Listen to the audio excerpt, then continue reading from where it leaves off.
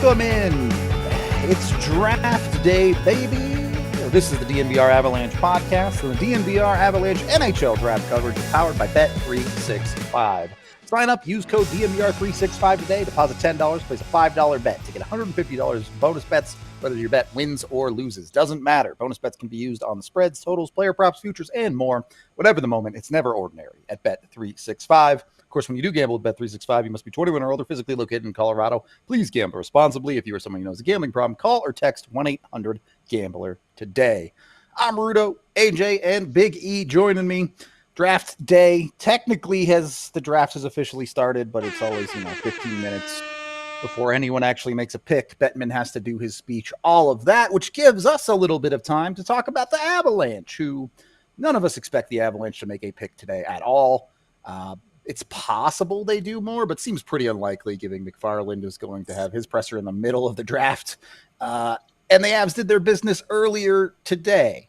So, yeah, not too big of expectations tonight, but earlier today, the Avs did make a move, moving both Charlie Coyle and Miles Wood, the Columbus Blue Jackets, for Gavin Brindley, a third in this year's draft and a second in the 2027 draft. I'll get your guys' thoughts on it here, but generally feels like good business to me, no? Okay. Go ahead, AJ. I'll give you the floor, buddy. Yeah, I think it's tough to feel too upset about anything, any aspect of the trade. They're going to end up with 2 top 100 picks out of it, and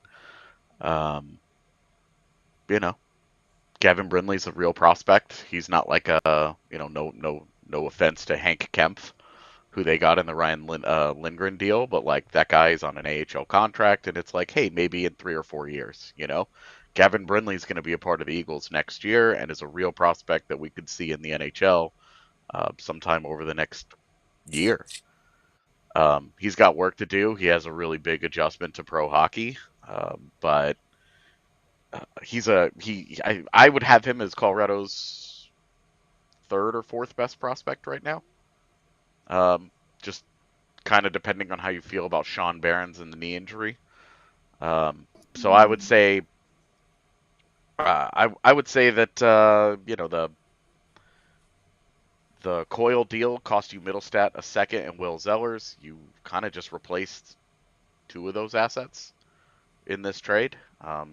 Middlestat's, they don't replace that part of it, but it is what it is. And the big thing here is they clear out all that cap space.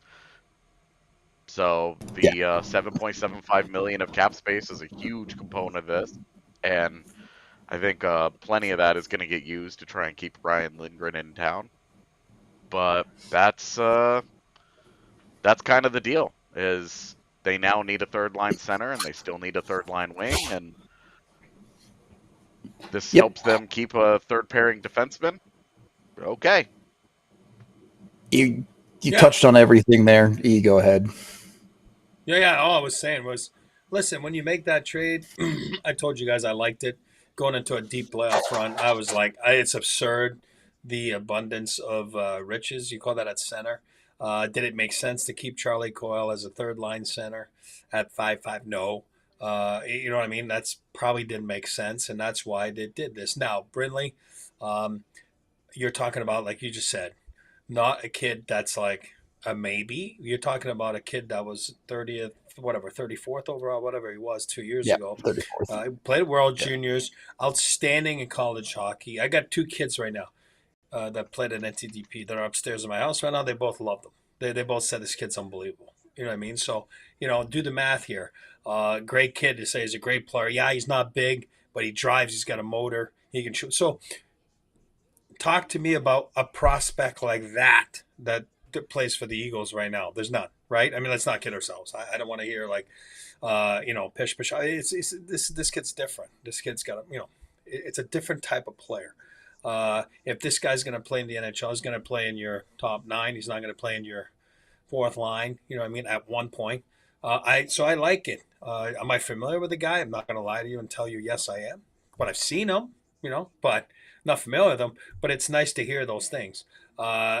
On top of it, you're clearing up space, like you just said. So let's see what happens. At the end of the day, yeah, my thought process is it might be Ryan Lindgren, which I'm a fan of. You guys know that. So all good. At the end of the day, they made some stuff that they needed to make. Good luck to Miles Wood. It didn't work out. Injuries had a lot to do with it in my book. I know most people were uncomfortable with the contract from the get go. But at the end of the day, I think he'll be fine. If his back can hold, whatever it is, I'm assuming his back, if it can hold up, he can have success in Columbus. He can. And Charlie's going to be good. Charlie's going to be good at wherever he goes. So I'm not worried about that. So good deed of business for the Avs today. Yeah, I do want to take it piece by piece here. We've talked about Brindley the most, so let's just continue down that conversation. As you said, great motor on the kid. I think there's a lot of things to be encouraged about in the Avs system. We know they love guys like that, kind of the LOC model of a hockey player, where if you're always going, there's a pretty good chance you can find a way to fit into the Avs system. Brindley was one of the best players in the NCAA in his D+1, like genuinely. Jumped to pro this last season, struggled a bit offensively in the AHL. There was a pretty clear difficulty with his jump to pro hockey, given his size and all of that. That's not fully unexpected, but it does feel like there is some more work there. I maybe not quite as confident as you are, AJ, and him potentially jumping to the NHL next year, but he very easily could. If he slots in after a year of AHL and has a good camp, finds his role at the NHL level and how to play at his size and function, it definitely could be an option for the Avs. The actual value of Brindley, take it as whatever you want. He was a second-round pick. If you want to look at it that way, the Avs traded Coyle and Wood for 2 seconds and a third. I am curious on how you guys find the actual value of this deal. Obviously, Wood, you're getting rid of that contract. The Avs retain nothing, by the way, on either of these guys, so they fully free up. That's what, $7.8 million in this deal, and realistically, the long-term conversation of this deal will be what they end up doing with that cap space. I know you guys have talked about Lindgren. I know it's out there that the Avs do really like Lindgren and want to bring him back. Does it make sense, though? Obviously, if Lindgren wants to sign for $2 million, awesome, great, no problems. But what if Lindgren wants like $4 million? What are you guys thinking on that front? Well, I'm thinking he wants $4 million, and I'm thinking that the Avs are going to give it to him because they love him, they love his character, and if they have to try and go cheap in their bottom six to try and fit a defense that they really like, then they'll do that. I think they've got 8.95 million in cap space right now. But if you give Lindgren 4 and Malinsky will just earmark it, just overshoot it a little and just say they gave him 2, that's 6 million right there, and you don't have a third line center anymore, unless you're playing Jack Kelly or Jack Drury and moving Parker Kelly to fourth line center, which we know that the Avs are comfortable with, but we also know Parker Kelly wasn't a very good fourth line center. He was a much, much, much, much better wing than he was center, and I think that they can lean on that, but it just makes the bottom of their forward core that much worse to continue playing a guy out of position where his effectiveness went way down, like significantly down. Surely And you're the playing same Colton at conversation 3C in this world, right? If you're doing something like right, that. like the other option is Ross Colton is your 3C and Jack Drury is your 4C. Any of these iterations should probably include Ivan somewhere in the like roster camp math. Sure. Because he's on such a cheap contract. But this is like if they were to do the Lindgren deal, keeping it under 4, I think, would be imperative. And Agree. if they could really get it to like the Carson Soucy, like 3.25 kind of number for that role, it would be a lot better, like a lot better. So 3 I think feels like the that is number that you're not comfortable there, but it's not like, oh my God, what are you doing, money? It's definitely not that kind of money. But it is, it is a it's still a fair conversation of like, is that even worth it? And Sure. like Eric, I know I've talked to you about a little bit about this, but is it really is going out and paying even $3 million for Ryan Lindgren a better idea than paying $1 million for John Merrill? Is the difference in those players $2 million? Because for me, the answer is no. Especially under the assumption that the guy's playing on your third pairing, that answer is no. Yeah, I know. It's not a hard no for me. I like Lindgren, so I I think he's got more in the tank than what you just said. Something that you can just put in there. But it sounds like the Islanders are on the clock now, right? And by the way, I just want to add, I don't like it. I don't like it. I want to go back to what it is. I don't like Bettman there talking on screen to teams. It just looks weird to me. And yeah, my answer quickly, because they got 2 minutes and 30 seconds. We all know Matthew I don't Schaefer's like going it. 1. It's fine. We don't I really know. need to. I would keep Lindgren. That's me. I like the character. I like what he brings. Let Again, me ask you I both think they can this. find a number. Do you believe Ryan Lindgren can play on a second pairing for the Avs? Let me ask you that.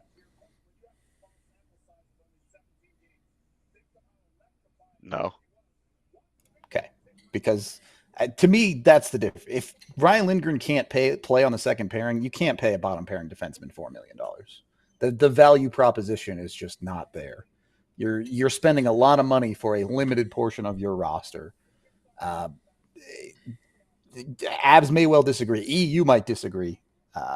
But to me, if he's a bottom pairing guy, like AJ said, you could go out and pay a guy $1 million to do that role, and he'll be fine in that role. He might not be as good as Ryan Lindgren in that role, but he'll be okay there. And then you have $3 million to spend elsewhere. Yeah, I mean, yes and no. I'm not comfortable with that. And again, that's the management in me now. I like to. Do I think he can play on the second pair? I think he can. Um, Again, it's how you slot him, how you pair him with. Um, but then if you have to slide him to the third pair, I don't mind it because I'd rather spend it there than, you know, having a guy making $4 million on the fourth line. You know what I mean? So I'm okay with it. Um, so I think time will tell. We're I all assuming it's him. That they're. I think that's what they told him. They always wanted to sign him. Hey, let's clear some space and then we'll get back to you. I do believe you're going to see an extension for Ryan Lindgren here coming up. I do have a couple other questions there, but we'll get to those in a minute because Matthew Schaefer is officially the number 1 overall pick. He's been projected number 1 for a very long time. Here's the question that I have for you guys. Does he make the jump right away? We've seen pretty consistently number 1 overall Ds will take at least an extra year. Owen Power did it, obviously all the way back. EJ did it. Do you think Matthew Schaefer tries to make the jump, especially with the limited hockey he played this year, or does he go one more year in juniors? That I think because of how little he actually played this last season, this is like the rare case where the top overall pick has something to gain by going back. Because a lot of times it's like, like Connor Bedard's of the world, where you're like, what is this guy gonna do with another year in junior hockey, or like like a Adam Fantilli annihilating college hockey, like what does this guy have to gain here? I just don't think that Schaefer's in that situation. He doesn't have all those minutes. He doesn't have that experience. He doesn't have the games. I think that there's a lot to gain by him going back for one more year. And frankly, if the Isles are serious about this, like quote unquote rebuild, them getting Schaefer and then whatever they're about to try and do with those 2 picks they acquired today for Noah Dobson, another get those guys on board, and then have one more year where they're not very good and jump up the lottery and get another guy. Like, that's how you kickstart your rebuild. Here's what I'm going to say about him. And by the way, if you don't know the story, his story with his mother, then what a story. I mean, Jesus, what a sad. You could see the sadness on the dad there and the brother. Wow, what a human being he is, though. I do believe, because of what you just said, he didn't play a lot last year. Here's what I think is going to happen. I think he does like Richie last year with the Avalanche. I think you're going to see him start the year there.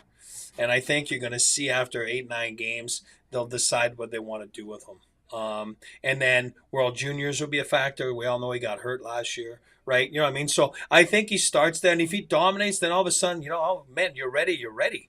God, you just feel for the kid crying right now. Like, I can't do this. I hate this. This is hard. I hate everything about this. Not Matthew Shaver's story I love. I just mean they're putting him in a weird back room to talk to a screen. Yeah. I hate it. I hate it. I'm just and he's thinking about his mother and it's hard. Like it's just not for me the draft, and I'm gonna rant and this is it. I'm done after. It's the human side of the draft. It's the moment with the parents, the grandparents, and then you meet them right there. I know you're gonna meet them tomorrow or the next day. I get that, but in the moment, I think they missed the boat and they know it. That's why it's going back next year to normal. But just you're living it right there. Are you serious right now? What are we like? Is this COVID? Like, you know what I mean? Like it's wrong. It's just like it just doesn't make sense. But anyway, what do I know? Sorry. Congratulations to Matthew Schaefer. I don't think there's a ton else to say there. We all knew he was going one, so is what it is. For the Avs, I do want to get back to this deal a little bit. Obviously, Lindgren is potentially on the docket here. I want to look at the value of this trade bigger picture for the Avs, though, just because I'm curious your guys' thoughts. And let me preface this by saying you can only live in the room you're in. The Avs had Charlie Coyle and Miles Wood. They needed to free up cap space. This deal on its own in a vacuum feels pretty good. I don't know that the Avs could have done a whole lot better here. But you also have to have the conversation of this trade tree is essentially Bowen Byram for Gavin Brindley, a second and a third, right? You're muted. Bowen Byram's part of the Matt Duchene trade tree. You can't just chop off limbs of that and true. Pretend it's a different tree. That's true. Like, you're not wrong. Like we're talking about the extension. We just got more branches on the Matt Duchene trade tree. Stop being mad about it. It's gonna be a long video this offseason for me. Yeah, exactly. Keep doing it. Trade more guys. Can they trade Kamenev's rights? Yeah, I know it's hard. I know it's hard not to look at it that way, but you can't look at it that way. And that's what I learned on team, because every minute is a different situation than the day before, the week before, the season before. So, I get it when you're looking at it, because it's not a wrong way to look at it. But I think that it's all different circumstances. And it's the same thing. I just talked about it with Charlie. Give mental state. You're going for it. And if the Avs would have won the cup, you would have been like, no, but would have been like, yeah, you went for it. It worked out. It's awesome. You know what I mean? Like, I'd do it all over. When it doesn't work out, then we look at things like we're doing right now, which is hindsight's easy, baby. That's right. Yeah. You know what I mean? And I'm not saying you, I'm saying it's human nature. It's just normal. I get it. All right. Yeah. There's also you can't, are you not supposed to trade Charlie Coyle then because of the Bowen Byram trade tree? What are you silly? Are you just supposed to stay handcuffed to this and just be like, well, we let every one of those pieces wither out and die just so we could say it's no longer the Bowen Byram trade tree or whatever? Just let it be. You're trying to get better. This is a way that you think you can get better. You're done. Also, we forget in this conversation, we haven't mentioned Casey Middlestat yet, who is a link in that trade tree, by the way.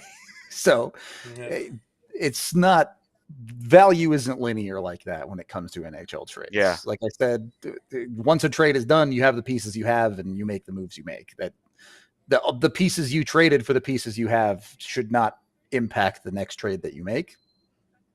And if you want to say it's bad value long term or whatever, fine. I'm not going to argue with you, but I really do think the Avs probably couldn't have done any better to free up cap space. When you look at getting out of Miles Wood's contract and throwing Charlie Coyle's contract in, and you get decent value on the trade to free up all of that space, you got to give C-Mac a little bit of credit there.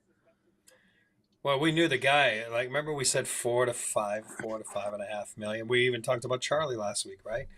We're saying it's gonna be at least one of those guys in there. It's going to be. That was the way to free up the space, right? So I'm just happy it wasn't one of the D's, to be honest with you. Maybe if they do something else with that's fine, But I mean, for that first step there, I'm okay with it. And you guys, I'm a Charlie Coyle lover. You guys know that because we missed on him back then. We should have drafted him back then. I'm still mad about it. But Charlie's a serviceable player, good human being.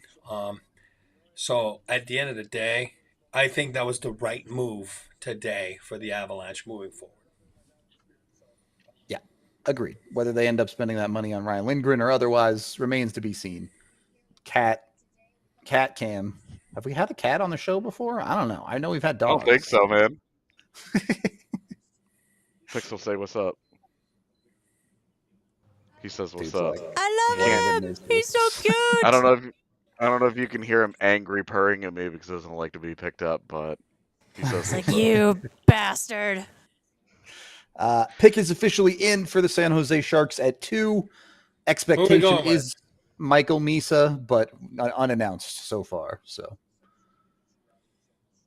expected to be Misa. Pretty much every board in the country has Misa at 2. Despite that, probably not this podcast favorite in the draft.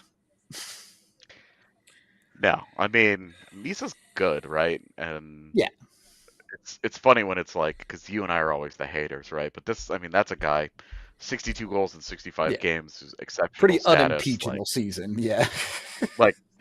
Right. It's my thing with Misa isn't really even about Misa as much as it is I just like a couple of the other guys a little bit more, and that's where I'm at with it. I also think that with Celebrini, with Misa, it's almost like more of the same, and I think just given some of the guys that are available, I would almost have an interest in trying to diversify a little bit more. With Celebrini and Will Smith, I guess. I always forget Will Smith is there. And that to me is just like, hey, just don't put yourself in this position where then you're like, well, now Will Smith is our third line center, and you kind of cut off his development and nerf him as an NHL player. Will Smith's a stud, and they must have a plan. If they're taking Misa, then Will Smith becomes a winger, and he's paired with Macklin the rest of his life. You know what I mean? That's just the way I look at it. I know he played both last year, and I know he prefers center. I was asking the guys upstairs there earlier, I'm like, does he prefer center or wing? And they're saying he prefers center. I mean, is that true? I don't know. But you know how many players would prefer center? Like... Yeah, but sometimes, like, it's way easier to play wing. You guys know that. And especially if you're playing with a guy like Macklin. He's a lefty. Will's a righty. I'm telling you, I would make Will Smith a winger. And he's so good. God, he's good. I hate that he went to BC, but whatever. It's all good. I mean, look, San Jose has plenty of problems. Too many good prospects is a fine one for San Jose to have, right? That's a great problem. We talked about it last year. I like where they're going. I like what they're doing. I like where they're going. Again, I got a soft spot for Macklin, but with what they're doing, like, I like it. They got the goalie, right? Askarov. They went and got the D there. Was it Dickinson last year at the draft, right? Obviously, you got Macklin and Will. I mean, you're building something that can be solid for years. They got the good, solid veteran and Toffoli that I love. You guys know that. You know what I mean? So I think they're learning the right way. Man, they're going to be interesting to watch. The pick is in. Who is it? Rudo. Bettman's Misa? announcing it right now, and I have it muted, so I can't tell. No, but you think Misa? Yeah. Misa would be the I'm chalk pick. assuming it's Misa. Yeah, almost Me too. everyone. I will say, such a tough break for San Jose, because getting that first pick, and they would have had Celebrini and then Schaefer, easy slam and then the deep Askarov hook and net. yeah. Is that Like, Dickinson good though? you would I have had don't know- I don't all know the much about it. ingredients right there, right? And they would have all been 20.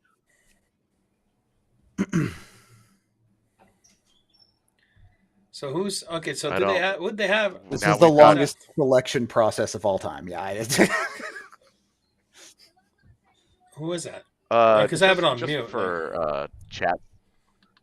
I don't know who that random woman is. For chat's sake, do not WWE post person. fake stuff in our chat like that.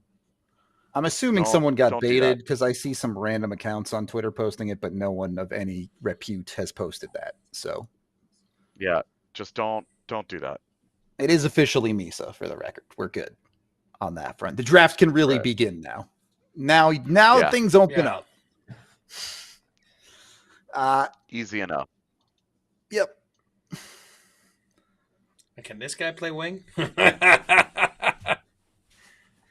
Don't touch my boy Will Smith. I mean, the one thing about with San Jose is it's like, yeah, we like a lot of what they've done, but their best decision so far is drafting Macklin Celebrini 1. And then like after that, like they've just traded away a lot of guys for draft picks that they've then turned around and used. Like this is like the easiest part of the rebuild, right? Everybody gets excited about your future when it's several years off and you've got 3 building blocks. Yep. Like No one expectations are nothing for the next 3 years. Like yeah. Right. Like that roster still sucks. They're still really bad.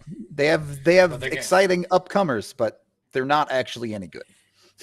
You know what the worst part of the draft right now, the way it's set up, is the dudes are all hugging each other. Like it takes 10 minutes to get to the stage. Where usually you're in the row and you hug your parents and your agent and you walk down. Right now they're on 30 hugs right now.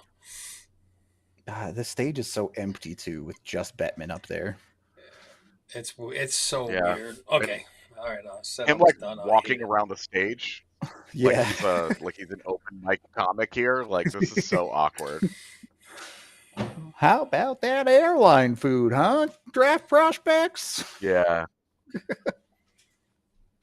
Who announced the pick for the Islanders? I didn't even see. I didn't even pay attention. Yeah, I don't know, man. I have it on didn't look, mute. to be honest. Same. Oh, it's on mute too, but I wasn't looking.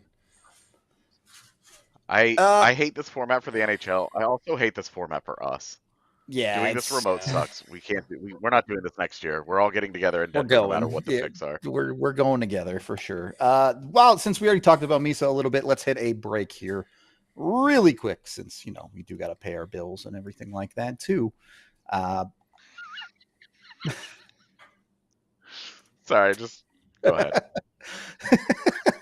Are we good, Tiff? Or do I gotta wait? There we go. All right. Look, do you own your own business? I don't. So honestly, I can't tell you what to do. But Cake Mortgage might be able to help you out if you do.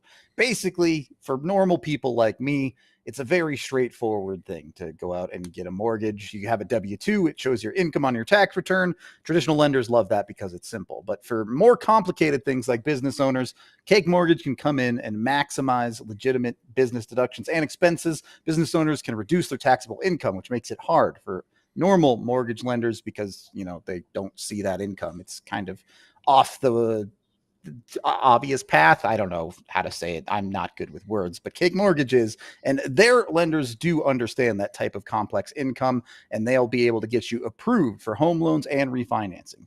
Cake can get business owners approved by validating cash flow through bank statements, certified profit and loss statements, or business tax returns. You can use all those things. It's not just business owners too. Creative professionals, contractors, tech entrepreneurs, freelancers, and anyone who eats what they hunt. You can get in with Cake Mortgage today. go head over to the link down in the description of this video, or you can call the number or go to cakehome.com on screen there.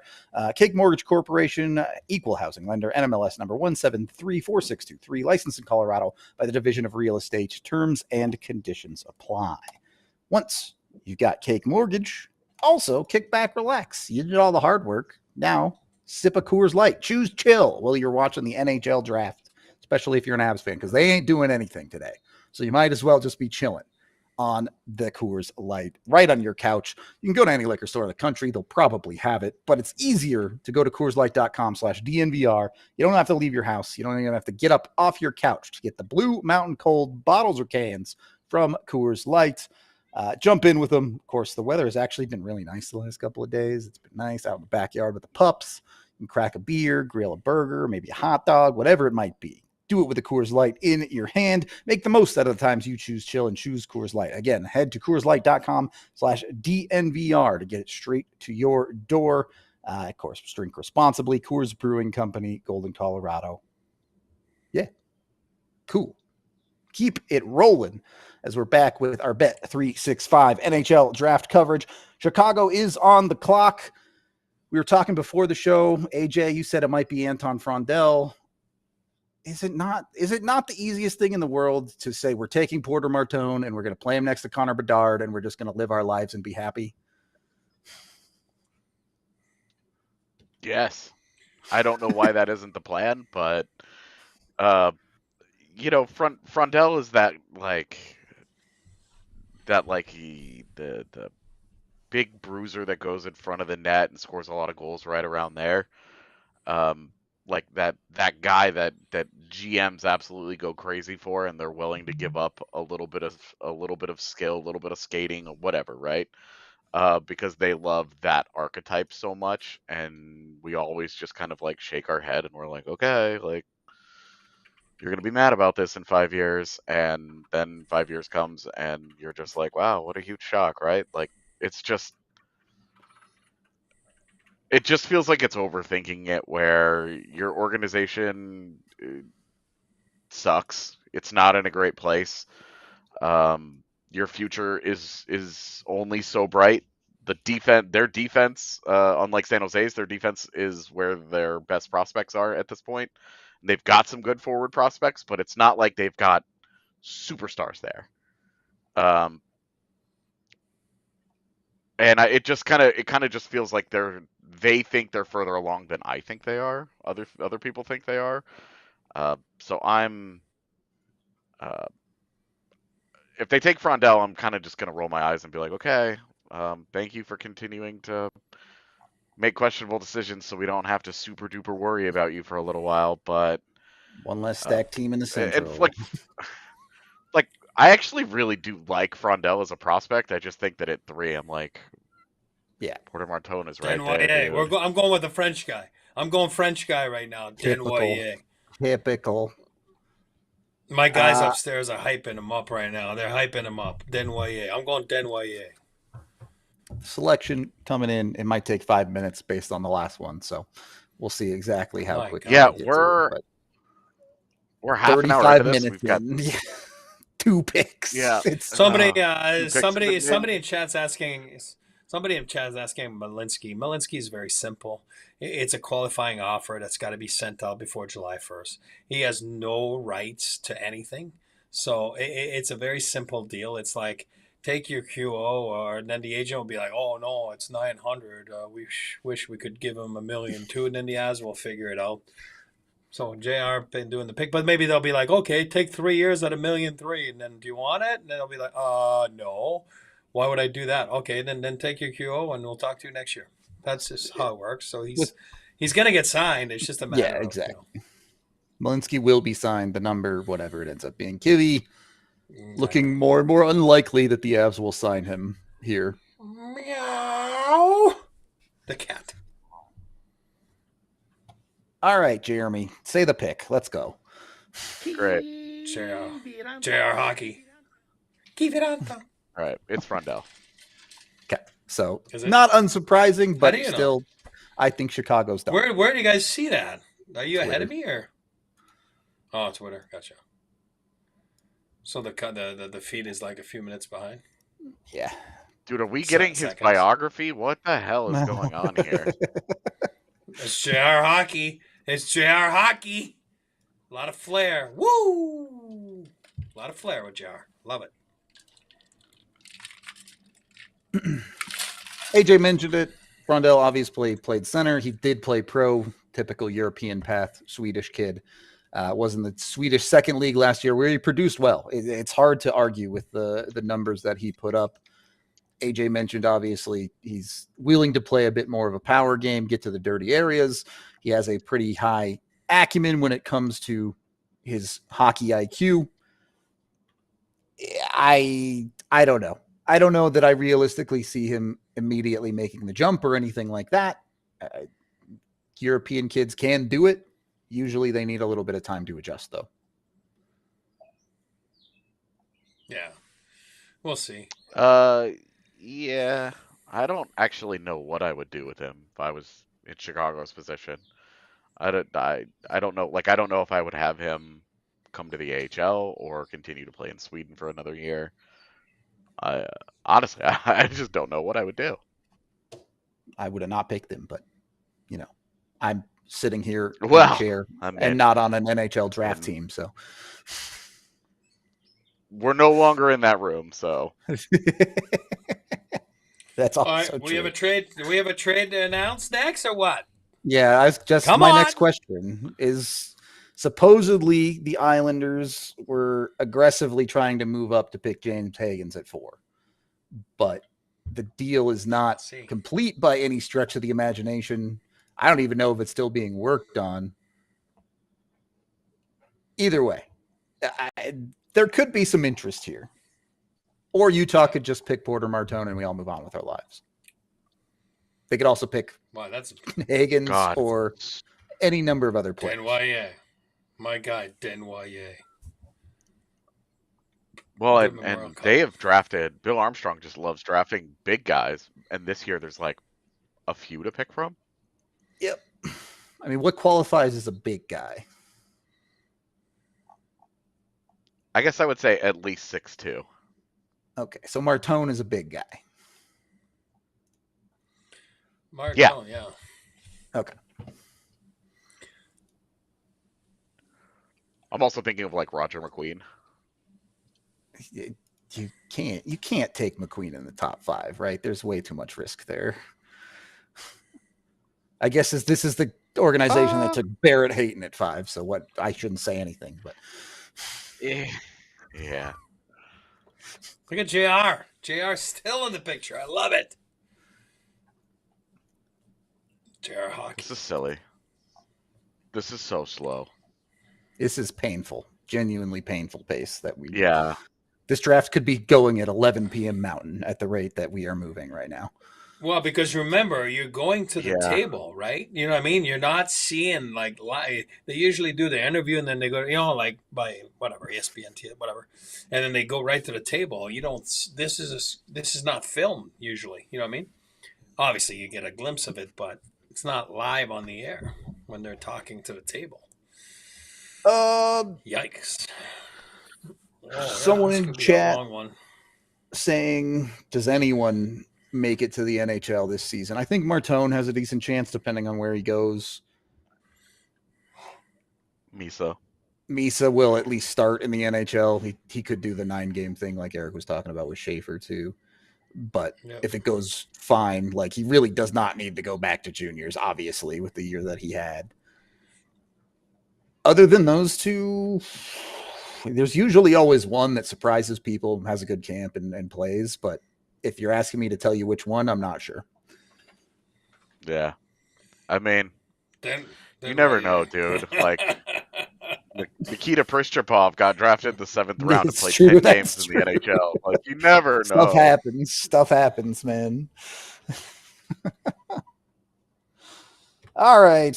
I mean, the clock is ticking and Utah hasn't traded the thing, so it could still happen, but getting more and more unlikely by the second for anything but Utah to make the pick.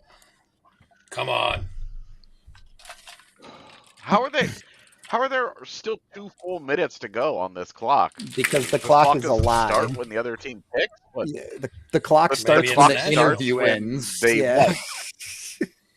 Yeah, when they start interviewing him on television, like this is a joke, dude.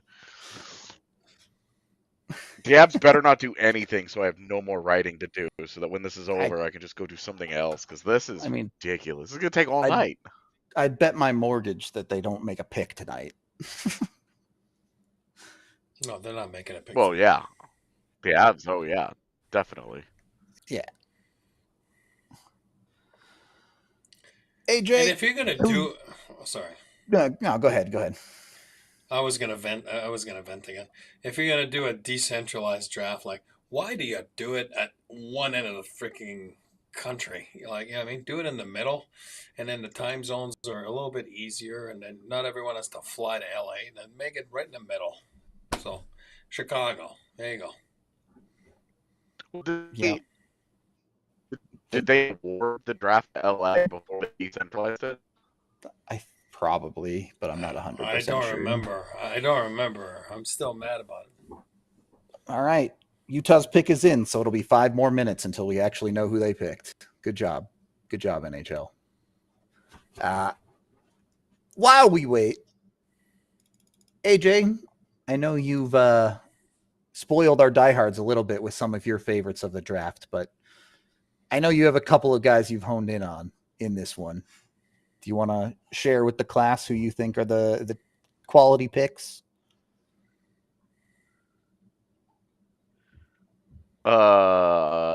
Sure. I mean, are we talking like at the top of this draft? Yeah. I know you love Mertka. How about that? Which one? Yeah. So I mean, if you've been following our coverage of drafts and prospects for a long time, you know that I'm erring towards the side of give me big physical defensemen early on in the draft because they're so hard to get. And so you look at Radim Mertka, played for the Seattle Thunderbirds this year. Offensively, it's not there's not going to be a lot there, but it's not like he's bad, right? Like his skating is fine. The puck handling is fine. But the physicality is elite. And that I think that as the league has shifted towards like the kind of the pace and the pace and space era we're in right now, where so much speed, so much skill is on display, that physicality has gotten lost on defense in particular, and that makes a guy like Mertka that much more valuable. And a guy that's got good feet but can lower the boom in that way, I really, especially when he's right-handed, I think that, and that's only going to add to it. But he's 6'6", and kind of a similar draft profile to Nikita Zadorov, actually. And I think that there's a lot of room for that guy in the NHL as teams load up on like Gavin Brindley's, like a lot of 5 guys in the league than ever before. So Props that's why I to like the him. Utah Mammoth. This organization always keeps the draft interesting. They're taking Caleb Denoyer at 4. They kept the pick. I told you my boys upstairs were right on. They were like, Denoyer, he's going top 5. Not off the board by any stretch, but most people had him ranked more 5 to 7 than at 4. So yeah, is what it is. He seems like apparently he's a great kid. Had a good playoff there in the Memorial Cup. Yep. Very sharp kid. Confident kid. You can tell he's confident. That's awesome. Good for him. He looks sharp. Does he count as a big guy? He's 6'2". Kind of counts. Oh yeah, that's a big fella. He's a big fella for sure. Yeah. Oh, it's 6'18". He's gonna grow another half inch. Yeah, true. Look at them. I mean, they got to give 35 hugs before going on the stage. He's sharp dressed, man. Look at that kid, Quebecer. Look at him. Hey, He always loves the Frenchies. Yes. Eric mentioned it. Denoy, a little bit of a riser. Not that he didn't have a very good season, but an incredible playoffs and Memorial Cup for him. 30 points in 19 games. Really kind of put his stamp on his season. One of few players from the queue. I think it's just him and Carbonneau that's realistically first. I guess Zonin near the bottom, maybe too, but he said something. He said if the Avs, they were talking about like, would you be happy to go to Montreal? And he said something like, he's like, yeah, they better get down the top 5 or else they won't get me. I love it. I love it the way he said it. You know, he's right. Well, now he's in Utah. For what it's worth, Hagen's still on the board. New York could still try to trade up if they're trying to get the hometown kid, as is allegedly in the mix. But You know, I looked this up yesterday after the pod. Do you guys know the last time that there was a trade into the top 5 of the NHL draft? like 20 years ago or something, at least. Sedins. Is it Sedins? It was 2008 when Toronto moved up to take Shen. All right. The more you know. So it's been a while. Yep. And it does not look like, I can't imagine Nashville will move their pick, but you never know. God, he's leaning in. He can't hear the question. He's like, what'd they say? Oh, boy, this is so bad. God, Great shot of the back of 2 people. I love the NHL's handiwork here with this. But he's leaning in because he didn't hear. He can't. Yeah, no, I know. It's a mess. It's a mess. Whatever. We're here to dunk on this. I'm now keeping an eye on when this timer starts. I want to know exactly when we get going. I haven't gotten going yet. Yeah. Sure Yeah. He's in the team. They have to like get to a commercial break at some point and realize this is a mess, right? I assume they even have they usually do the top 5 and then commercial, right? That's the play. And yeah, it has to speed up significantly. Who's the host? Can anybody tell me on chat who's the host? Is that Stormy? I forgot her name there. Well, one of the the girl that's interviewing right from now. Vegas? Whatever you call that. Is that Stormy from Vegas from years ago? But I don't know. I can't. I didn't. Yeah, honestly, I don't know who that is.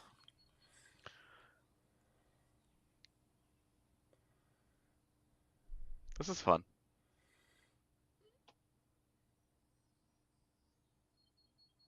Nico Heischer. All Yeah. right, well, it's not a bad comp.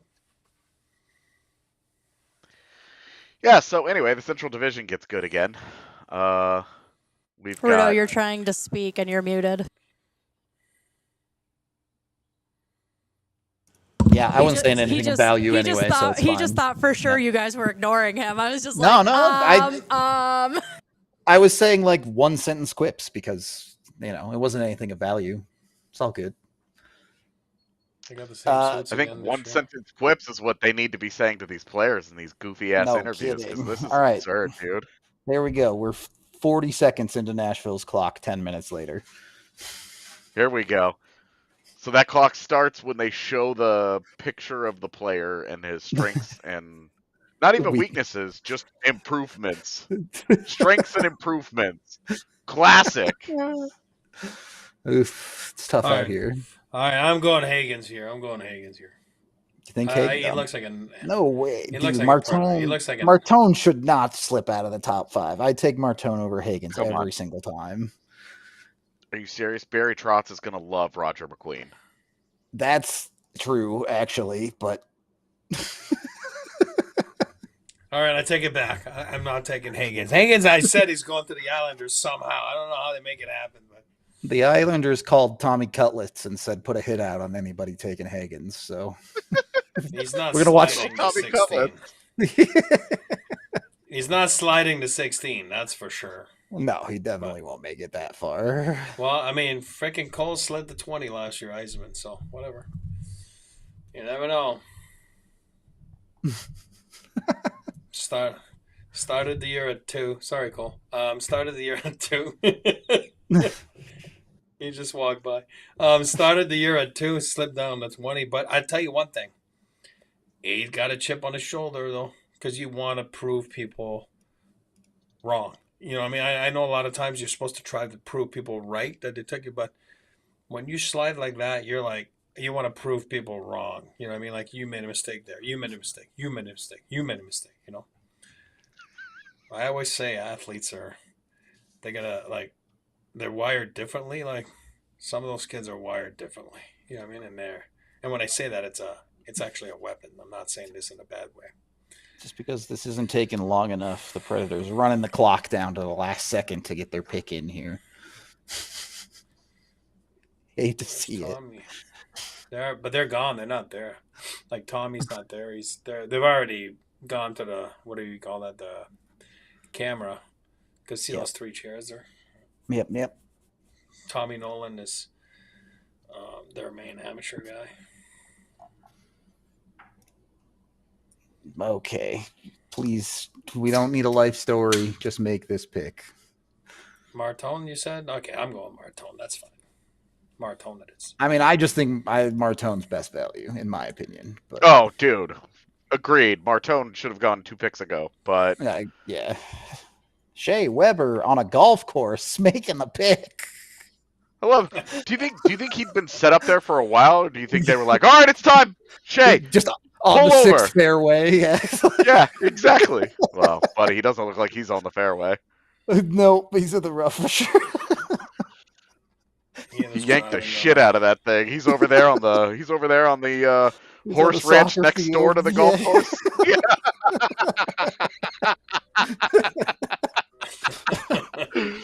He's in BC somewhere. He's in BC, I think.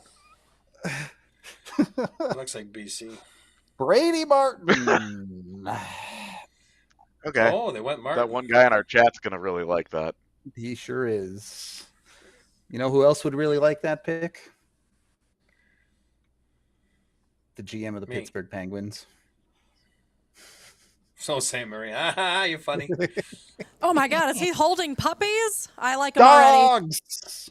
Oh, that's the guy that works on the farm. That's why he's not there live. He couldn't skip the day working on the farm, helping his family out. That's why he didn't make it to the draft. That's sick. That's that dude. That's his training regimen. He carries puppies every day. That's pretty cool. They live on a farm.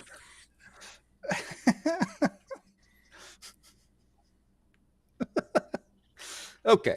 Anyway, Martin, pretty average size, but plays a little bit bigger than he is. Another guy listed as one of the 2-way centers of the draft. So I guess defensive centers are in this year in the top 5, or at least centers with defensive acumen, I should say. Yeah, that fits a Barry Trotz style of player. Pretty easy to say that. Maybe less so an Andrew Brunette style of player, though. Yeah. I mean, Bruno's I like Bruno, so he'll figure it out. He'll be better this year than he was last year. I know he took a lot of criticism at the end of the year there from the players actually on the roster, but he'll adapt. Bruno will adapt. He's a smart hockey guy, smart person. All He's right. gonna be fine. There we go. They hit the break and immediately put Philly on the clock. We're not listening to what Brady Martin has to say to the organization of Nashville. That's their solution. I'm telling you, dude. Somebody at ESPN had to be like, we do not have. We are almost the an hour TV into inventory this. for this. Yeah.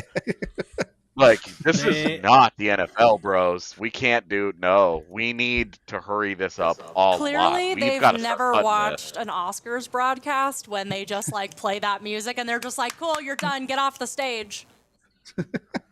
I mean, do the math. They do need that. This is tough. It's an hour right now. Yeah. Since they're at their break, we need to take our next break too. So let's make sure we jump in and do that on our side of things.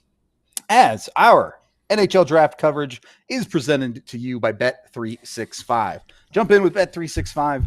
They're our partner for the NHL draft. They're also an official partner of the Colorado Avalanche. So they're in it when it comes to hockey.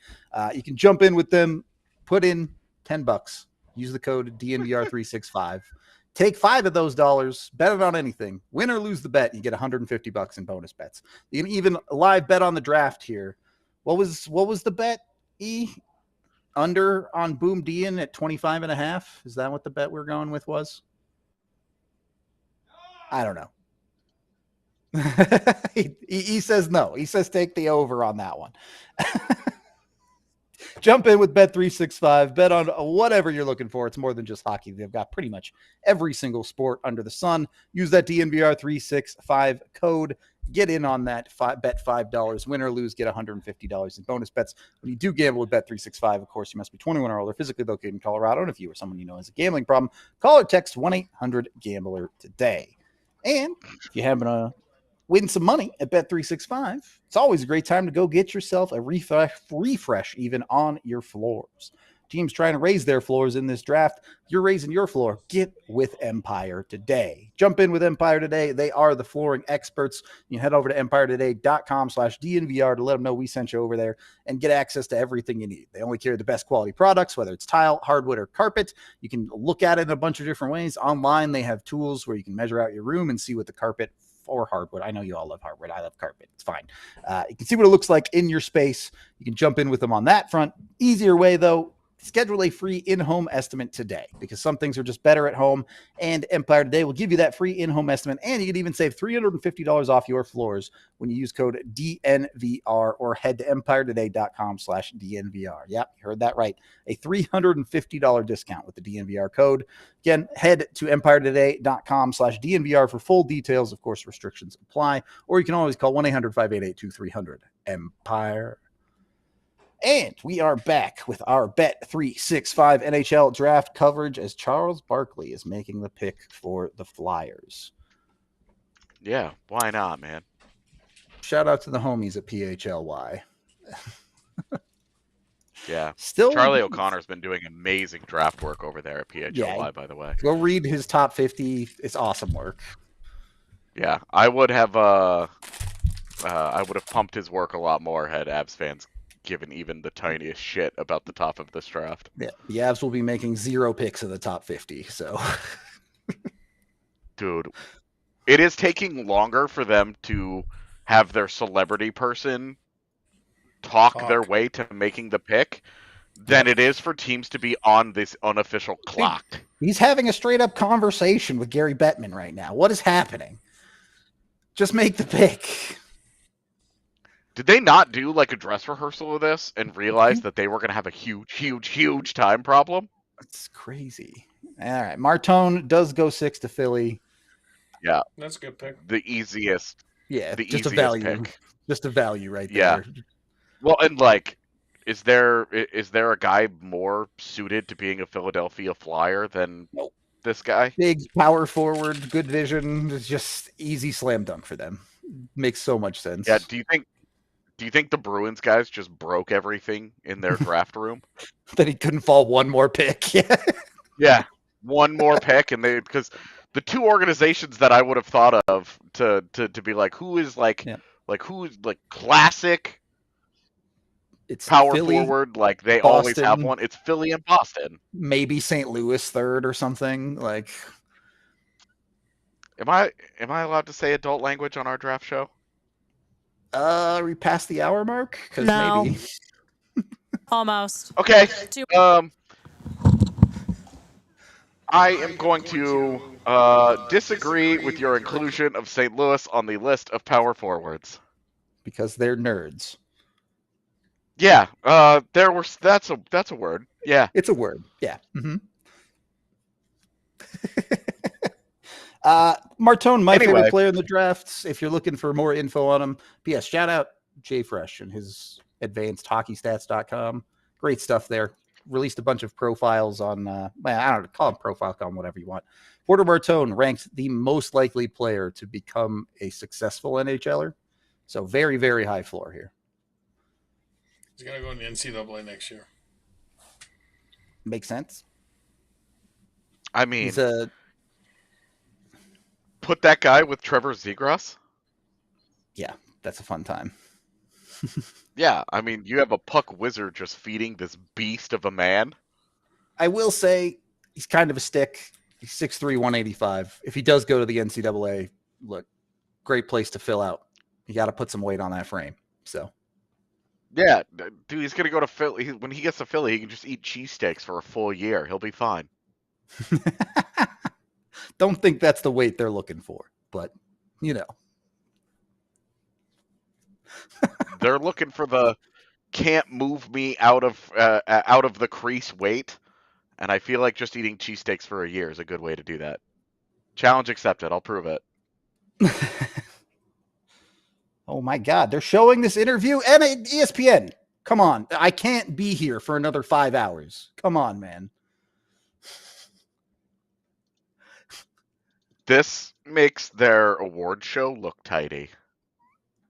That's hard to do. It was cringy and it was awkward and uncomfortable, but it was tidy. We were moving. Boom. We're dropping awards. We're having awkward comedians. All of that is superior to this. Let me ask you guys this: the Mikko Rantanen comp, fun. I don't think he's quite that good, even though I do love him. I don't think he's quite that good. We've seen in past years in the top 10, a lot of rising defensemen. The value of defensemen around the league has just been high for the last handful of years. You have that grouping of defensemen not really ranked in that second tier of guys this year, but guys like Mertka you were talking about earlier. You have Jackson Smith, you have Kashawn Aitchison. Could we see some of these D move up and sneak into the back half of this top 10, or do you think we're gonna see the Hagens and McQueens and Eklunds of the world go first? I mean, we were saying Martone is like a classic Bruin, right? But Roger McQueen. Last year they take human being. Last year they take Dean Letourneau, and then they could add Roger McQueen to that, and it's like, great, you guys are going to make the biggest accidental AHL lineup imaginable. Well, not pulling any punches on how you feel about McQueen, Sorry. I suppose. I'm just wasting time cracking dumb jokes about how the Bruins like to draft the big guys, but to answer your actual question, yeah, I think that they should start to value defenders slipping into this range. Pittsburgh, especially at 10 and 11, like that's a team that should be. How much longer can you roll Chris Letang's corpse out there and hope for the best? Yeah, but you also do look at like Seattle and Buffalo. Does Buffalo need a defenseman? Not really, especially after that Peterka move. Yeah, like that's a team that I have them. They're taking it forward. Yep.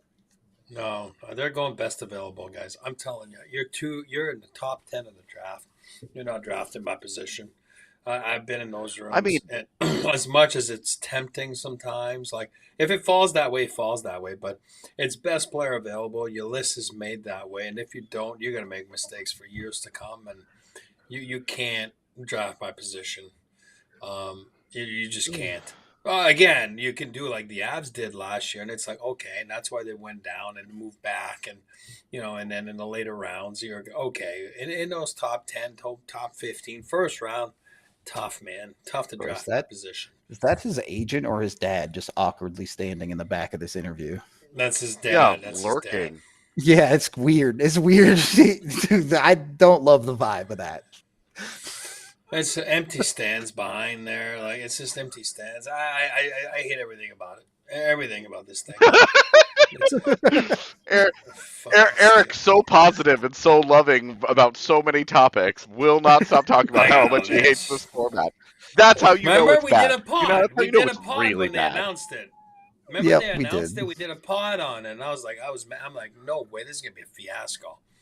And again, yeah. For some people, they think it's great. And again, those kids are going to tell you it's great. They don't know any better. Where are the Bruins going to? Are they going back to BC? Are they going back to BC? James Hagens. The value proposition on Hagens is starting to become a thing for sure. So Pierre LeBrun just tweeted out that there's an interesting new tweak in the CBA.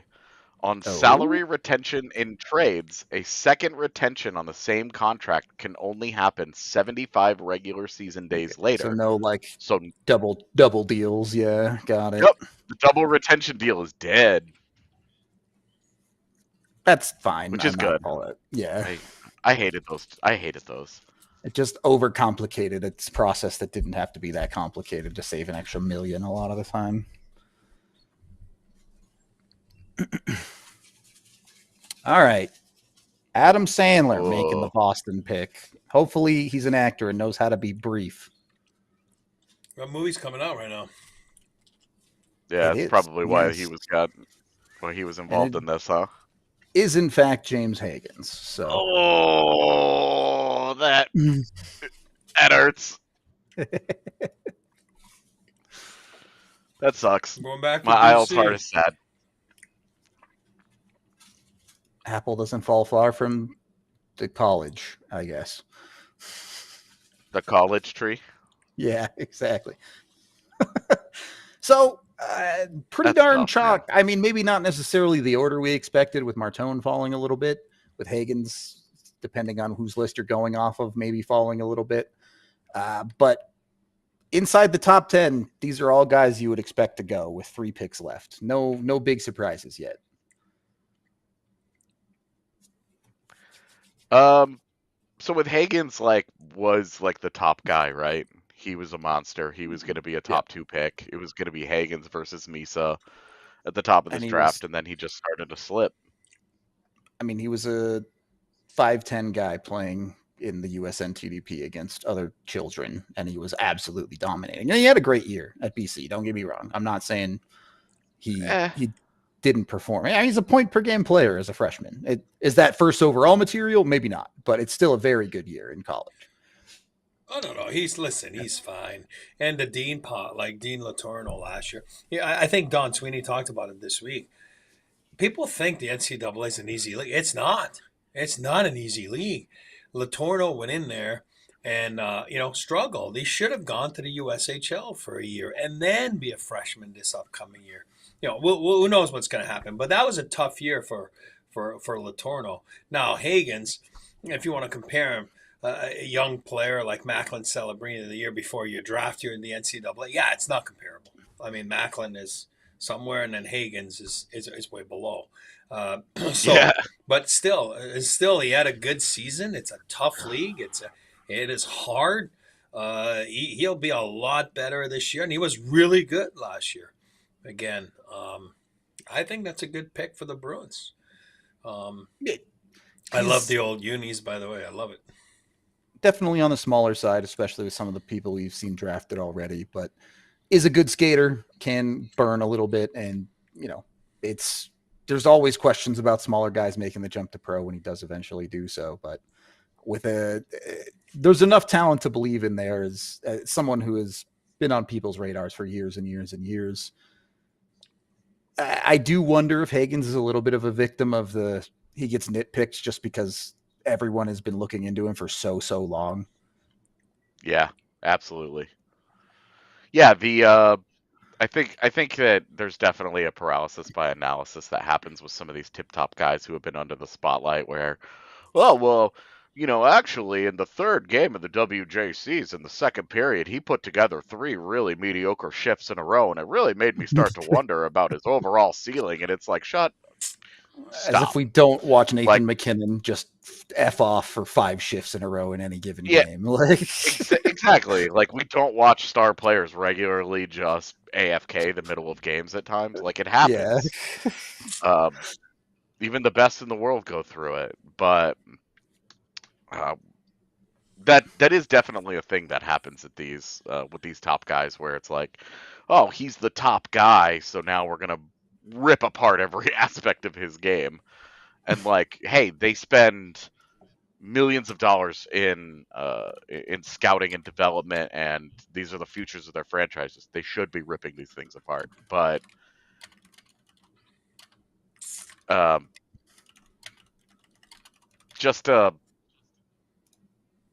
think sometimes teams will overthink it. For sure. All right. Seattle, do I even care who Seattle picks, honestly? Mertka! Mertka! Really like Merca over Aitchison, huh? Oh, guess you- easily. That's an You easy just like yes. you just like the big bruisey boys, I guess. It's just what you're about. You and your defensive defense. What's funny is I'm a huge sucker for really small skilled players and really big low skill players. I don't like the guys that are 6 foot and elite talent. I don't want any of that.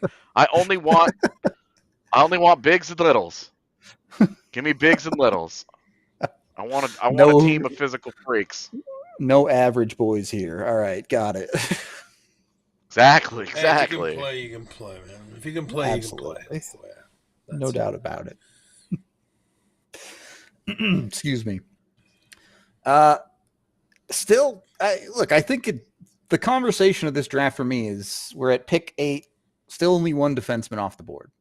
At most, we're going to see 3 defensemen go in the top 9. Look, classes are what they are. Some classes are going to have more higher ND. Some classes are going to have less. But are we going to start seeing a shift in the NHL?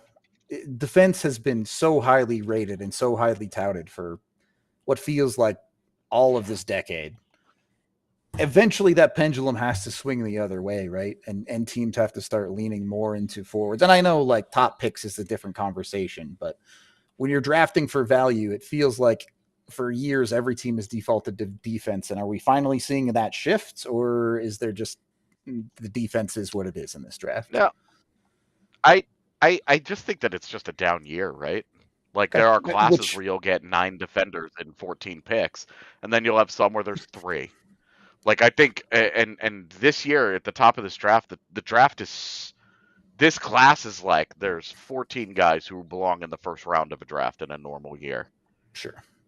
That's it. There's a whole bunch of guys that wouldn't be, are kind of bummish after that. You're shooting for most of those guys are centers. Yeah, right. Yeah, most of those guys are centers. So it's just like, hey, you're picking in the top 10. That means you didn't have a very fun year. You need to be trying to make it worth something. And, that's where center's the defenseman. That's where you want to be leading, which is why a guy like Martone is so awesome. Yep. Seattle all right. Kraken. Who's picking for Seattle? Mertka. I can't even tell who that is. Oh, yeah, I forgot. Bettman walked out. I forgot we have 5 more minutes. Yep. So we actually it's going to be a second. It's going to be a second. On behalf of the whole city of Seattle. Yeah, I don't know who that. Okay, it's their co-owner. Got it. Cool. Very fun. Why are rich people such dorks, dude? At least he was reasonably quick. Guys, this guy made all the best movies. You made all the best movies in the world. Yeah, but Jerry Bruckheimer's a dork. Look at him. He's a dork. I know. Jake O'Brien. Hockey with him. Is the pick. This does make me want to watch Days of Thunder, though. Do we like him? Do we like Jake O'Brien? I mean, he had a great year for Brantford. Yeah. I mean, it kind of goes with the pick that they made last year with Catton, where now they're swinging on just the best, highest offensive upside that they could possibly dig up, right? Like, just try to get the guy with the highest offensive ceiling, because they can't score. Every single year, they can't score, except the one fluky year where everybody scored, and they've been paying the PDO price ever since. I will say, Catton is a small star, right? Jake O'Brien's 6'2". He'll actually have a little bit of size there, can exist in the NHL without needing to rely entirely on evasiveness and speed. There's some hope there that he can get off the perimeter and get into those dirty areas and play that way for Seattle, which is a team that does like to play that grindier style. When I say best available, and again, you got to remember, Nashville, all those years were always picking up Ds, right? The Shea Webbers back then, all those years, David Poyle. When I say best available, in your mind, as a team, as an organization, you might value defense more than point production. You know what I mean? So therefore, your best available is a D. You know what I mean? Because that's what you're thinking of, right? You know what I mean? Like that's your thought process. You gotta make yourself believe that this guy's a better pick than that forward. You know what I mean? Because you're trying to. So yeah, that does happen. You know what I mean? Because it's like, yeah, we want to go,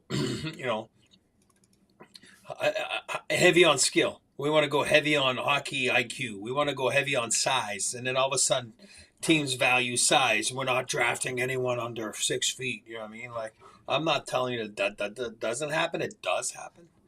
And then all of a sudden, you value different things, right? You know what I mean? So all of a sudden, that's why your list is different than the other list of the other team that values something different, So, because I can tell you, AJ nailed the number this year. There's a number every draft. This year, it's 14.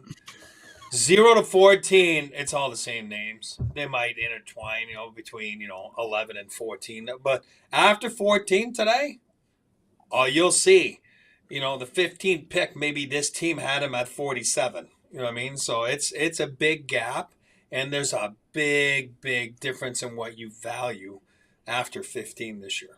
14, sorry. Why is Kevin Weeks tweeting pictures of the Denver skyline? Interesting. Weeksy's plugged in, man. I'm just saying that plus the LaRock tweeting out that he thinks that Sidney Crosby might be on the move has me going, what is There's taking no place way. right now? A second and a third that they picked up can't be enough to get Crosby, right? There's no way. Yeah. I mean, we've always talked about the actual trade price for him would be way lower than you would naturally think, just because he's only going to say yes to one or two teams, which is going to destroy leverage.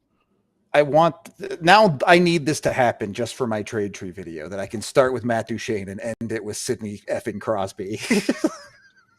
If it's Crosby, like I'm getting off this chair right now and I'm going for a run down the street. And I mean, I love this dude. You already owe Chat a runny. Don't put that out there, all right? No. Yeah. I might just go right now live and run around the freaking lake behind my house right now. God, do I love that dude. God, I love him.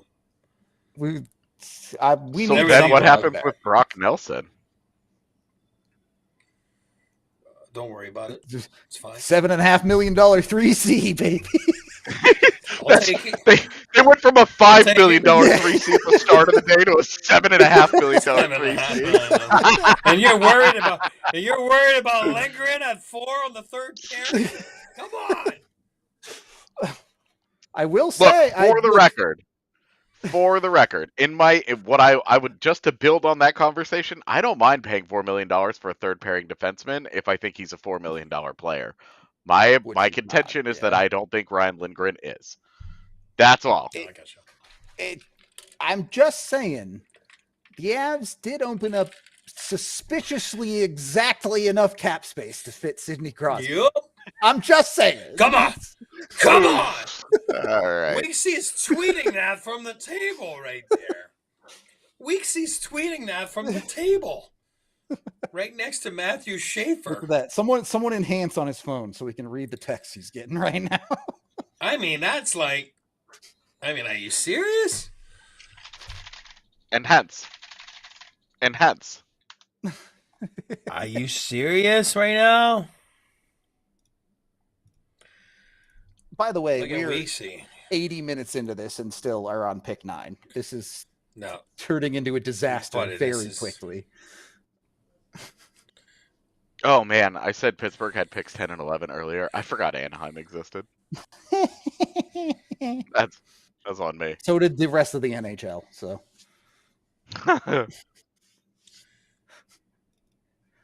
You know what? That Matthew Schaefer guy, you just wish, you hope he's going to be awesome. You know what I mean? Oh, yeah. You just hope. Wish the best for him, obviously. Oh, yeah. He looks like you know, a kid. I will say, man, the cool part about a Sidney Crosby thing. This is the only cool part about a Sidney Crosby thing is that we already made the graphics for it, so we don't even have to really. It's We wouldn't true. even have to do that much work. They've already. We've had That stuff had already that got just made. in case for a while. Come Given on. that Yeah. CMAC is speaking to the media in like 20 minutes, so probably not going to happen in the next 20 minutes, but you never know. I mean, just gonna say, I remember free agency day in what was it, 2019, where they After the presser, Yeah, they they traded did. Tyson Berry. Yeah. Yeah, they did their big press conference. Oh, hey, here are the guys. We love Jonas Donskoy. 90 minutes later, we've acquired Nazem Kadri, and it was like, "What?" Look, And then it's just- 90 minutes later, another presser. we've been in this business long enough. They traded for Eric Johnson at midnight. All right, like anything Dude. can happen. Hey, I was- hey, there's was reasons for so- that. I know. I but was so drunk that night. I was on vacation at my friend's house in Knoxville, and I was sitting on his floor playing Donkey Kong Country, so drunk when they made that trade, so and then you I got know. on MHH. So just so you guys know, I think St. Louis had a game that night, and then they had plane trouble, and then they were going somewhere like after a game. It was like, and we were in San Jose, so we were in that time zone. It was a complete mess. It's Buffalo though, and Buffalo picks Radomurtka, which fine. Like I know prospects are years out and all of that, but does that? Big fella. I don't. He's so big, dude. I'll just restrain myself because I think Buffalo should be relegated, and I won't say anything more. Oh, well, of course.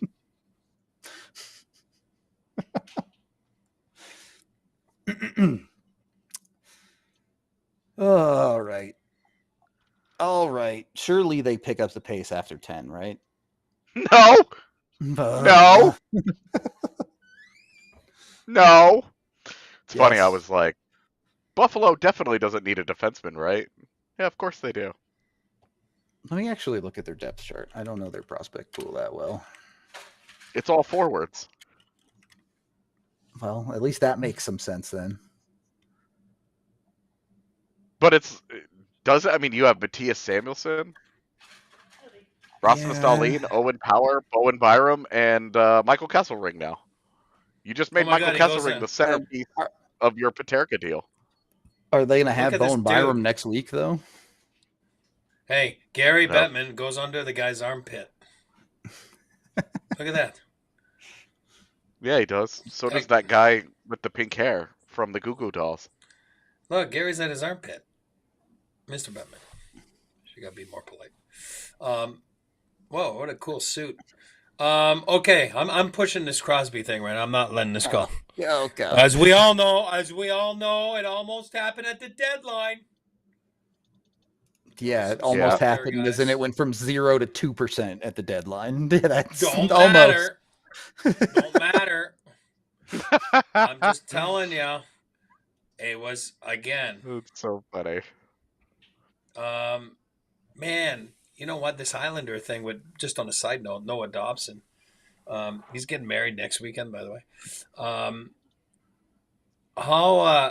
You trade those two picks, right? 16, 17, you get those. It feels like the Bruins. Remember a few years back when they got stuck with 15, 16, 17? They were obviously working on something bigger, and it just didn't happen.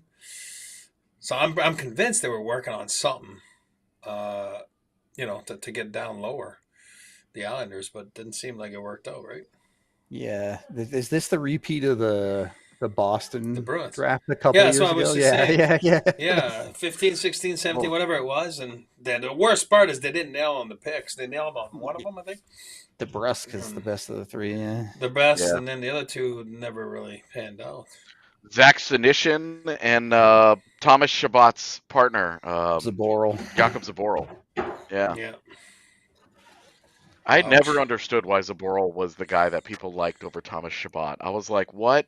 When I watch these guys play, I'm like, Zaboral's fine, but Shabbat is a beast.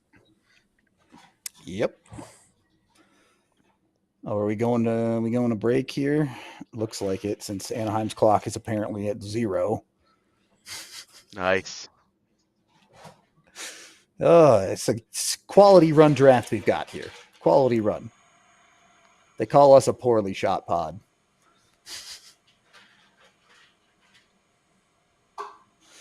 All right. It is a commercial break. I'm going to take a very quick break. I'll be back in like 2 minutes. Have fun, boys. Okay. AJ, you good? You need to go to the bathroom. No, I'm good. I just gonna hang out. Just keep refreshing Twitter, checking my phone obsessively to see when Sidney Crosby is gonna be coming Av. All right, let's be realistic here. Who goes? It's got to be Natchez, right? I mean, I was gonna say it's got to be Nelson, right? But yeah, I mean, realistically, I guess Natchez. I think that would really be a hard sell for me.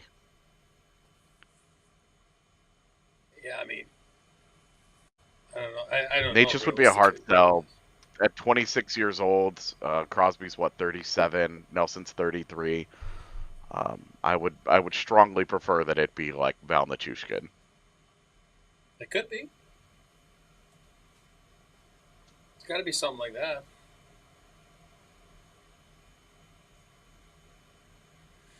It's got to be something like that. We got one lurking right here. Crosby, is it happening? That's what Twitter says. He says that's what Twitter says. Yeah, Twitter says a lot of stuff. Twitter says a lot of stuff, AJ says. Hey. Who does AJ think? What do you think he says, AJ? About what? Crosby. I mean, if there's a realistic chance of it happening, you just have to do it. Like, you just have to. I agree. So, This venue sucks. What's that? Everything about it sucks. The venue sucks. The format sucks. Everything about it's terrible. If you thought I was complaining, he's complaining. It's awkward. Ah, Like, dude, awkward, everything about this is so bad. And again, you're talking about a bunch of kids that are that age or went through the draft last year upstairs, and that's what they're all saying. They're like, yikes. So, it's not just me, the old geezer, that's being stubborn. Yeah, who knows? Who knows what's going to happen here?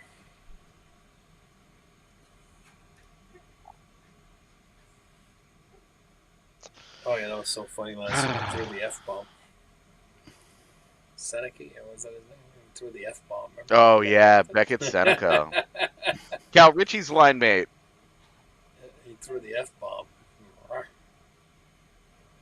Yeah, we were talking about Seneca as like, oh, is he going to drop to where Colorado was picking? And then he went third overall, and we were like, okay, well, that's a little rich.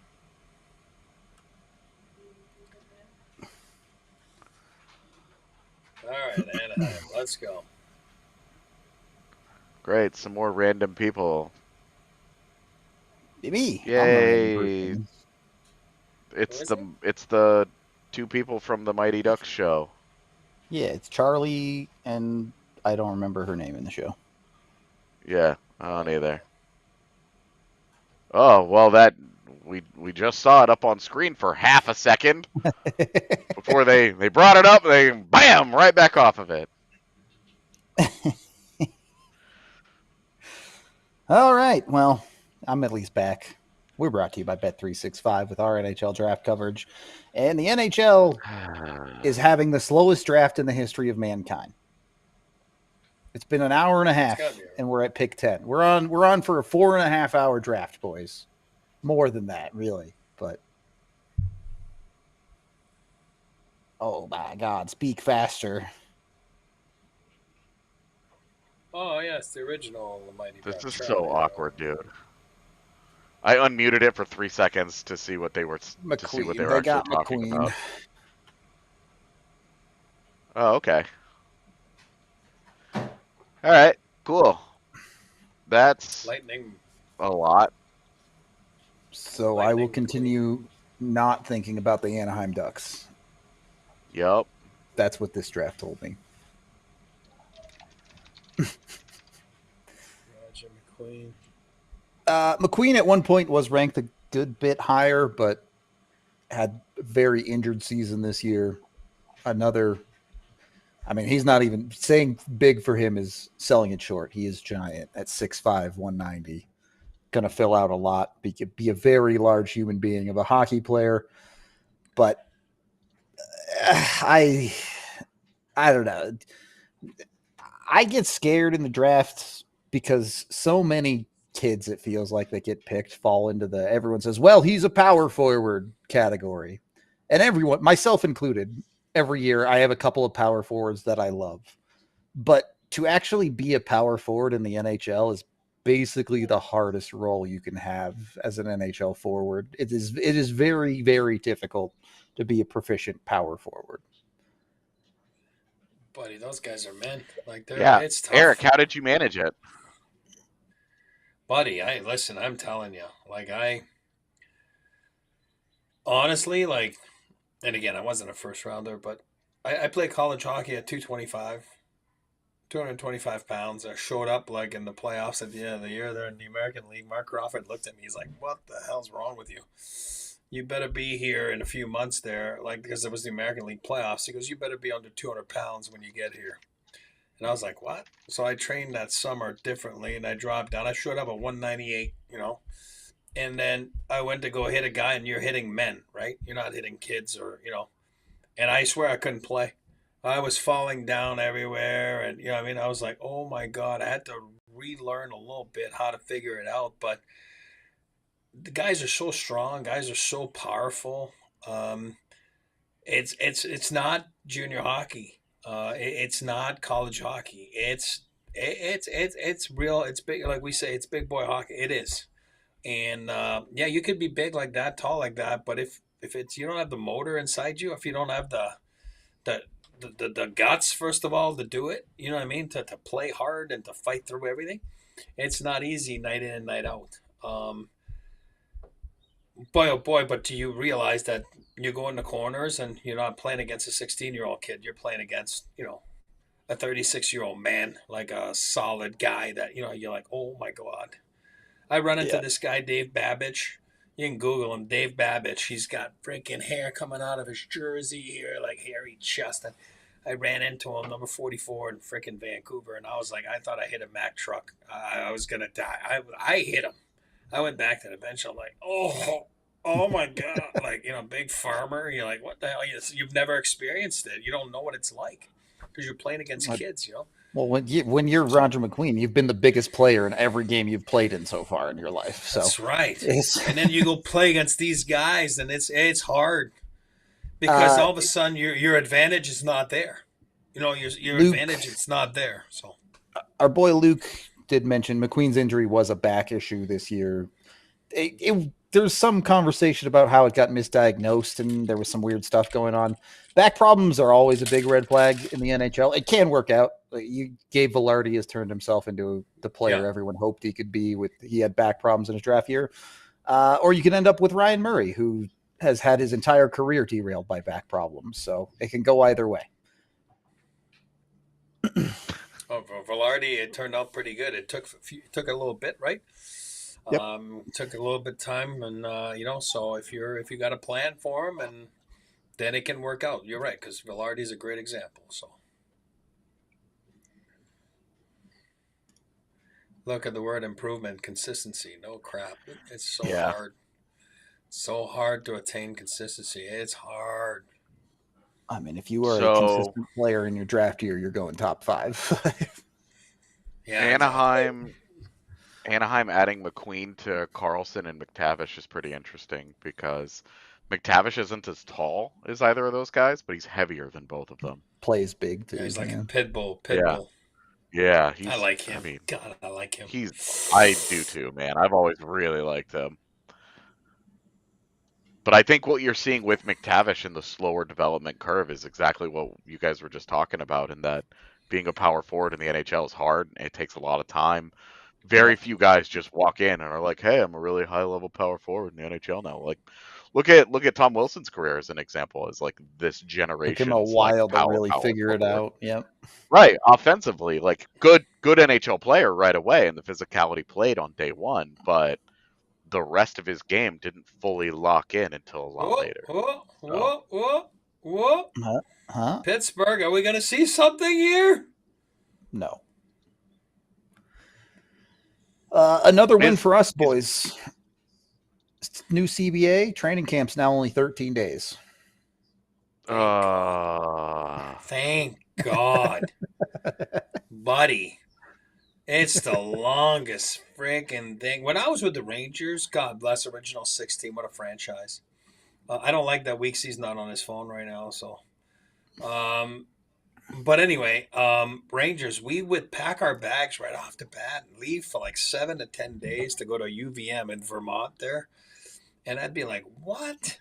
You know what I mean? Like, the season's long enough. Like, what are we doing going there for 7 to 10 days? And you're just sitting there and you're like, oh my God, like, what are we doing? And it just would drag. And it was 10 exhibition games. And it was just nonsense. Now they're coming to their senses. Shorter camp, not as many games. If you got 75 games or more, whatever, I think you can only play 2 or something like that. So it's perfect. It is perfect. oh, I like it. another parent lurking. I hate. This is your kid's moment. Let your kid have this interview. I do not like this setup at all.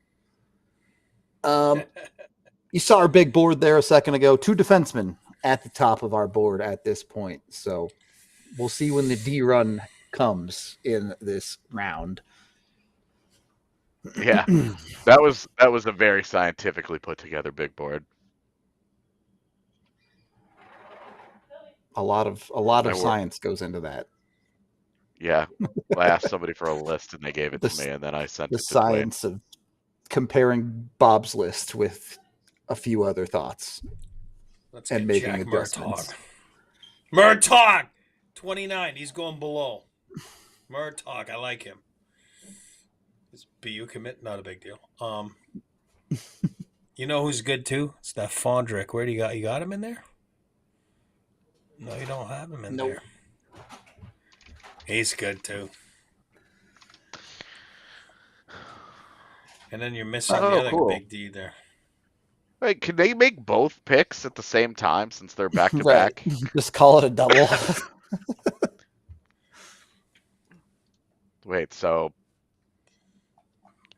Kevin Weeks on the broadcast said sometime in the next 3 years Crosby will be an Av, and we're getting excited about this? Okay, bro, relax. So what happened here, I think I've put this together. What happened here, Crosby is at Nathan McKinnon's bachelor party right now. They're sauced out of their minds, and he said, all right, I'll do it. Someday, bro, someday.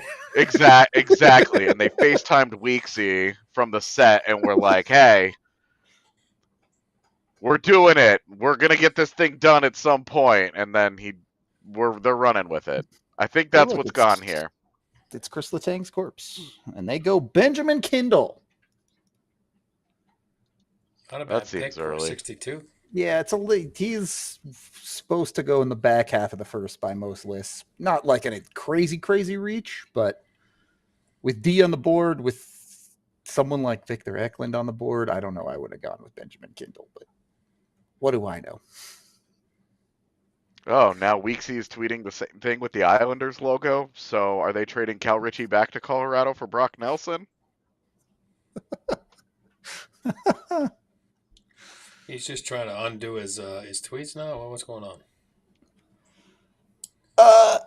Kindle, you're pretty typical small star forward. You're betting on a high skill level, sees the ice very, very well, is going to be a playmaker, has the usual concerns of a player like that, likely to struggle to get to the interior at the pro level, stuck on the perimeter.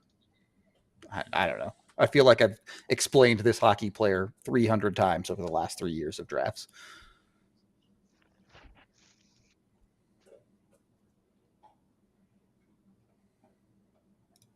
Damn.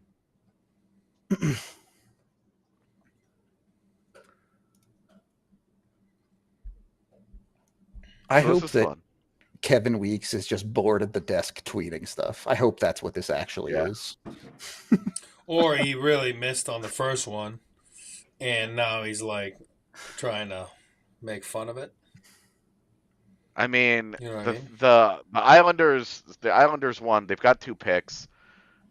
They've got to be trading up at some point, right? Like that's got to be what this is about. What, you give up 16 and a second to go to 12? Pittsburgh second first or something? Yeah, I don't know. All right, well, Friedman just said Pittsburgh's moving out of 12, so that's probably what's happening. Emily So what's Kaplan, happening? that was the most impressive display of texting on television I've seen in a long time. She was just when you're blind texting, when you're not even You're looking just and you're texting on a popping touch off, screen, yeah. it's super impressive. Staring into a It's camera. super like, impressive. I can't do it. Now she's locked into the phone, though. Yeah, well, she was locked in and looking at Butchergross last time this happened, and I was like, "Damn, look at her go!"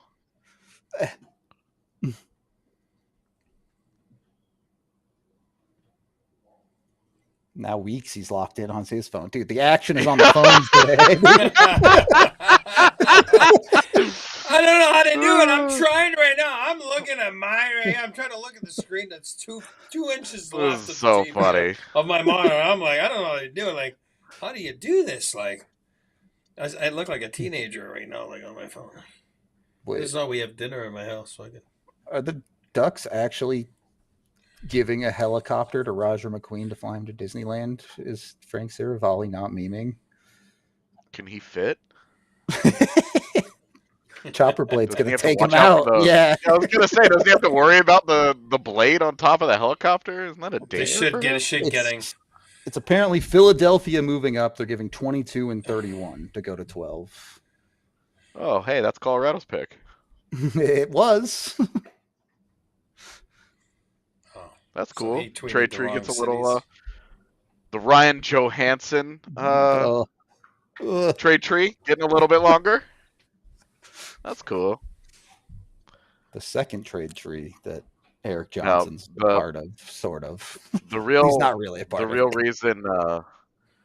The real reason that he's tweeting a picture of Denver is because Dallas is about to hire David Carl. Had nothing to do with the Avs. That's okay. I'd be down to dunk on David Carl. What is that big red button? What are we doing? And how is that little kid not pushing it? We were all little kids once. How are you avoiding this? Oh, it's the trade alert button. I understand what the NHL is trying to do in here. I get they're trying to make it more fun. They're trying to add a little pizzazz. I hate it. I'll be the fun hater on this one. Just say what happened. I actually think that the button is maybe the only thing about this presentation I've liked so far. Let's hang. I just don't want the little kid doing it. Gary Bettman has to come out there and push a button every time there's a trade. Yeah. Yeah, no, you're not kidding. Chris Letang's hot. That guy's banging. Good for him. He's an animal in the gym. I think the He's an kid is animal in the gym. proof of that. He's an animal in the gym, I'll tell you that. Oh my God. What a pick. What is he, 62, they said? He was 60. That's a pick at 62. So I just checked my phone for the first time. Uh-oh. Uh-oh. All right. AJ has Can 8 you, missed calls from CMAC. Yeah. Can you use that scene without me for a minute? AJ's got to make some noise. Yeah, you can just pull an Emily Kaplan or Weeksy. Just Nah, he's got to make a phone call. I think it's happening, guys. Just telling you.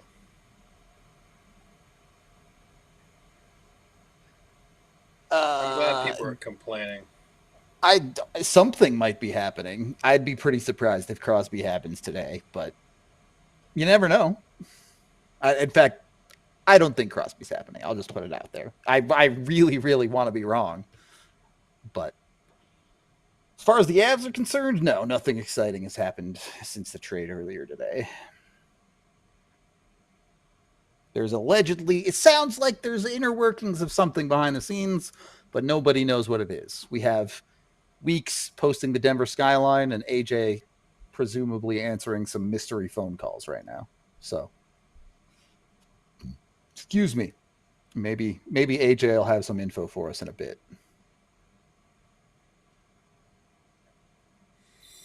I'm just not being as discreet as that.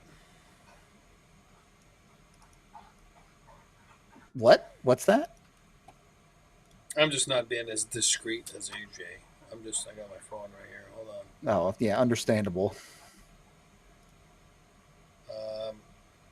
I was always if we're not talking about like obviously the super overpowered ones, Lando, I always liked Krillin. I thought Krillin was cool as a kid. But like obviously the side characters are side characters.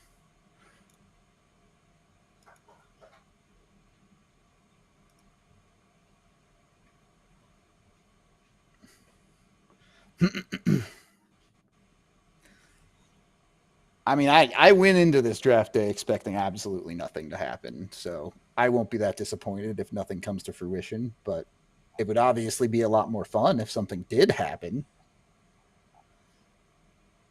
All right, Philly with their second pick of the draft here. We'll see where they go with it. Martone at wing with their first pick. Kind of makes less sense to take someone like Eklund now. Maybe they're looking at the D's, but we'll see. Just wait for the pick instead of my random guessing.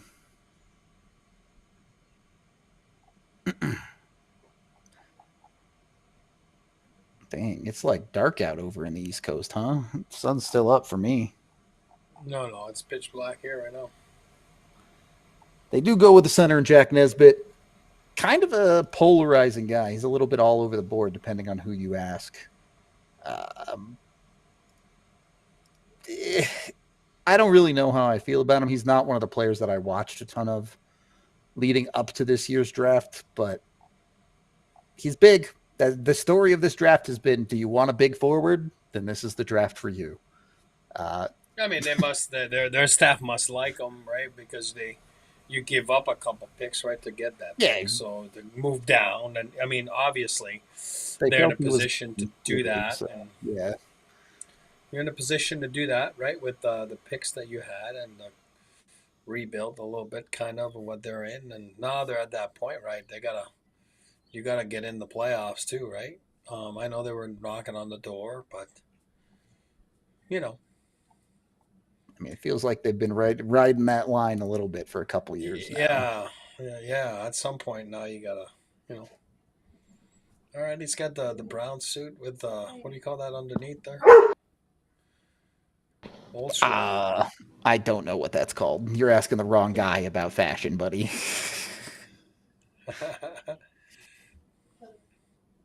The 30 hugs going down. I love it. I thought you hated this draft. I know. This is funny, though. This is like poor guys. They gotta. That's a big boy, huh? Yeah, supposedly C-Mac is supposed to be doing his presser right now, but, if something's in the works, maybe that got delayed a little bit. Why would it be doing his presser right now? Because of the Charlie coil or because of what's coming? Yeah, that's just when they scheduled the presser earlier today from after the coil deal. Oh, yeah, that's right.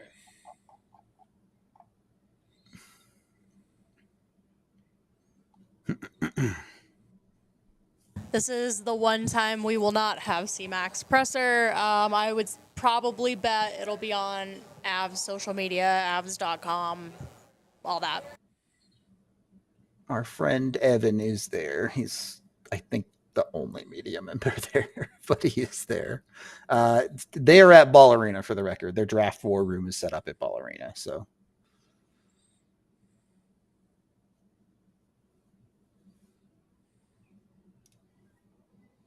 Good Jonesy. Jonesy. President of the Flyers, former Avs, Keith Jones.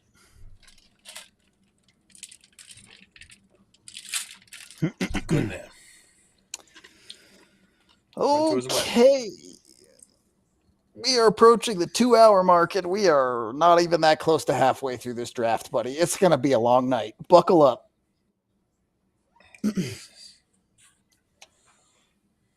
E, did you golf? Have you ever golfed? Oh, Are you a I golfer? used to be a big one. What I was your was a favorite golfer. course? What's your favorite course? In Denver? Well, we always did our stuff at the Ridge, right? You know, this is an Avalanche sponsor, right? The Ridge in Castle Pines there. I like that. Obviously, my dad was a member at Cherry Hills back then. But yeah, I love. I mean, and then kids were born, and then then the injuries caught up, and then I would tell you that now I'm awful. So, but I loved it back then. Yes, absolutely loved it. I'm not any good either. Just too expensive.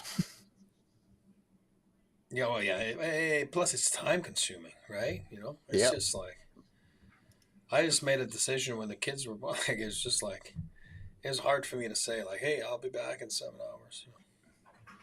Just had a hard time with it. So. Hey.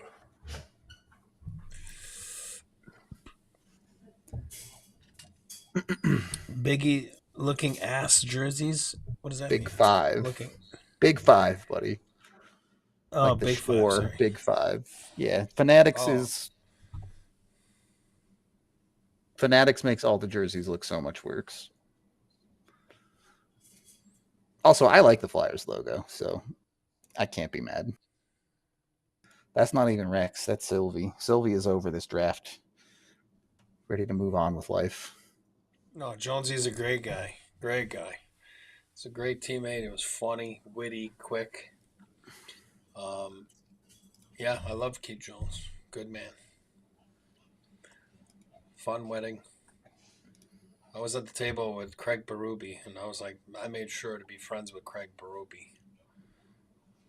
Helped me later on in my career. Hey, remember Jonesy's wedding? Be nice to me. Don't chase me around. Cutting deals there at the wedding. No, he was a nice man too, Craig Berube. Yep, Jonesy. Yeah, my dad was a member at Bear Creek when I was a kid, so Yeah. A He couple would of guys run were in- there back then. yeah, he would run into Sackett up there. Yeah. Joe was there. Peter was there too, and Deadmarsh back then were there. Bear Creek. Yep. Back then. Yep. It might have been where we went for the. Actually, that's where we went for my 10 quarter pounder with cheese on the 30 minutes. Oh yeah. I was right there at the clubhouse. The big at Bear Creek. Yes. Yeah. I've been there many times.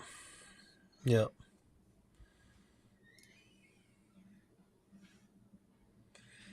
Jonesy played at Western Michigan. Yes. His alma mater beat BU this year in the finals. God. He played there with another buddy of mine that I played with, Mike Eastwood.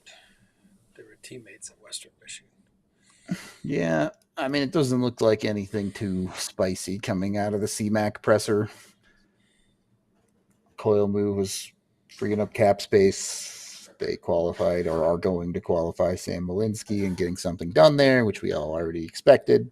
So, Yep.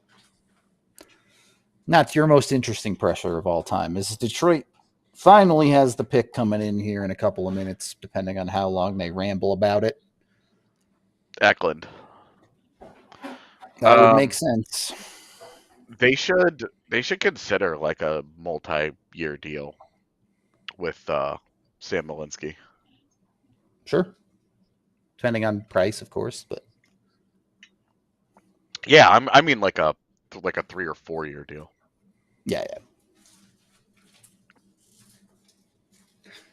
All right. Is the fun over? Can we go back to having a boring draft? No. Okay. I mean Cool. the Crosby stuff is. Yeah, I'm obviously. going to assume the Crosby stuff is over. This isn't entirely related to that. Just sounds like is that Dave Coulier? Oh, Yeah. it sure is. Remember that time that Alanis Morissette wrote that song "Dragging Him"? Good times. It sounds like iconic song. No, it sounds like Marty Necas is gonna be involved in a lot of this trade action. Oh boy, buckle up. What do you mean, the Crosby thing? Yeah. It has to be. Yeah, it I has don't to be know. him. Why? Do you think it's happening? I don't know that it's Crosby, but just that. Is it Gino? No. My money's on. I don't know who my money's on. I did have another question for you guys, though. Oh my God! They took a guy who's not Swedish. Is Detroit okay? Yeah. Carter Bear, all name team in this draft, at very least. A question for you guys. We had the Lindgren conversation. We know the Avs are very interested. If you had to pick, I'm not saying what the Avs are going to do. I'm saying if you had to pick, would you rather hold on to Lindgren or Drouin? I'm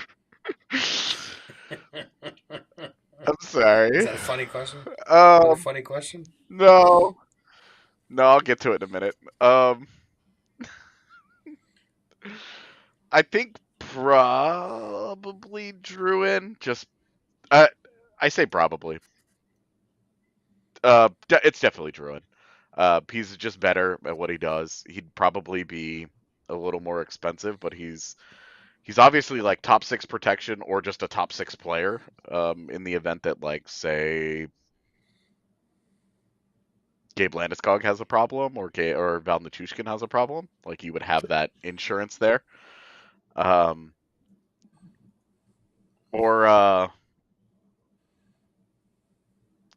he's just on your third line. You have a really good third line.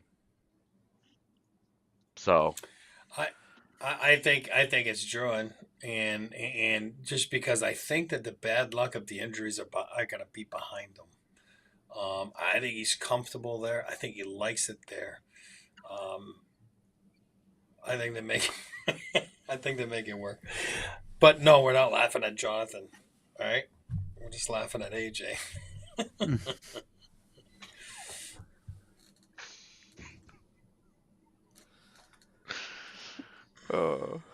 Yeah, McFarland's presser so far is relatively uninteresting.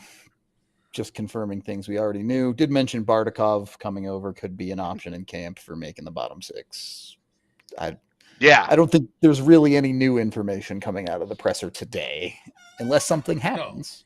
No. But look at Drapes. Drapes is there. P.S. Carter Bear would have been a great Av. Has the LOC psychopath mentality, go 110% all motor all the time. Yeah, you know what? I heard a lot of people like this guy. A lot of people these past few weeks have told me. Carter Bear. And 13. People were right. Yep. He's a hunter. Our Chad is now going to guess every name in the NHL until AJ tells them the news. Did you guys know that Radim Murtka's nickname is Mr. Cum? What? That's why I'm laughing. His why? Huh? Cum. Like, C-O-M-E cum? No. What? Yeah. Does that mean something in Yeah. Okay. Yeah. It sounds the chat the I don't know how to do I don't know how to do this in an appropriate manner, dude. I just don't. But basically, basically the word the word for that in Czech is basically the same word with one letter difference. So that's what his nickname is. Uh, That yeah. is a horrible nickname. Hey, by the way, I to mean, change the subject. Carter Bear, that's my type of guy, by the way. Just so you know. yeah, Carter Bear. He's really good. I can't believe Detroit didn't draft a Swede. Oh, I'd And his rather be nickname, Mr. Bear than Mr. Cum. his nickname is Bearsy.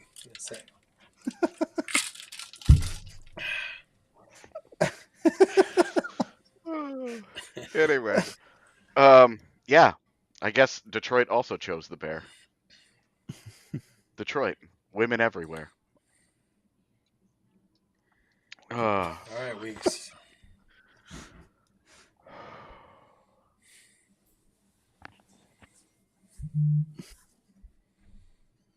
All right. And that whole saga saw this draft Emily pick Capital- one player. Full energy. You are breaking They're up. giving the parent lurking in the background a microphone now? That's nice. Yeah, they did that for the last one too because they realized how awkward it was for the first one. Oh, dude. This can't be. Are we really going to be sitting here until midnight Eastern? This is unreal. This is unreal. Like, I thought they'd speed up a little bit after the early picks, but oh boy.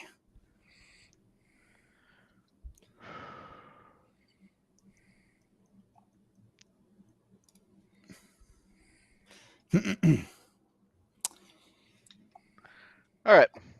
Let's drink this thing. Go, go, go. Columbus. I have now. What is it? I don't know. It's Godzilla in a can. Oh my I gotta God. turn it more. If AJ dies on screen, all right, someone call an ambulance.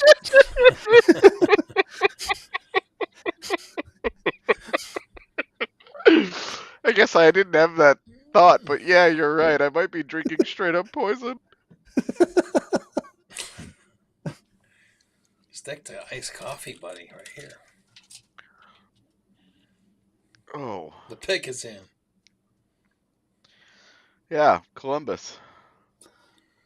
With a newfangled Charlie Coyle and Miles Wood in the fold. What do they pick? Yeah, from their perspective, kind of a strange deal, honestly. Like, I get the appeal of Charlie Coyle as like a 3C, or third line right wing. Like, he can do either one of those, but they have so many centers already that it's like they put him on the wing. Doesn't this kind of murk some of that value? And like a 1 year, did they plan to extend him? Like a 1 year deal doesn't make a ton of sense for where that organization's at. That's cool that Johnny Hockey's wife is doing the pick. That's great. That's awesome. Sorry to cut you off, but This has been a sad draft. It is awesome. Yeah. This draft has made me sad. Oh, that's awesome.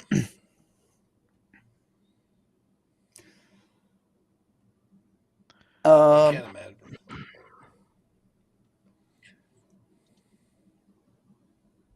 Anyway, I forgot what I was saying. Oh yeah, Columbus. Like Miles Wood was a cap dump. They had $1 billion in cap space. Okay, fine, whatever. If they get value out of him, he plays good hockey, awesome. But whatever. It not really the point of that part of the trade. The Coyle part is a bit weird to me, though. As they go with Jackson Smith, the D, finally starting to come off the board around the middle of round one.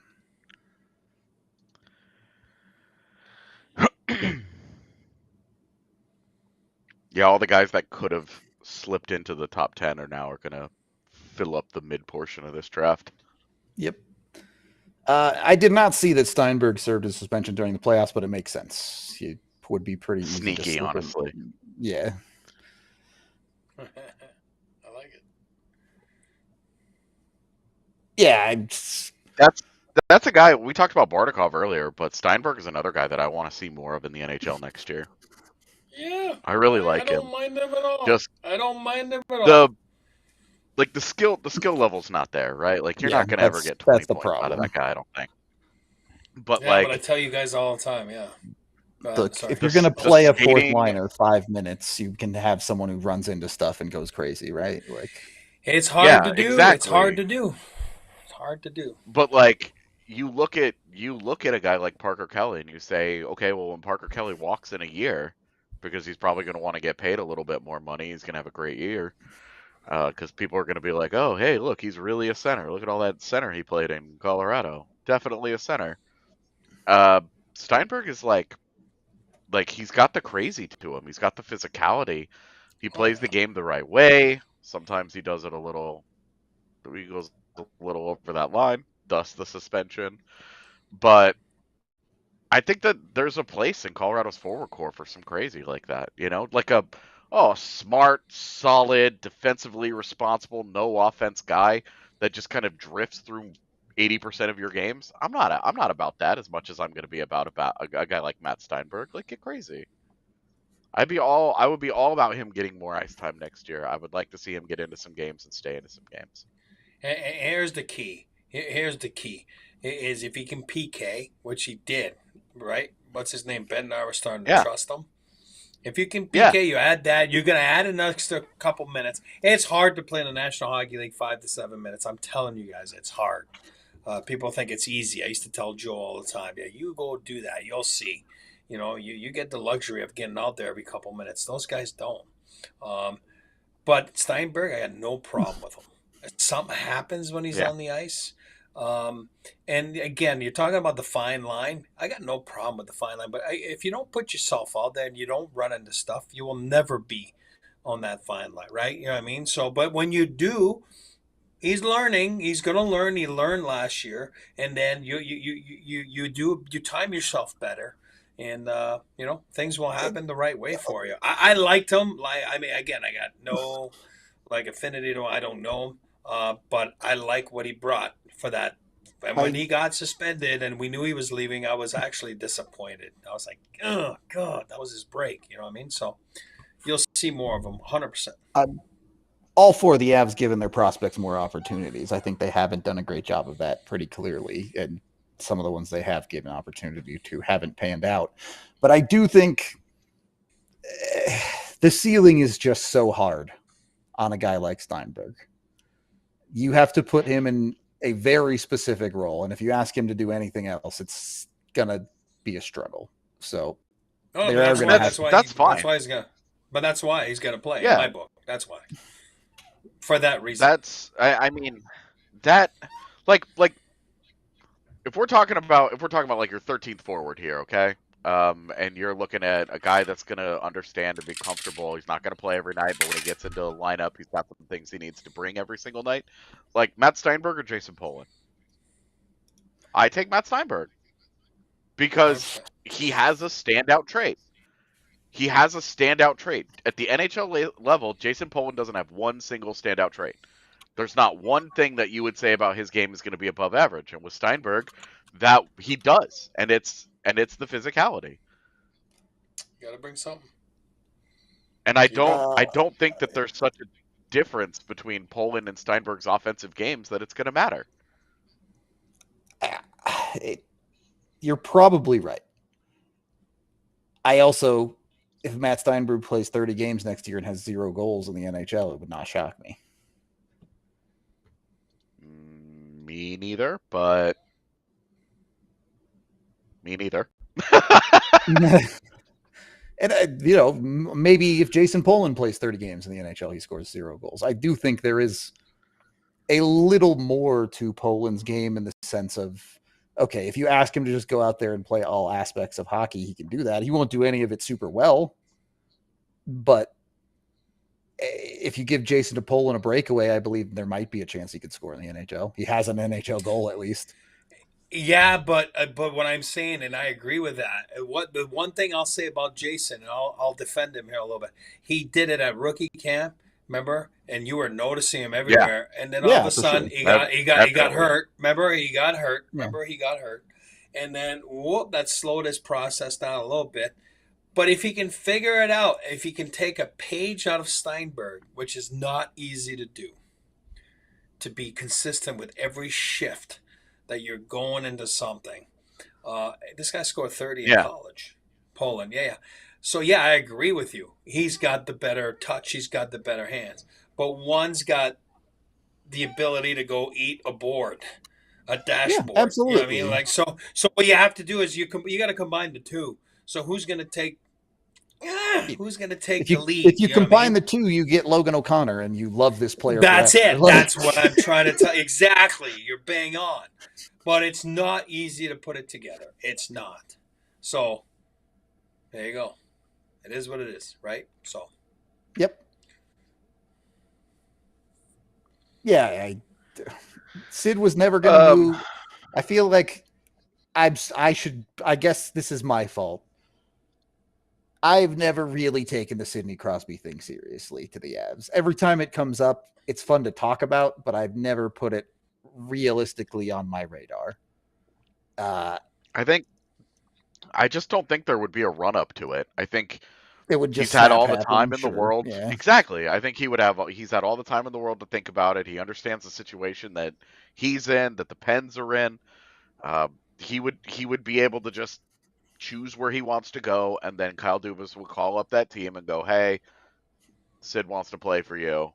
I need something. Obviously, I can't just give you him, but I need a little something here." And whatever GM is acquiring him is going to go, "Yeah, I got you." And then that's going to happen.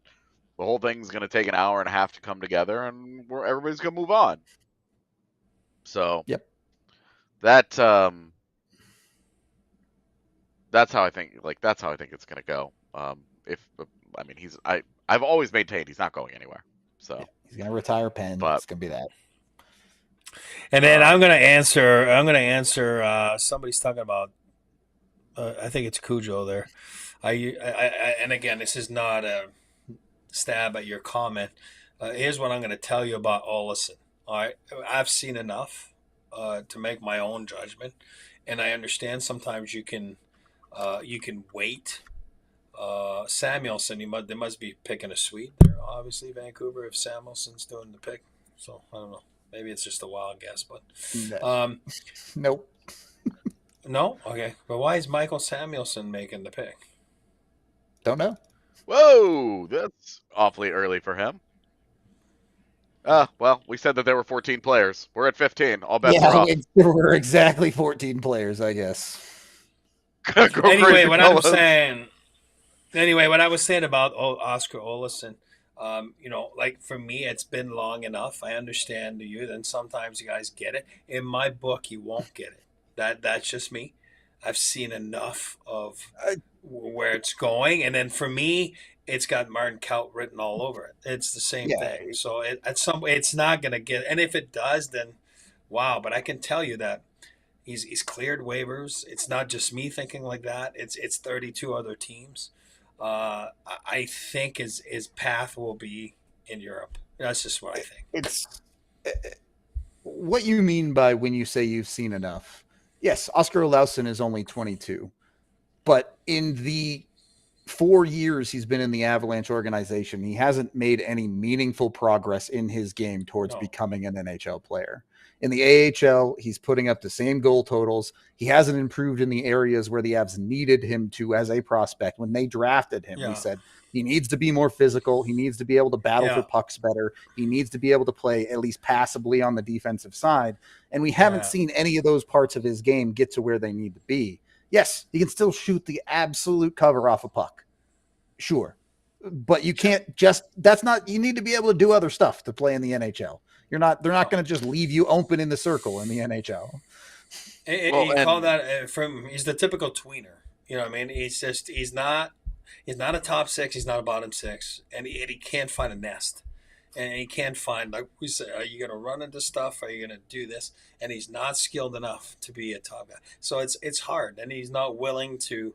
I've seen guys, again, old Avs guys, just go back to Rene Corbet, 150 points in junior hockey, but then all of a sudden become a fourth line, 7 minutes a night, great. That will go fight guys. Why? Because you got to reinvent yourself. You want to NHL guys. It's the best of the best around the world, and everyone's good. Everyone works hard. Everyone's got something.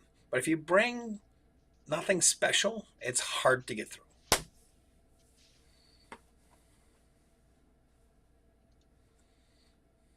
That's my old roommate right there. Sorry, my brain. Todd Harvey.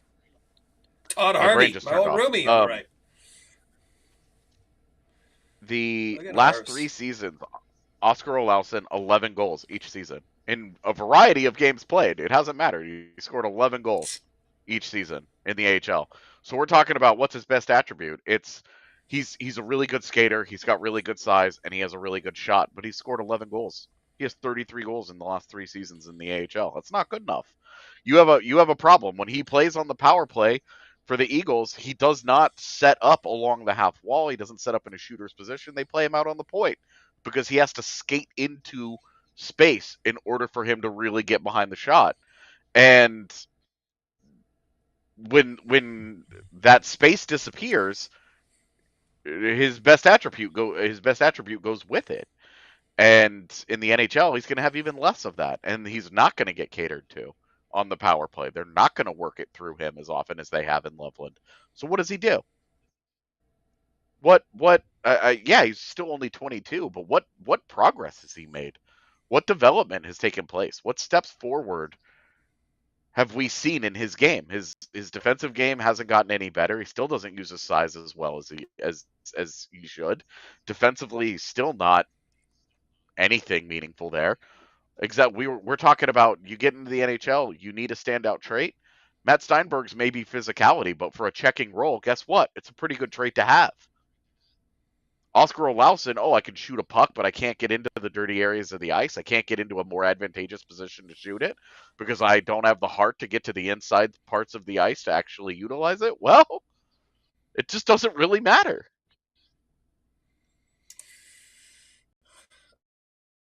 Again, you got to bring something, and you got to be willing to do something. You got to be willing to change. You got to be willing to change. And I've seen guys over the years, I'm not changing.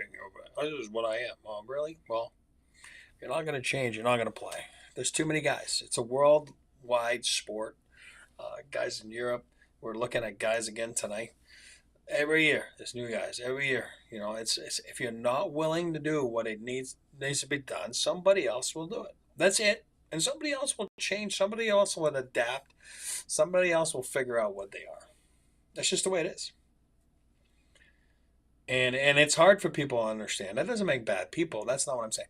It's hard to be a player. It's hard. If it was easy, everybody would play 15 years. No crap.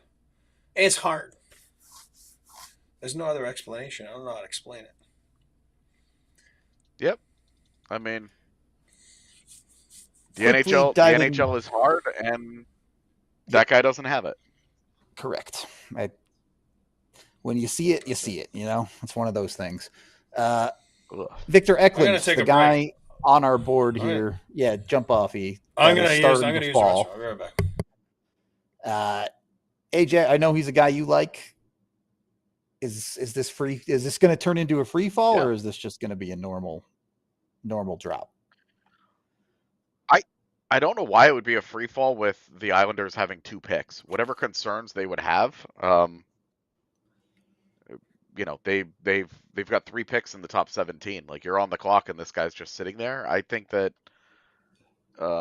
essentially I would have said that this is an easy top 10 guy coming into tonight, and so them getting him at 16 would feel like a big value. Yeah, like a big get for them, almost like getting 2 top 10 picks to kind of start this to start their. I don't think of it as a rebuild. I guess I just think honestly. of it as I wouldn't even say a retool. It's just it's a new front office. It's just like a reimagining. Yeah. How many other synonyms for this can we come up with? So we've got rebuild, retool. Now I'm going with reimagining. It's a reimagining of the Isles. So Refit. this, yeah, exactly. Like you, it's a good opportunity for them to get a guy here. Dude, I swear to God, Emily Kaplan, every time they cut to her, she looks so stressed out. She's working hard, all right? Someone's got to do it. Yeah, somebody has to do it. People in chat have mentioned a couple of times. Just I wanted to elaborate. I got caught up in running Murtka's hilarious nickname and kind of derailed my entire brain for a few minutes there. Yeah. But no, so the Martin Netcha stuff that I'm getting text messages about and going through while I was off camera. Yeah, the Avs are. It's more aggressive than gauging the market. I don't know that they're actively like shopping him, like trying to move him, but he has a whole lot of value right now because again, this is a summer, this is an off season where there are very few meaningful additions to be made in free agency, and because of the rising cap, almost none of the QO eligible guys are getting unqualified. Very few unqualified guys. So that like second wave of talent that usually builds out the middle class of free agency doesn't exist. So you're looking at very few avenues for teams to get appreciably better.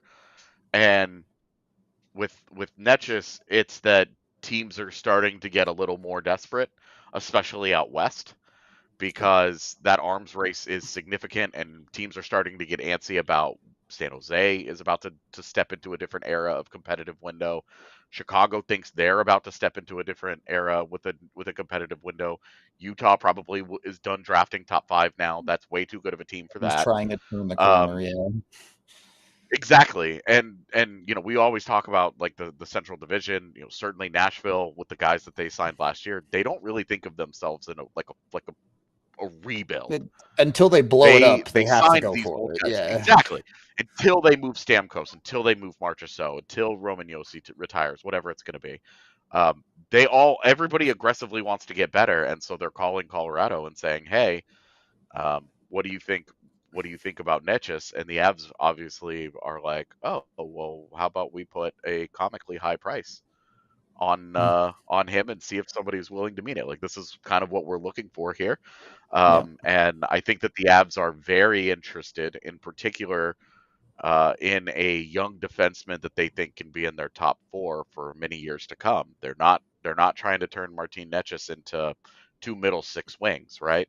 They're looking to try and get high value here, and especially after what they just saw Dobson go for, yeah. Yeah, Noah Dobson go for. They're like, hey, we don't have 2 first-round picks, but we've got a Martin Netchus. Is there, we think that that's probably What's more out valuable there? than the 16th and 17th picks.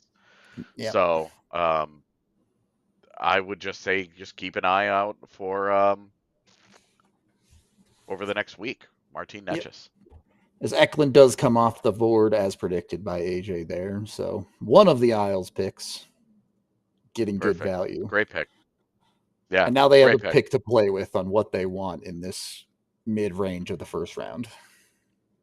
This is where, because it's their third one, I wonder about them getting a little wild here. Going crazy, picking something off the board a little bit. Yeah. Yeah, going for where's their second pick?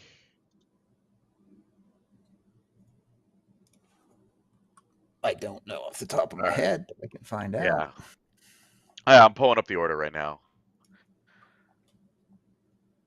Okay, 42. I wonder if they would consider a guy. They got a guy that's going to be in the NHL within 2 years in Schaefer, and then Eklund is just great value. Really, really good wing. I think the biggest reason he probably dropped is simply because he's a wing, and a lot of the guys taken ahead of him are either going to be top 4 defenders or they play center primarily as their position right now, or they're Porter Martone, who is just a bad that much dude. Better, yeah. So that's that is where I think they're in the position that they could take a shot on like a big toolsy, like super interesting, like a Mason West type, because that's a guy that I'm keeping a super keen eye on here. Is I want to know which team is gonna take the big chance on him. I really thought it was gonna be Philadelphia with 2 picks. What was it, 22 and 31 or something? Yeah, I really thought it was gonna be them that was gonna use one of those late picks to be like, yeah, we're taking this chance. we'll take the shot. Could be Yeah. Nashville. Now I think it's gonna be, yeah. I wonder about now Pittsburgh. For sure. They've got those picks, so math adds up on that one. I mean, San Jose. San Jose has Dallas's pick. That is true. So anyway, yeah. Yep.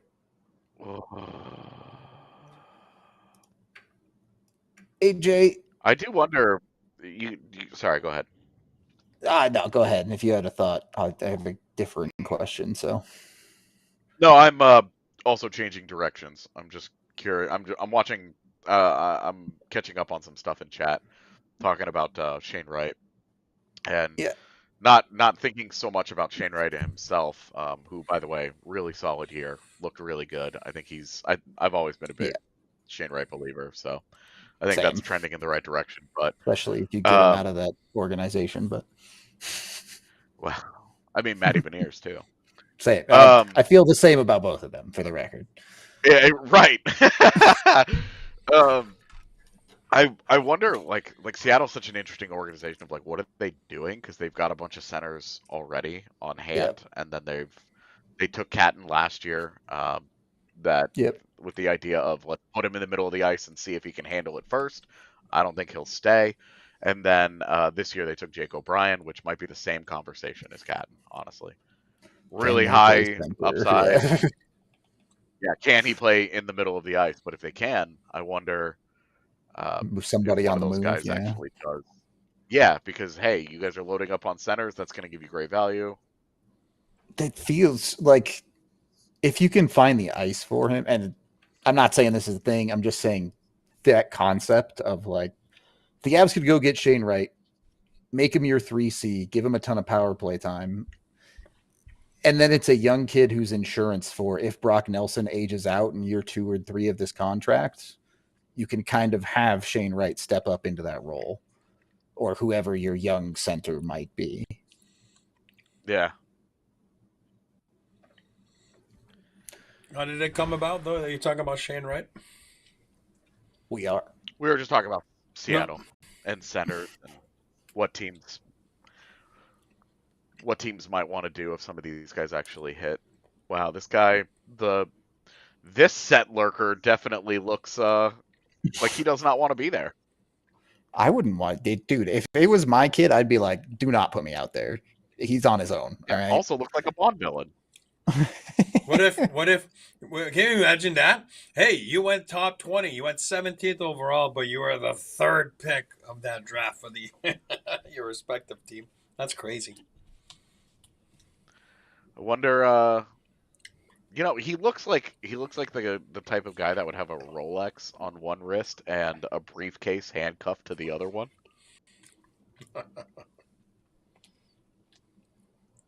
I can't get over the Bond villain thing. It's exactly what he looks like. Look, my mama told me to don't say anything at all if you can't say anything nice. So. Yeah, AJ. Wow, you're gonna be rude about it. All right, I'm not being mean. You're not. You're saying normal things, and I was gonna say something rude, but I thought better of it. I'm kidding.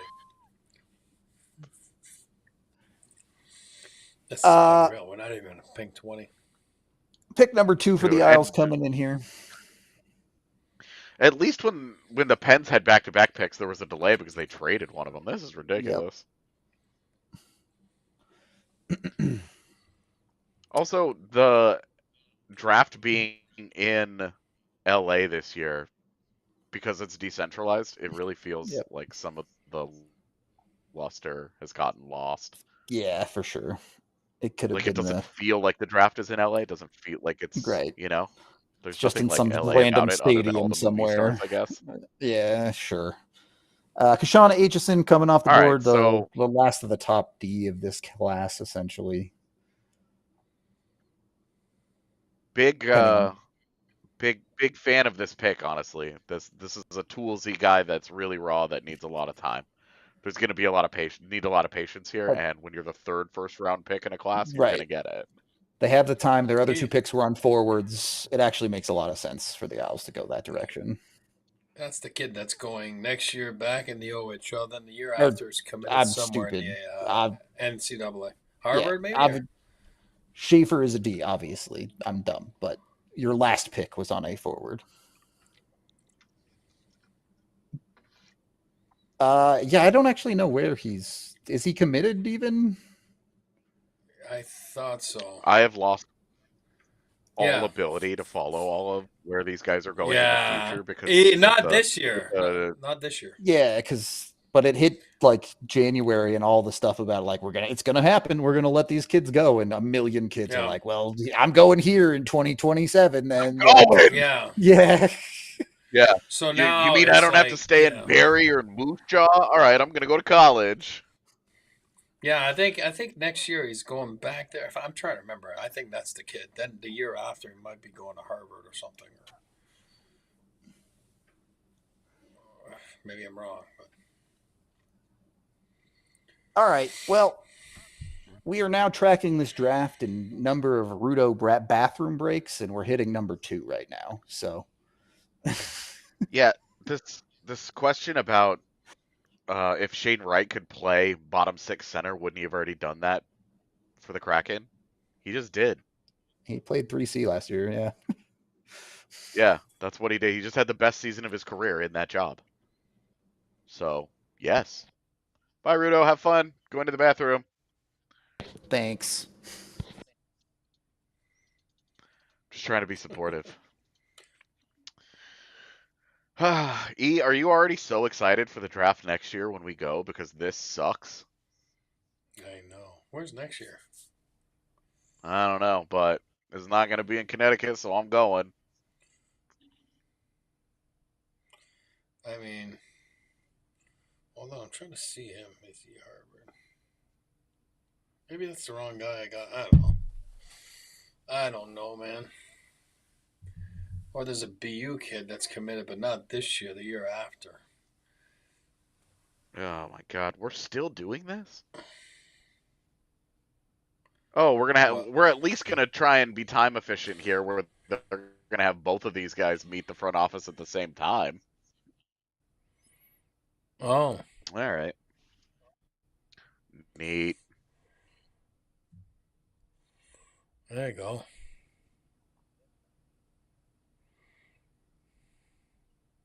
Moving Netchus for Romanov would be a horrible thing for the Avs to do.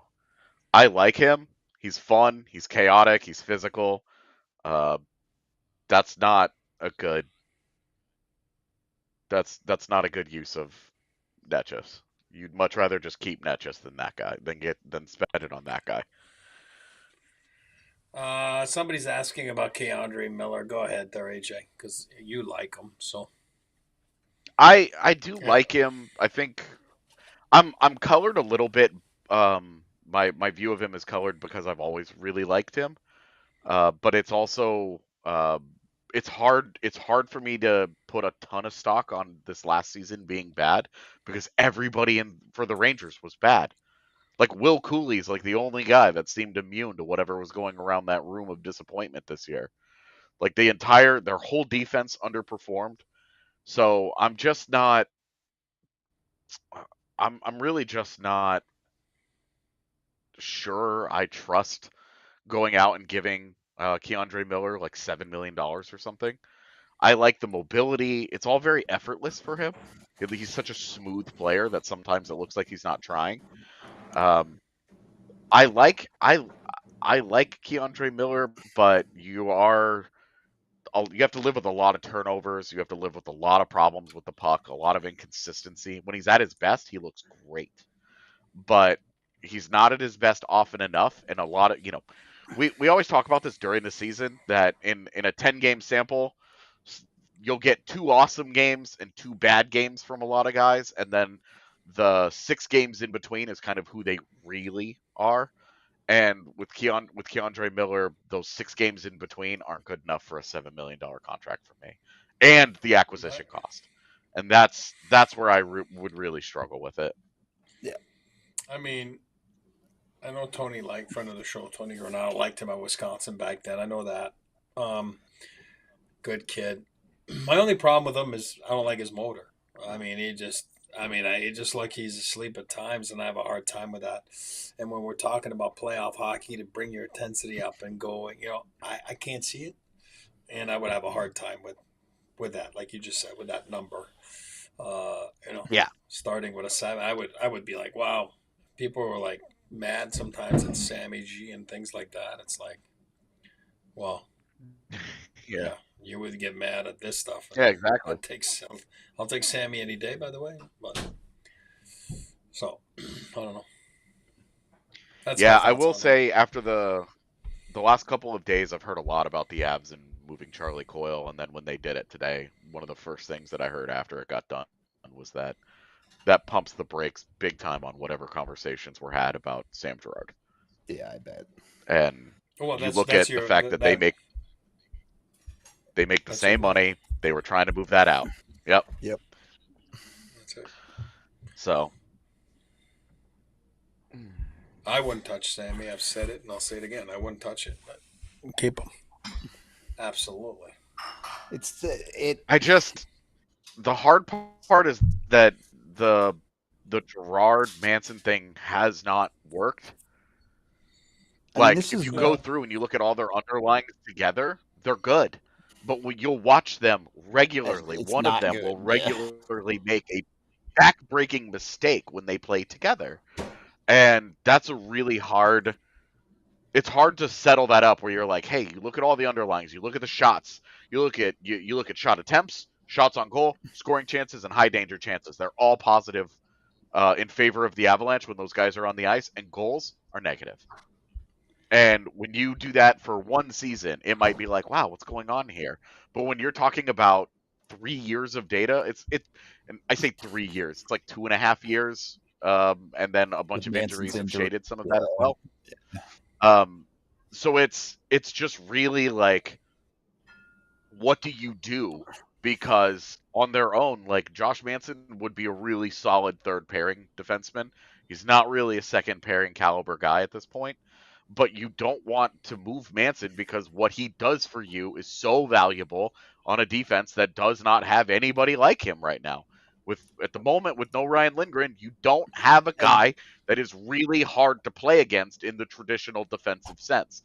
Devon Taves and Cale Makar are great, but they have problems defending in front of their own net. They have for a couple of years. Sam Girard has a problem defending in front of his own net because he fits inside of a thimble. The same is true of Sam Malinsky. He's not very big. He's not very good net front defensively. So that makes Manson's value artificially higher to the Avs than it would be in trade. That's a really tough spot to be in. And when you don't have any money to go out and just get a guy to play next to Girard and drop Manson down into your lineup, well, what do you do? This is where the Lindgren conversation gets weird, right? Because if you sign Lindgren to a $4-ish million deal, does Manson become expendable? I know, we may not be believers in Manson or Lindgren being a top 4 guy on that pairing, but yeah, it feels like that certainly lines up better if Lindgren stays than it would be to move out someone like Girard at this point. This was the much rumored Cole Reshny to Calgary pick. Yep, it did play out exactly like that. I really like him, by the way. I think he's this year's answer. He's a small guy, so you're Jeff in on it. Yeah. He's that like really good. He's undersized, really good, smart, solid defensive forward. Yep. Calgary's kind of been killing it at the draft floor the last couple of years. I really like what they've done. Also, I just looked at the clock. How the hell are we not even out of it's the a disaster. We're genuinely going to be here for 3 more hours. This is a train wreck. 2.5 at least. Like, it's so bad.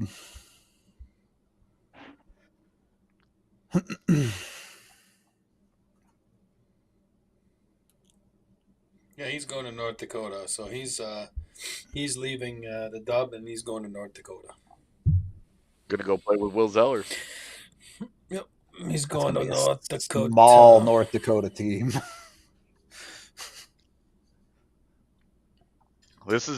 I can't believe that ESPN is allowing this to just continue like this, and they're To not not pivoting and being like, Press "Hey, the pace a little bit. Yeah, like this is crazy.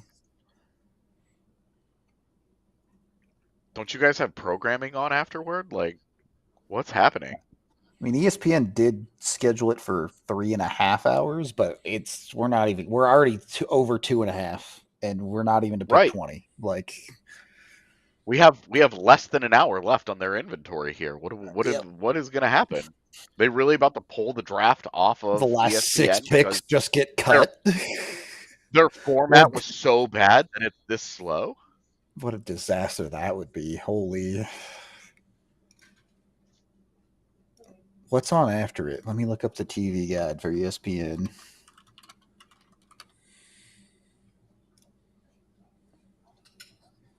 How do we get Rasmus Anderson? How do we do that? All right. Well, I don't want to be rude, but Premier League lacrosse is on after it, so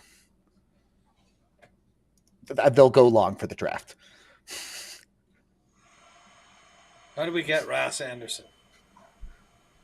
Go. We don't. Tell Unless What are you talking about? Yeah, we Eric, do. let's sell me on Rasmus Anderson a little bit. Oh, buddy, you're talking about like on the right side there. If you're getting rid of like someone like Josh or whatever, you're talking about someone that can move a puck. He's got flair. He plays the game the right way. Like, oh man, you're talking about elevating your game in playoffs. Yeah, I'll take him any day. Here's my thing. He's gonna get moved. His defense was catastrophically bad this year. Yeah. I'll take him any day, boys. The thing with him though is that Calgary is using him as a all situations number one defenseman, and he's not the typical he's not that. overuse problem. Exactly. On the second pair with the Avs, you put him with Sammy G. You want to perfect. I'm telling you right now. I worry about your own zone with that. I know they can get it out of that zone well, but what happens when they don't have the puck in your own zone? No, don't worry about it. Rask can play. Rask can play. I've always had an appreciation for Anderson's game, but when you do look at the degradation of his numbers over the years, how much of it is just him being that much worse? How much of it is because when you look at the fancy charts of it, it's gruesome, but there's not a lot of context for role. Like it's not. It's true. And when you think he's about doing what Calgary is asking him to do. Exactly, and he's struggling with it because he's overextended. But if that guy lands in Dallas tomorrow, are we all mad about it? Yeah, of course we are. Because that guy next to Thomas Harley on their second pairing would give them a high-end second pairing. It's the same thing if he lands in Colorado next to Sam Girard. You have a high-end second pairing. That should be what you're trying to get to. I mean, that would give your right side Cale Makar, Rasmus Anderson, and Sam Malinsky, and Josh Manson. That opens up the door. That when I mentioned earlier that Manson's value is artificially increased because of his play style, that acquiring Anderson makes that a little better. Now his skating isn't a great fit in Colorado, but everything else that he does is good. If we're in a world where we're acquiring Rasmus Anderson and keeping Josh Manson, I'm a lot more interested. That's a tough world to live in because a salary cap exists, and right. I understand the problem there, but I don't know that fit-wise, Rasmus Anderson makes a ton of sense to replace Josh Anderson. Does he make you better? Maybe. You could make that argument, and you very well could be right. But I do think it becomes a bit of a weird fit. I'm right, and then they're talking about Gravica. I think Gravica was going to make so much money. Yeah, he's going to get paid a lot. Yeah, I mean, I have him. 1 year left. Yeah, and then he's going to make so much money. Yeah, then he'll make money. His agent's Pepe, right? So. Yeah. Claude. Yeah. Oh, good. Another Central team's about to get better. Yep. Yeah, with Gavrikov, he's probably going to make $8 million this year. He's 29 years old. How much of, and again, a fair question to ask, how much of him being, his defensive numbers were elite this past season, but he played on an LA team that didn't allow anything as a team. They were silly. But his defensive results, his defensive results had never been that good before in the NHL. They've been good. They had never been that good. They had never been, he's now all of a sudden he's Chris Tanev caliber of good. Yeah. I would probably do it because I think he's exactly what the Avalanche need. It's the perfect tonic to what ails them, but the $8 million is just a hard I couldn't stop. pay him 8. Couldn't pay him 8, but if he was interested in coming for 6.5, absolutely. Even at 7, I think I would give it a whirl. I'm not going to lose a deal over $500K. I'll put it to you that way. Yeah. Who's that? It's that comedian. Comedian. Yeah.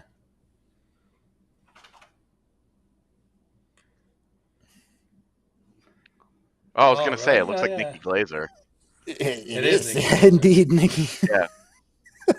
She's had a She lot of from work done St. the last couple of years. She from St. Louis, obviously.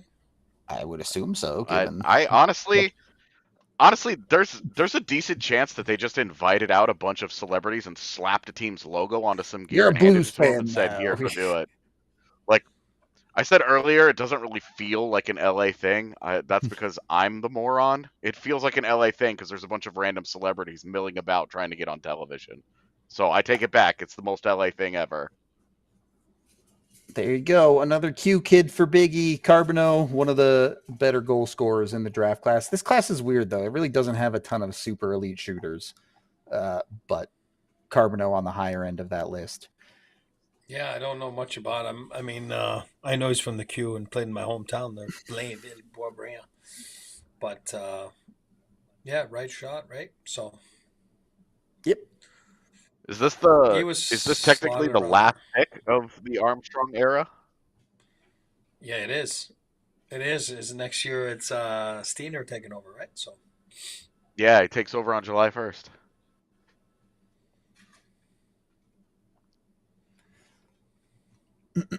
Now this is where you see. This is when you go 20 to 32.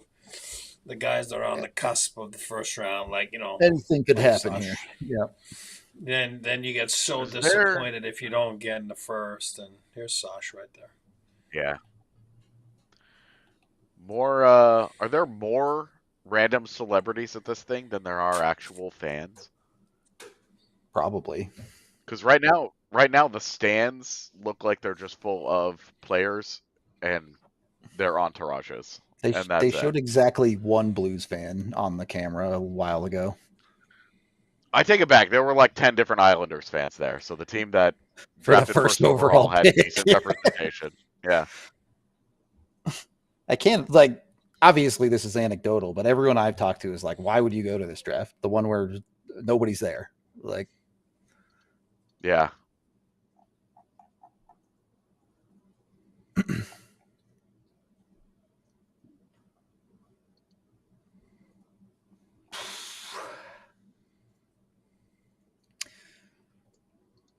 I would trade Martin Necas right now to end this draft.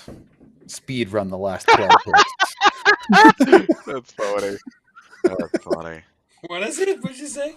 Nature's what? Necas for ending this draft in the next 5 minutes. The next 12 picks, 13 picks have to come in the next 5 minutes, and I'll trade Marty Necas for it. Dude, I love it. Get him up there. Let's go. Come on.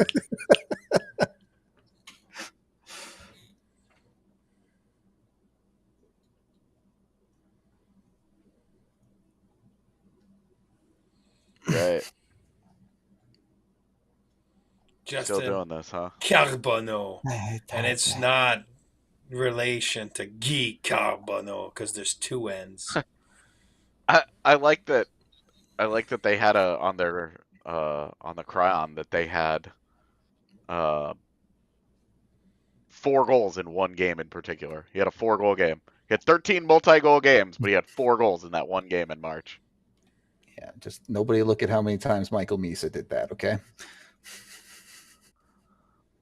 I mean, there's a reason that guy went second overall, right? Yeah.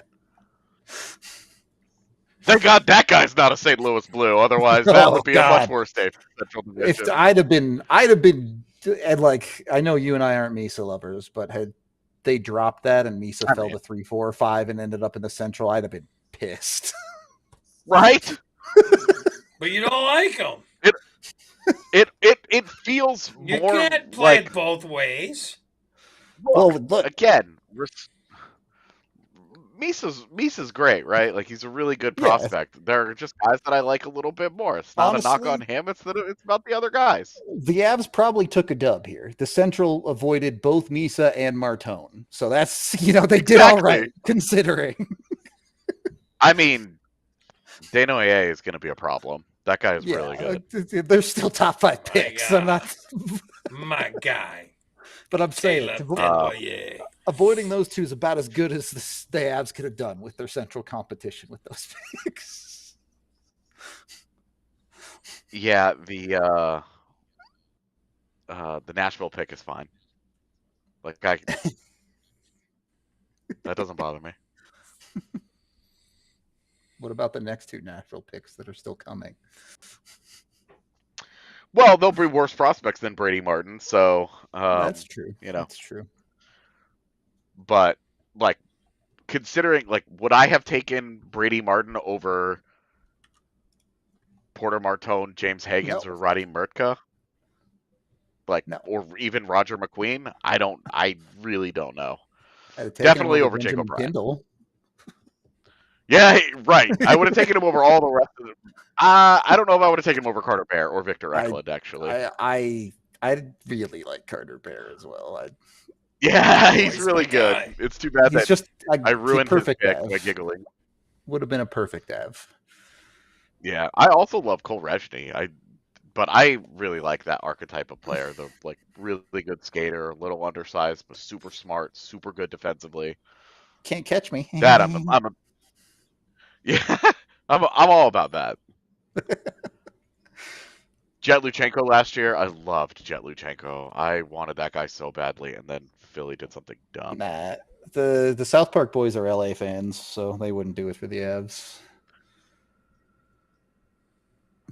Cartman's voice is like the chant for the Kings games. It is messed up, but it would be obviously would never happen, Jujubes, but it would be all-time funniest draft moments if Mika came out and made a pick for the Avs. What was that? Rip. So why are you after him? I don't know, to be honest. Are they up to something? Who? The Stars. No, they just did Jim of the Year award there. Oh, is that what it was? Okay. Yeah. That's what I was watching. Sorry, I was listening to you, but looking to my left eye.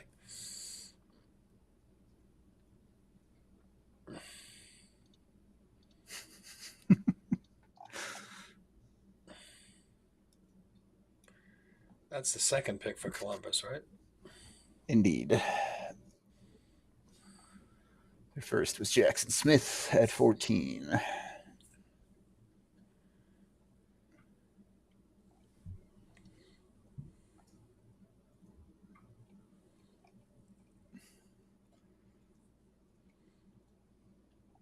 Frank Azar. That's a great one. For the pick, to announce the pick. That was funny. Who else? Dealing Doug, is he still alive? Dealing Doug.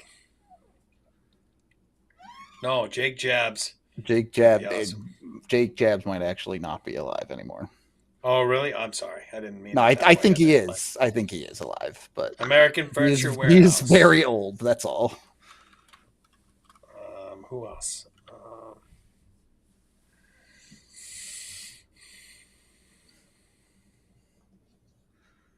Whoops. These ads are going everywhere on ESPN right now. It's like This draft is a nightmare for the people, but I almost feel bad for the people behind the scenes that have to run this draft show. It's got to be just pure chaos with how long this is taking. I don't know why it would be chaos. They've got apparently 5 minutes to do every single different thing. I feel like our behind the scenes people are working twice as hard because they're trying to get all kinds of stuff out. We're not You're even not talking about the wrong. draft. You're not wrong. Oh my god. Jake Jabs is 94. Oh Damn. You go, Jake Jabs.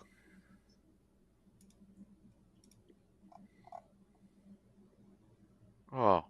Roger McQueen just hugged the duck mascot, and he's bigger than that thing. He's bigger than the mascot. Bro has to play in the mascot game next year. Dude, could you imagine him in one of those mascot football games? Roger McQueen wearing that duck head? Tanking a kid, like.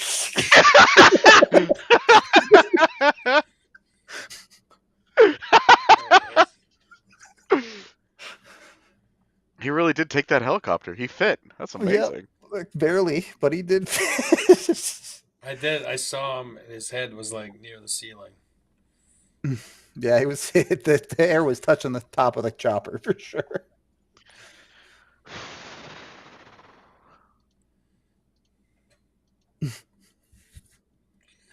Jim Nill got third state.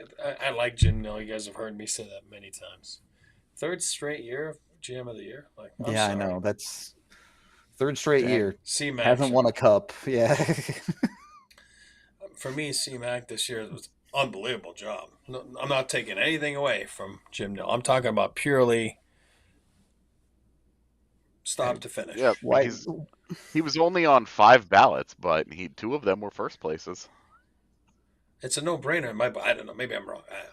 Whatever. The first Russian goes. Yeah. They to Columbus. What a shock.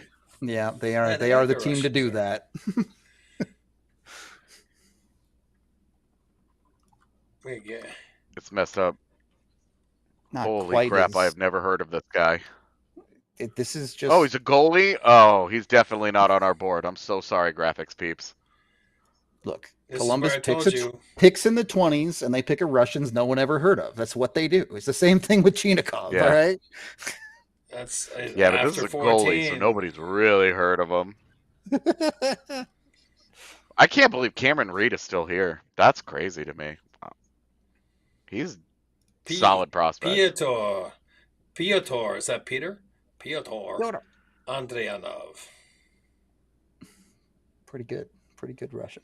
Piotr. Is that Peter? No? Yeah, it's Peter. P-Y-O-T-R. Oh, the crying family members does get me. Yep. Is he there, Piotr? Yeah, he was there. Oh, I don't see. I mean, I'm behind you guys. Unless they had a stunt double putting on the jersey. Holy I haven't crap, seen that would be the most LA thing ever. That the right players there are would be the most actually LA there. thing ever. Yeah. Just a bunch of Yup, actors, just have a like- random extras getting $500 in cash to be there that day to put on a jersey. This random guy has to go stand in a room and talk to the GM of the team that just drafted this player. They give him a card with hockey cliches on it. I'm very excited. I'm very grateful. Thank you so much for making one of my dreams come true. I love this. I will remember this day for the rest of my life. I can't wait to get to development camp next week and to meet everybody and get to work. Now the real work begins today, fellas. I'm so excited. Thank you so much for Gotta get drafting pucks me. deep. Deuces. Gotta get pucks deep and stick to the game Then plan. He goes to their interview and their parents are different actors that aren't his parents also. Yeah, I can understand why that guy's not there. He didn't think he was getting drafted until 1 p.m. tomorrow.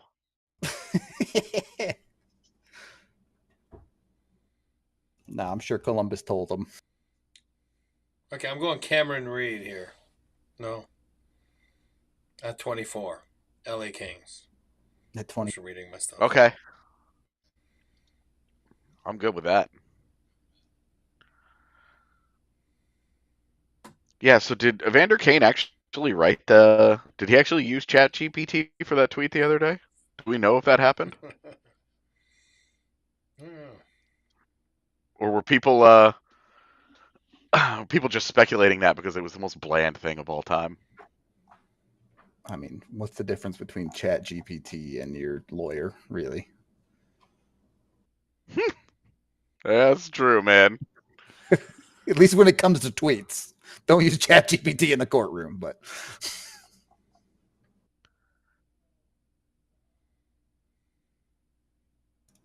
Damn, they just used the 20th overall pick on a 6-foot goaltender. he better be good. Interestingly, did not play any pro games in Russia, only in the junior league. He was really good in the junior league, but it's the Russian junior league, so take it with a grain of salt. Chris Peters had him at 65 on his list. I don't know. I want to speed bag him for that pick, but they've made it work a handful of times over the years that I'm just kind of like, you know what? Somehow, when it comes to drafting out of Russia, I trust you, Columbus. Don't trust him with goalies. There's a BU boy on the best available list. Yeah, Sasha.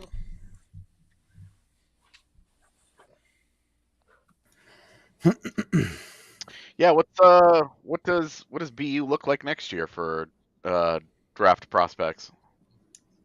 Oh, they got a crap ton. They got Murtaugh coming in. He should go late first round there. They got Trethaway, Fondrick. That's why you're excited about him. Yes. No, but I saw him play last Okay. year in TDP, right? I liked him. Murtaugh, he can shoot a puck. He's got a motor. Trethaway. Fondrick's supposed to be a really good two-way guy, right? Yeah, they got a bunch of NTDP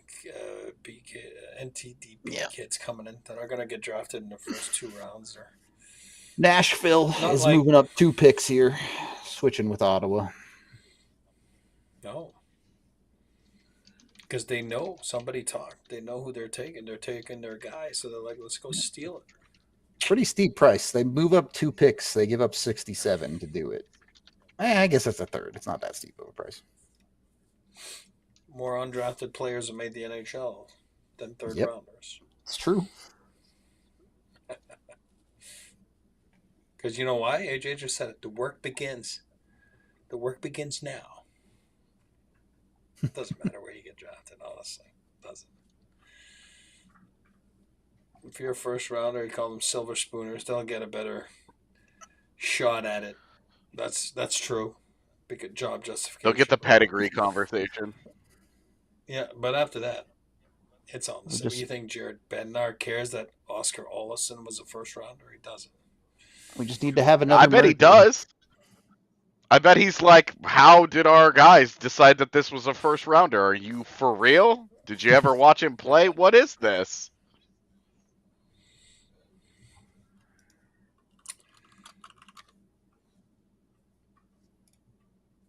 On the clock. If you're a savvy Wow. GM and They you gave see up- another merger coming, sign all your deals Giving as up personal the contracts. Giving up the 67th pick to move up 2 spots seems a little rich. It feels like a lot, but also it's a third. I don't know. I don't know how I feel about it. But they want I hope- that guy. They want. I that hope guy. Nashville burns every asset they have. So great, awesome, super cool. But They want that pick. The pick after they're probably Pittsburgh's probably taking their guy, so they're like, you know what? We're going to get it. We're going to get it right before them. Gonna go get Cameron Reed. So maybe. Yo, if the Avs use that 3rd rounder tomorrow on a goaltender, I don't care. Do it. Here's Tommy. these picks, I feel nothing this year with the picks that the Avs have. Jeff They actually Kilty, he spend was them an on Avs players. pick. That was an Avs first rounder. Jeff Kilty. You guys remember him? No, That's like you're talking about like the early years of the Avs. Jeff Kilty. Or it was a Quebec pick. That's a Quebec pick. I want to say second round. I was gonna say, I'm pretty sure Quebec it's pick, not. Quebec. No, it's a Quebec pick. They never signed him. He does a great job. Yeah. I'm sure. He's assistant GM. No, in Nashville. you're right. He's, He was a first Quebec, rounder. right? He was 22nd. First rounder. Yeah. What year is that? 94. 95? 94. Yeah, that's Pretty my good dad's draft dra- for pretty good draft for your dad. Wade Belak, Chris Drury, and Milan Hajduk. And Yeah. Tim Thomas. That's pretty good. Yeah, Tim Thomas. They never signed him.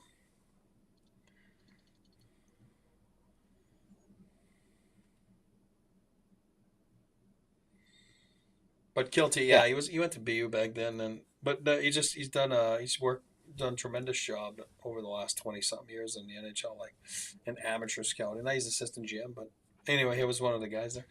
There's a lot of ball guys in that room. This Nashville, is by they're losing far their the hair there. slowest draft I've ever covered. Not that I've covered Ever. that many, but it's so slow. Walshy just tweeted it. I absolutely loved the NFL draft as a kid. It's what got me into prospects and drafts and all that stuff across all sports, right? I loved it. And I remember when they made the change, because it used to be 15 minutes per pick, and they made the change to to speed up their first round because it took 7.5 hours to do the first round one time. Yeah. That's Ridiculous. what this pace feels like. And allegedly, these teams only have 3 minutes on the clock. This is a joke, dude. 3 minutes is 12 minutes, actually. This is tough. Yeah. And look at the empty seats. This is tough. I just don't understand how they're not speeding this up. I don't understand how there is not somebody in the background going, "What? Go faster!" Cameron Reed is the guy they moved up for, so at least they moved up for the guy that was falling. Yeah. So he was going to go at 24, 23, 22. So they were like, yeah, we're not getting them.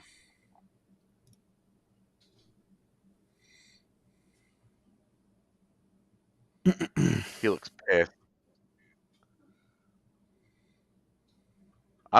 I'm sure he's a little annoyed. He was still on the board at 21.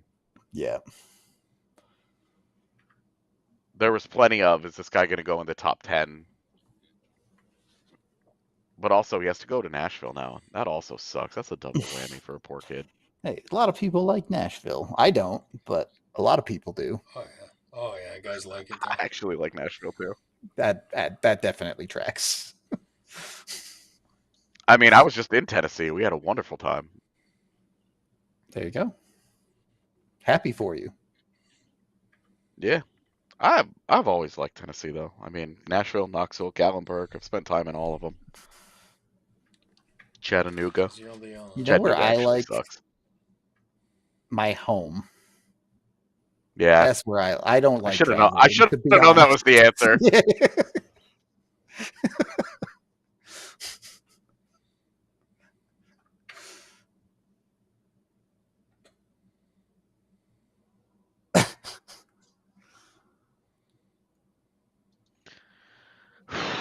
Dude, it takes so long for this guy to get picked and come down out of the stands Put and his get to the jersey stage. on. Put his hat on. They played his whole sizzle reel was done by the time he got to Bettman. It was already. They just had to pull it off the screen. Oh, well, that's the end of that. Now you got to come talk to the GM in this weird room over here. All right. Can we all agree if the last pick of the draft is actually there and he has to go into that room, it becomes a saw challenge and not like a room to talk to the GMs? Yes, let's do that. Let's put these guys through some saw challenges. Let's kill some kids. It sounds great. I'll do anything to make this stop.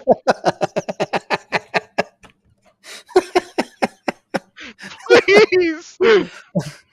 Please just let this stop. I can't believe I love the draft and they've destroyed the boy auction. This isn't fun. Oh God, the boy auction. Okay, are we even allowed to say Yes. that? That's what my girlfriend calls it. She was like, "Oh, what's the show for today?" I was like, "The draft." She was like, "Oh, this is the boy auction?" Yes. I was like, "Yes, correct." Depending on if you consider Russian players Europe, then 3 Europeans have been drafted. Yes, 2 Swedes and a Whoa. Russian goalie. I guess which part of Russia was he drafted from? Yeah, I don't know Russian geography, so can't help you. Is big. What a stat right there. What a stat. 32 minutes, Brad saying 20th pick minus 32 minutes later than it was last year. Holy crap. Absolutely brutal. He was born in Volsk, wherever that is. Huh? Love Volsk. Russia is Pittsburgh. What is that? Is that the 3rd pick of the first round? I mean, it's pretty far west. That's probably Europe. You could probably call that Europe. Is that the 3rd pick for Pitt right now? For the first round? No, Feels like second.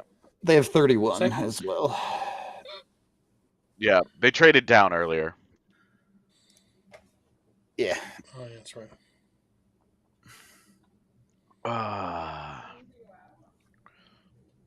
Yeah, what happens when the league expands? What happens when we're at 36 teams? It'll take 7 days. Oh my god. Well, we'll be back to in person, so it won't take as long, but Don't give them an idea, E. They're going to do a round a day at that point. Oh. anyone looking for our reactions to the Coyle trade, go watch the first 30 minutes of this show and you will find the majority of it. That AJ will was have a 7 piece hours ago. someday, but this draft may never end, so AJ may never be able to finish his piece. We talked about it early in the draft. It I was did- 7 hours I ago. did. I published while we were live on the air. As you the just sent Islanders it? were All right, picking good. Schaefer. I published Perfect. it, promoted it, and did all the stuff for it. Awesome. Go read that 600 times in the length of this draft. Yeah, let's do some math here. Hold on, let me pull it up real quick. Look at the empty seats behind. All That's right. so sad. Look at the empty seats behind. Empty seats. You're on pick Great frame. 22. Pittsburgh said, we only sent Chris Letang, so go up there and pick again. It's All terrible. right, Look, let's it's see terrible. here.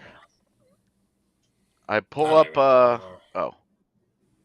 I pull up my piece about the Coyle Miles Wood deal from earlier today. This says it is 6 minutes read time. All right. Let's do a little bit of math here. It has been 3 hours, basically. It has been Another- 194 minutes. 6 minutes per read time. You will have been able to read that piece 32.33333 times. Jesus. 32 and a third times you could read that piece. Another QMJHL kid for Big E and Zonin coming off the board. Hell yeah. Do you remember the Rowena Rondalanche salad days? Nantel and JC Bodan. Yeah. AJ Greer AJ joined them for Greer. half a season. Yeah. Yeah, it was good times, man. I liked Julian Nantel a lot. He was such a nice kid. Yeah. I talked to him a bunch when the Eagles were in the ECHL still, actually. He was Look an at Letang's easy interview. reading. Very comfortable. Letang is reading. Letang was reading short, like as his son was announcing it, he was like reading quietly, like his lips were moving. That's funny. Get so nervous for your son, you know. Dad behavior for sure. Yeah. Yeah. That was awesome. That was great.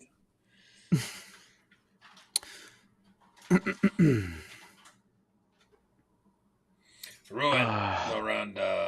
That's where the asphalt stops in Quebec.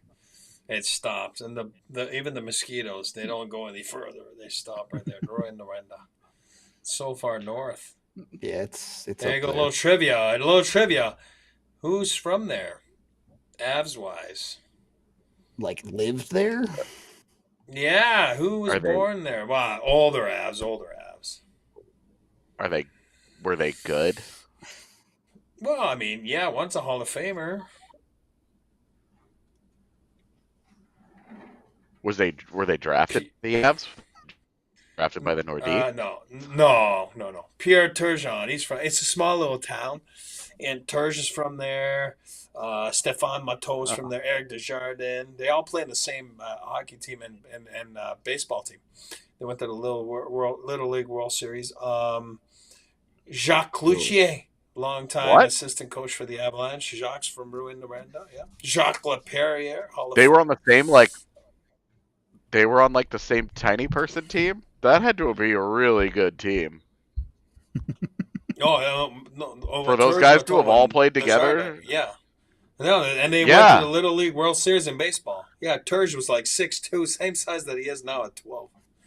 Hairy chest and everything. It's unreal. Well, strange detail. I'm saying he was such a big kid. For the record, Zonin got traded to your hometown team, so he won't be up in the sticks next year. Is he Blainville? Yeah. Armada.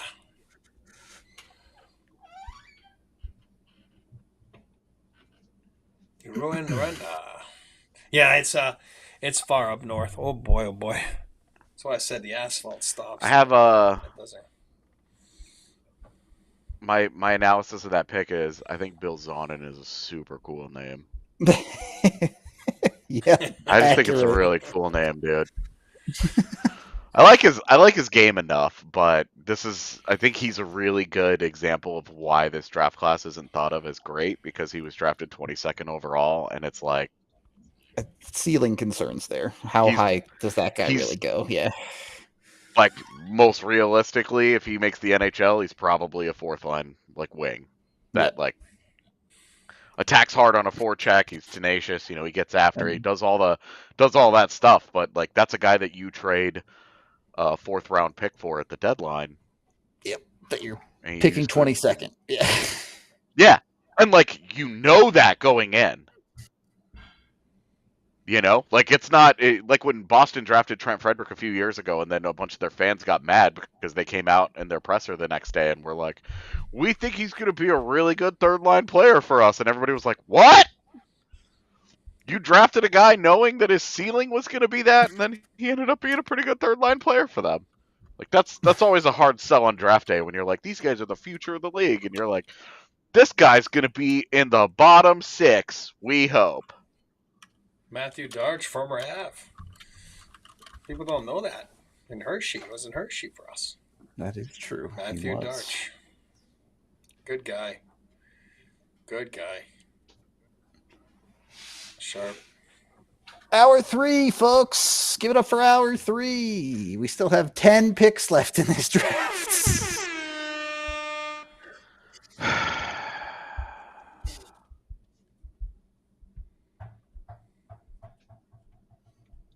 Look, dude, this is some Guantanamo level stuff here from the NHL.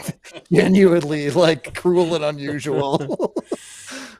Fam, do us a favor and hit the like button, please. Yeah, really if you enjoy seeing us get tortured, pound that like button. Yeah, honestly, we should have.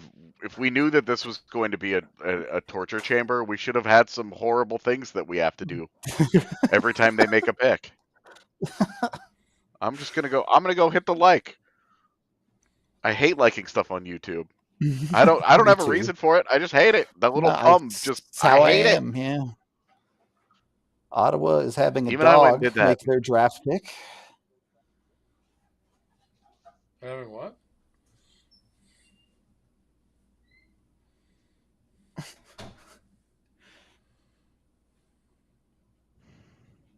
This is awful. Yep, truly brutal. The pick has been in for 15 minutes. Let Darcy speak. God. Hensler goes. That's great. I don't have any issues there, but instead of us wasting time on the 15 minutes it's going to take for this guy to make the selection and then walk his way all the way up there, just talk to the GM then. Just start the clock, all right? The next pick has to be in by the time the last prospect walked into the GM torture chamber room, okay? That's what's got to happen.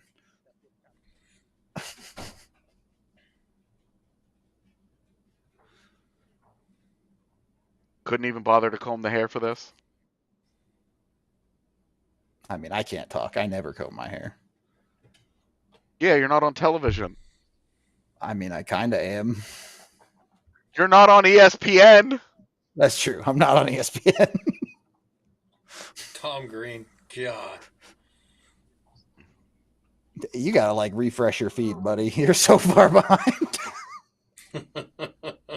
No, but it's Tom Green. You guys remember him or no? It is. And then Yeah, the TV he show, made that Oh, pick yeah. on our screens 2 minutes ago. I know. How do I refresh that? What do I do I to don't know. refresh on it's Are you watching F5. through ESPN Plus? Yeah, just hit F5 F5? The hell is that? on the keyboard. What's on? Oh God, you have a Hold on. Mac with a fuck. Oh, forget it. Just. Oh my God, it's TV over, remote. dude. No. I'm watching it on TV, on the app on TV. That's what I'm watching. Is this a phone? Hello? Is that you, Rudo? I don't know. AJ. I actually don't know how to Is refresh this it. you? I'm like a tubo. That's like a cell phone back then. That's like the first cell phone that when I was younger. Hello? Hello? Oh my god. Hold on. You guys are killing me. Oh. They make fun of me, Chad. It's not fun. I feel like threatened. I feel like abused right now. Like they're not nice to me. Eric Lacroix has You've never created a once hostile work felt environment. threatened by me, of all people. Okay. H. Andre, those two are abusing me. Eric's fists are the size of my head. All right, there's no way I'm coming out on top in that fight.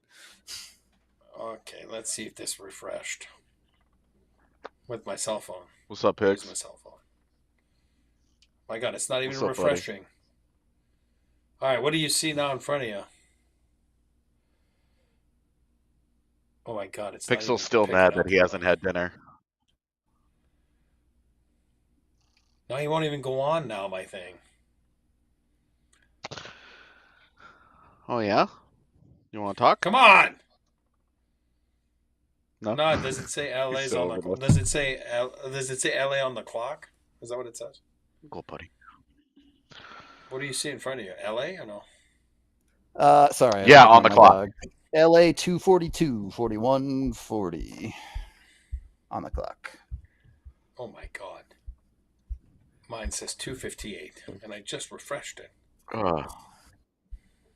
How? Maybe I need. Well, Max or I thought you something. hated it, but you're still here. Hi. Yeah. Yes, his name is Pixel. He's a super senior. He's going to be 17 in September. Sheesh. Yeah. Old enough to get a job and pay for his own damn food. I love him. Yeah, he's great. Can he make the next pick? Yeah. Could Pixel just make all the picks at this point, honestly? My cat was 18 when he passed. Oh, don't tell me that. No, you still have a couple years. That's what I'm saying. I have only gotten about a year with him. I would like my own 16, please. My dog's not gonna make it that far. If we get Rex to like 14, it'll be a big win. Yeah. God, my thing is so slow.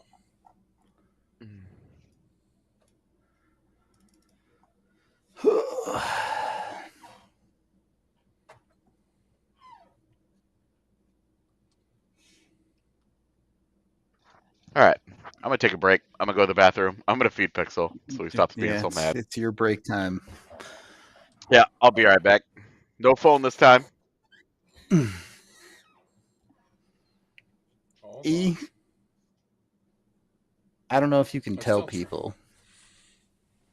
What's your biggest front office argument you've had? No, I'm being honest. Like one of the best ones, and I told you guys that I saw was, again, it was the year of Charlie Coyle, Kevin Hayes, and Bukestad. and because they were playing high school hockey, our amateur guy in Boston was pounding the table, and they were so mad about the fact that we didn't, we kind of discarded them because they played high school hockey, and I remember the local guy being so mad, and then all three had 12 plus years, 13 years in the NHL, right? Or they're still playing all three. So,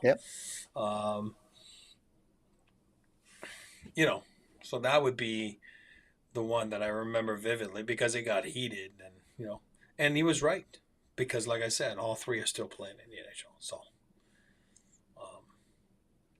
So yeah, those are the ones that you remember. You know what I mean? Because you're No doubt. Yeah. Oh God, trade alert here. What we got going on here? It does appear that the Kings just made a trade. I knew they were going to back off. Pittsburgh trading back up, it looks like. But that's because they were taking Cameron Reed. They thought they were going to get him, but then he was gone.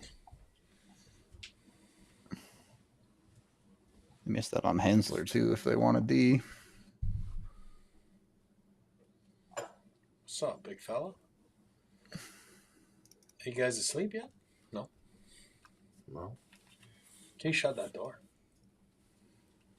Yo.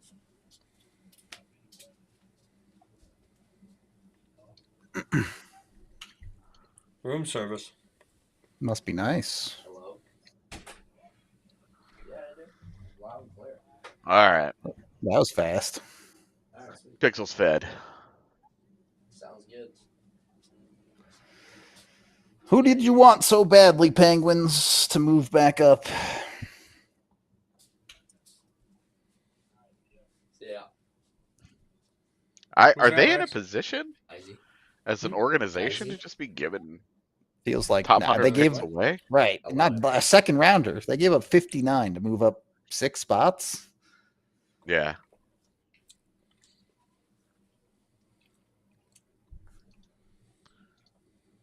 Sasha, Washington.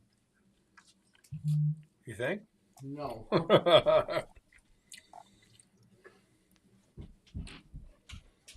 Max got the inside line there. No, he was just like bringing me room service.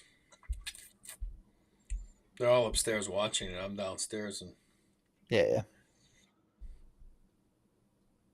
well, that's not the. This graphic is funny. I didn't initially see the who have played in the NHL part of it. Why is this random 7th rounder in with these guys? I was like, they've made 5 picks in 8 years? What's up? That seems bad, given they haven't won at all in those 8 years. I knew they were in win now mode, but what?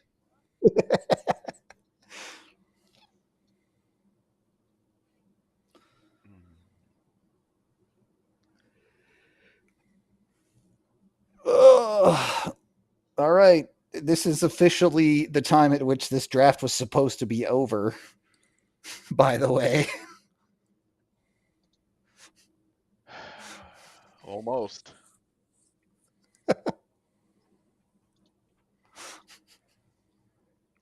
Honestly,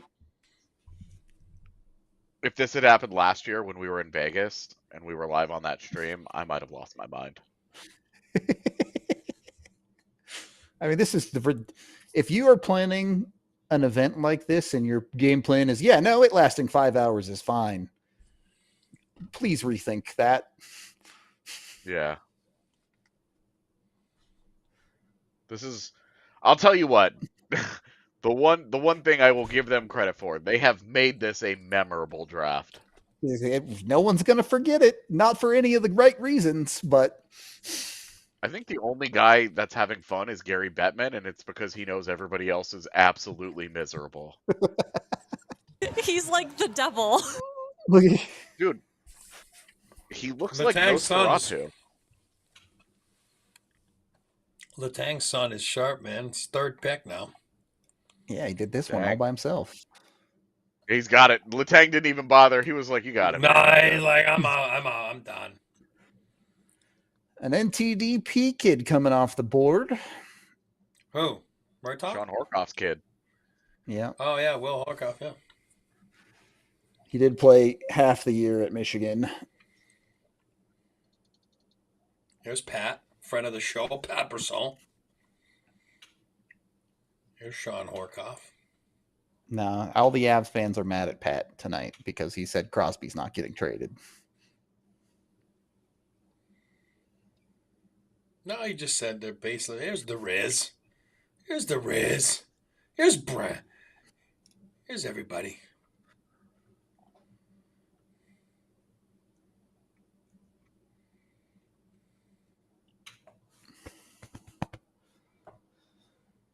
You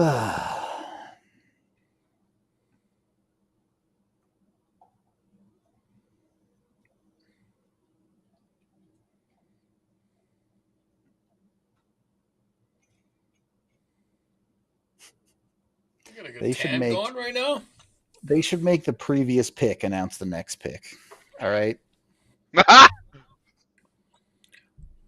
We're gonna really find out if these kids can read or not.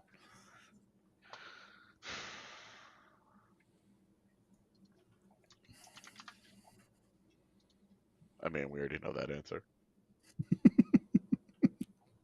Who cares if they can't read, man? The president can't read. He's the president. It's fine. None of this matters.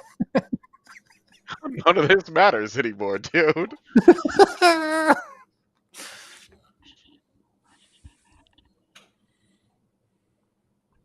Why can't we just chat GPT the draft order? Whatever it says the top 227 or whatever players are, that's it. Whatever number draft pick you got, you're assigned to that player. Yeah, you're but- done. By the 50th pick, Chat GPT is going to be assigning like the Red Baron to fucking teams. It's That sounds awesome. You're gonna get great pizza. Horkoff 6'5". Where'd he get that? 6'5", Horkoff. Like Sean, his dad Sean was like 6 feet tall. Jesus. officially he's 6'4", for the record. Oh, ESPN's got him at 6'5", but whatever. I mean, who knows? This elite prospects could absolutely be wrong.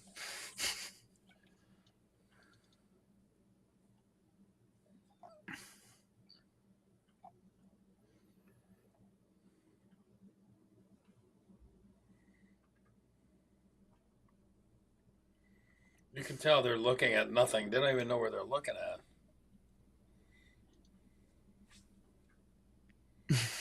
Yeah, who's the other guy next to Dubas that's looking off the side? He's looking at everything except that camera. Well, now he's looking up at the ceiling, down at the ground. Oh, by the way, that was Max on the Horkoff highlights. He's just texting me. Was it really? Yeah, he just got sniped by Horkoff there. I didn't notice it. You can say he made the NHL draft. Yeah, no. All right, Chicago, do something stupid, please. Okay, thanks, bye. P.S. If you want deep analysis on teams like Chicago or mostly just Chicago, because Dallas doesn't have any picks. Philly did some stuff. Yeah, Philly also. They're not in our division, though. Go check out our sister sites, CHGO and PHLY. They are having much more important draft days than we are here in Colorado.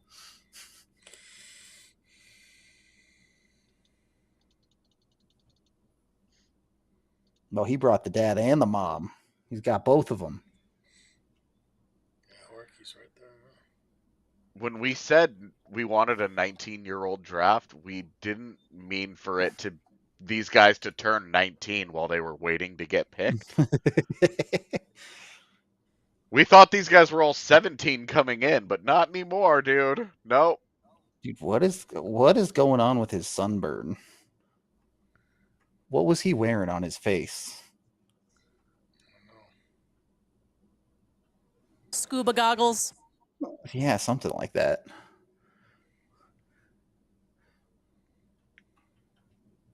What is she doing?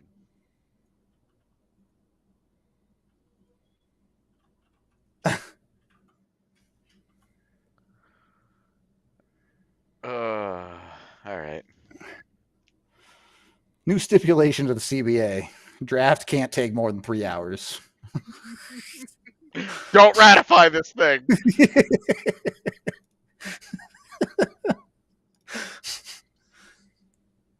What do they do?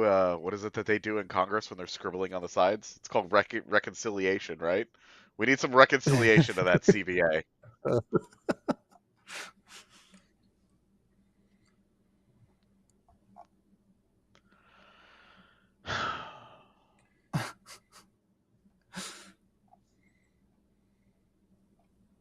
All right. I don't have jokes left to make. The only joke I have left is, can we go back to how it was during the expansion draft? Just someone leak the list and let's go home for the rest of this draft. Maybe the most annoying part of that was that it was like one pick at a time was getting leaked. Yep. And so it was like a 9-hour stalking of that guy's Twitter account where you were like, God damn it, Frank, can you just do one long tweet or put it in a thread or something? Like, please stop doing this.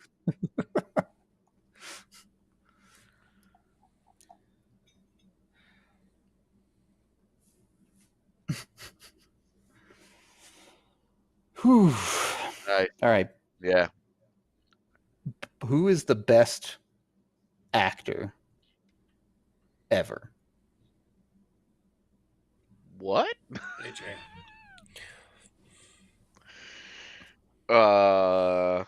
This is such a broad question. This is hard. It ain't supposed to be easy. Daniel Day-Lewis. Okay. That's a great actor. I accept this answer. I just watched Lincoln the other day. It's still really good. Also, Last of the Mohicans is a masterpiece. Sure. No argument there. I feel like I'm supposed to say Charlie Chaplin. Why? Just because he's like basically created the genre of acting in modern film terms, at least. Cary Grant. Definitely not the best ever. My favorite is Edward Norton. Oh man, American History X is an intense watch. You got to prep yourself if you're going to watch that one.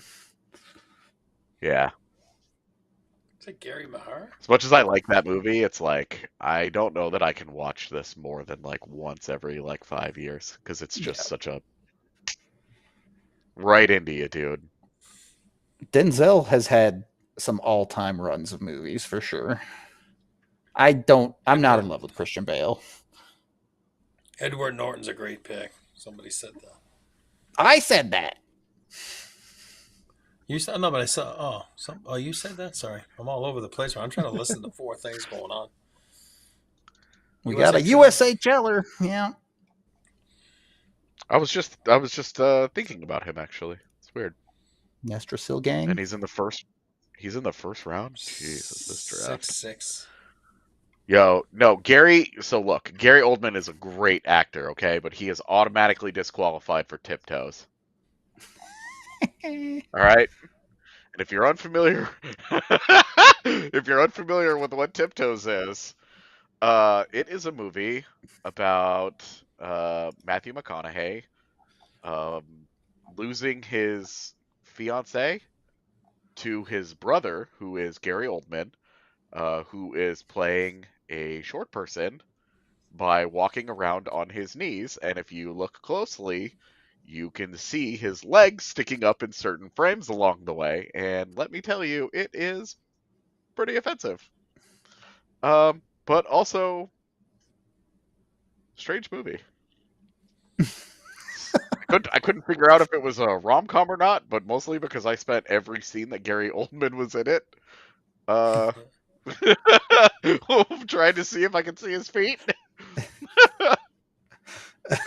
So, yeah, sorry. Gary Oldman disqualified because of tiptoes. I'm sure Leo Paul should be Newman. up there somewhere. Paul Newman should be in there. Oh man, Reggie Dunlop. Cool Hand Luke is a great one too. Good old Reg Dunlop. Does Matt Damon make the list? I don't know. Tom Hanks should probably be Oh. up there. Yeah. I mean, Matt Damon's Damon. two most quotable lines in any movies are Matt Damon and asking if you like apples. How you like them? I got her number. I got her number. The fact that the fact that you can actually like quote Matt Damon helps the It case. does.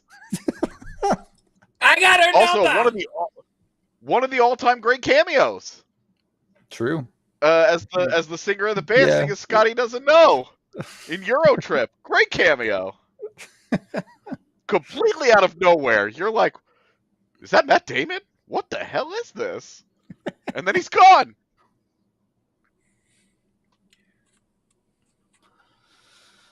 Who we got here? How about Blake Fiddler, son of Vern Fiddler, former Nashville Predator? That's who I'm going with right here.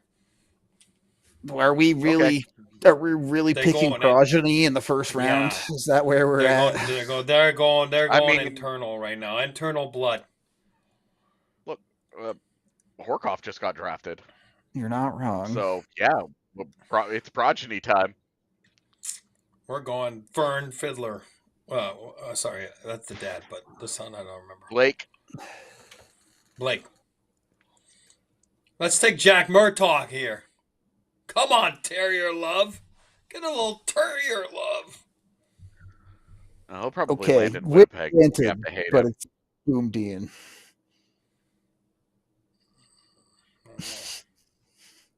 Wait, what? Second.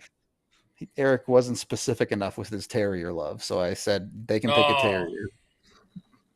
Well, Sasha's still out there, yeah. I saw him play live this year, didn't I? Didn't I? You did. Riker Lee, another USHL kid coming off the board. Riker Lee, where's he at? I'm He still behind now. I was fell behind at- again.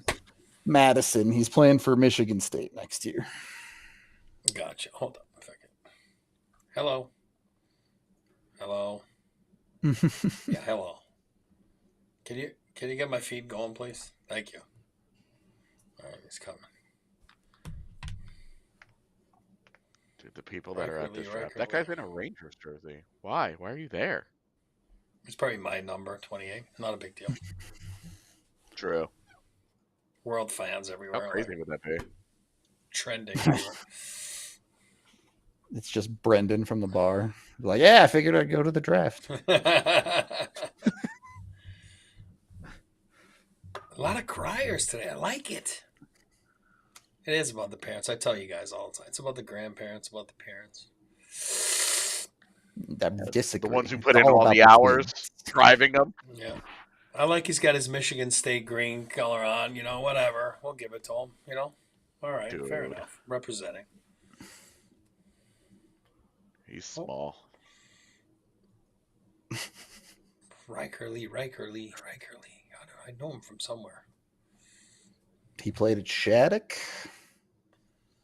Is it? Like, I know him from somewhere. I'm Before just this, telling I'm you where talking he about- played. Yeah. No, I know. That's probably from where, yeah. Riker Lee. Hmm.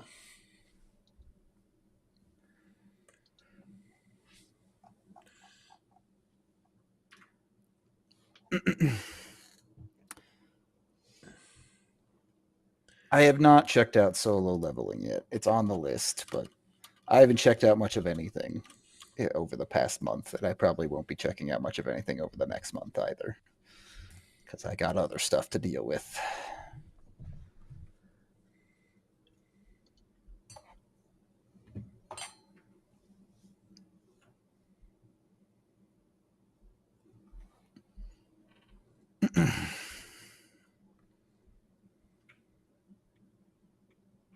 All right. I refuse to allow Liam Neeson on a list of the best actors. Yeah, he's like Jason Statham. He's the same character and everything. Yeah, exactly. Maybe that's Leon, like yes. a subclass of great actor, right? Knows his role. Yeah, like the guy that plays one thing really, really well. Ha! Adam Sandler should be on the list. Adam Sandler should be on the Ugh. list. Will Ferrell. All the guys you don't like. Will Ferrell had a pretty amazing like 5 or 6 I year wouldn't put run him there. in the top actors of all time, but he did have a great run No, as no. much as he's not my favorite. Yeah. Sam Rockwell, a good one. I mean, Robert De Niro was a great actor too, but I mean, God, he's had some sick movies. Sam Rockwell's one of those. Every Bobby! time I see him in a movie, I go, "Oh, Sam Rockwell, I'm gonna like this." Did you ever see the movie The Fan with Robert De Niro when he's a fan? Bobby Rayburn, Bobby. No, The Fan. Never seen it. I've seen like No. clips of it. I've never seen the whole movie. Well, Landon, he just put Zac Efron, and my daughter would be really excited. She's in love with him. High School Definitely not making the list is Zac Efron. No chance. Musical. You Yeah, are robbing him. Sorry. High School Musical is terrible. It's He's- terrible. Look, I'll take Zac Efron over the new generation of the Paul brothers and shit, but Jim Carrey, I mean, love, come on. absolutely. yeah. Jim Carrey. Jim Carrey was pretty funny. He had a good run too. The Mask was really That's a funny. great run. The Mask is a really wild rewatch. I watched it a couple of years ago for the first time as an adult, and I was like, "What is this movie? This is actually insane stuff." Ooh, you know what? I really like Paul Giamatti. Paul Giamatti is usually a good movie for me. Yeah, would like him a lot more if I didn't waste my time on that movie he just made last year about being the teacher stuck with the kid at the school over the winter break. I thought it was going to be fun. I thought it was going to be an adorable, lighthearted movie, and all it made me do was like movies less.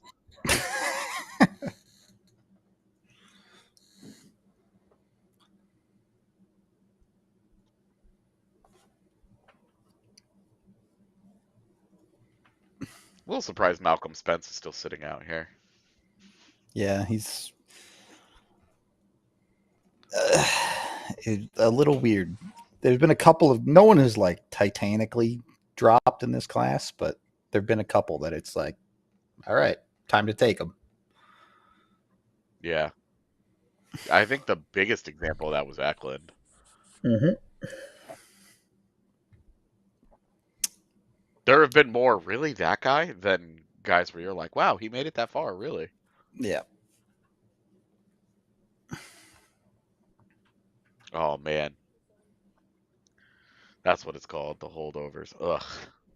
I did not like that movie. Robin Williams is a great call. He was awesome. Lyndon Lakovic. Lakovic? Good old I don't movie. know. Yep.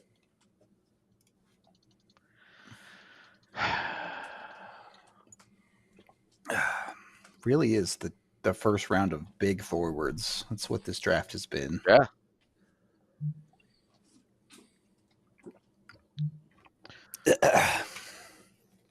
This is a good example of, hey, of all things being equal, take the big guy. Yeah, true. None of these guys are all that great. Take the big guy. Hope for the best. Take a goalie. Who cares? Come on, Winnipeg. Take a That was his goalie. agent right there. Alan Waugh. Playing at Harvard. I sniped on him. Big Al. Look at the empty stands. I mean, it's just the dumbest draft ever. I'm sorry. This is an embarrassment. This is truly. sad. This is sad. It's crazy, dude. It's terrible. I'm so mad right now. You're coming up on hour 4. Even for like the families that are there just waiting for this to end. His uncle, Sasha Lakovic, he was tough. All right. You guys want to hate me even more than you already do? Is it wash right now? No. What? No, it's Winnipeg next. No, Winnipeg. Yeah, sorry. Man, I can't see the screen. It's 6 inches from my face, and I'm like blurry right now. Like, It's not. It's Yeah, not his you fault. need glasses.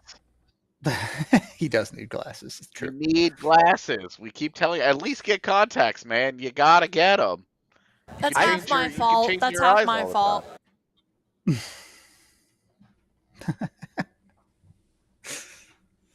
Anyway, I don't like Leslie Nielsen movies for the most part. Oh, I'm with that. It's fine. Like, Missed it's mark. not even his fault. Naked Gun just never did it for me, and I worked in retail. So the number of times someone has come up to my till and said something along the lines of "Don't call me Shirley," I can't take it anymore. Yeah. Oh, NHL comp, Anthony Mantha. That's not great. Hey, this guy went in the first round, and that's what you're comping him? Yeah, I mean, we're talking noise here, Mantha was but what, Anthony second round? Mantha like had like a handful of good years there, like genuine top Yeah. 6 Oh, productive Okay, player for a while. if his career is the good years of Anthony Mantha, that's all right, reasonable, totally. Would y'all trade our 3rd round pick for Nick Robertson? Yeah, of course. Nick Robertson would be a fine middle 6 player, and 3rd round pick won't be. Sold. Would I trade anything to make the Avs' current roster better to try and win now? I mean, there are limits, but For the record, I would absolutely be into the Avs building out their prospect pipeline, knowing that 80% of them are going to bust, because that's just how it goes. 80%, even 90%. But right now, it's like 98% for the Avs. So I'm just like, I don't trust the amateur scouting guys. They can't get a quality amateur head scout in there to run that program, because they trade all their draft picks away, and it's a dead end for a career. They can't develop anybody that they actually draft. Those guys get into the AHL and their careers die. They have more success with undrafted guys and getting them into the NHL than they do anything else. I mean, half of their first round picks are busts, and the other half are fine. But it's now they've gotten into the habit of trading first round picks. So hey, permission structure's been built. Now it's just going to continue on. Like it up until they get rid of the McKinnon-Makar era, we're done. I don't want to see the Avs mess around with draft picks other than what they're doing. Trade some guys away in cap dumps, acquire them, turn around, and send those guys back out in deals to help the NHL team. Like, we don't even need to bother with this. What they did last year was great. They took a first round pick, they traded it for they traded down again, they traded down again, they acquired a bunch of picks, they got a class. Great. That's fine. If you want to trade down with your draft pick and do it that way, that's fine. But we don't have to sit here and pretend like the Avs have any idea how to develop a guy anymore. We just don't need to continue to try and lie about this. I mean, it's not like we're lying about it. It's just, like they haven't successfully done it at all they in the do a last fine 5 job years. It's a with joke. defensemen, I would say.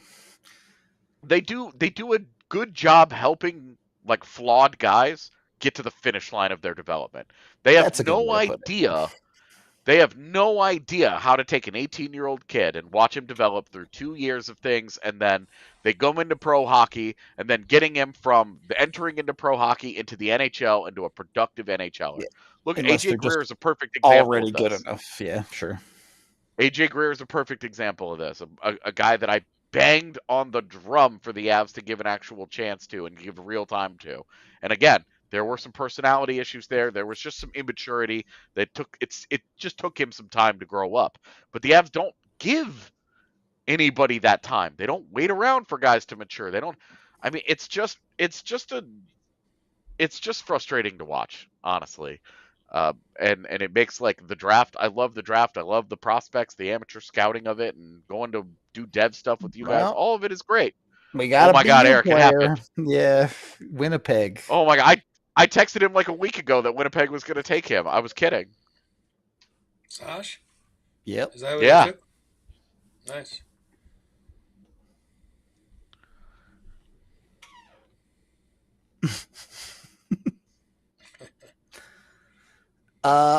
Sorry, We I took all the have wind out of my sails. Anyway, go ahead.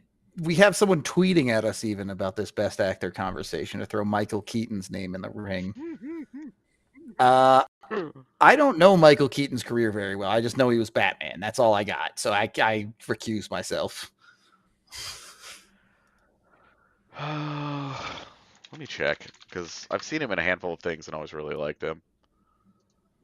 But yeah, I mean, obviously he's great in Batman. I liked him as the Vulture in Spider-Man: Homecoming. That was pretty good. Oh, Spotlight is an awesome movie. Spotlight is an Sasha awesome movie. is hugging 800 people right now. This dude's it's going all to his take family. another hour to get to the stage. It's all the family. It's his family.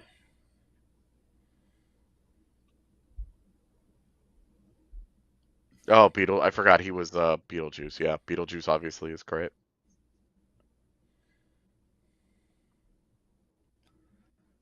What was that movie that he was in where he turned into a bird at the end? Birdman. Birdman. Yeah. Yeah. Right there in the name. Birdman. Okay. All right. Yeah. Birdman. Excellent movie. Excellent movie. Weird, but excellent. I love Spotlight because I love journalism movies, because I grew up as like a journalism dork. I loved journalism. It's what made me want to get into it. It's why I did newspaper in high school and all that stuff. And I love watching investigative journalism, like behind the scene, like All the President's Men was my favorite movie when I was a kid. So love those. And Spotlight is an amazing example of it. In almost every journalism class I had, if we had like a do nothing day, they would put on Spotlight. Yeah, before Spotlight came out, it was All the President's Men that journalism classes did that with. We're almost there, boys. 5 Yeah. more picks. Almost. Come on, dude. Oh, 4 more picks. I can count. I promise.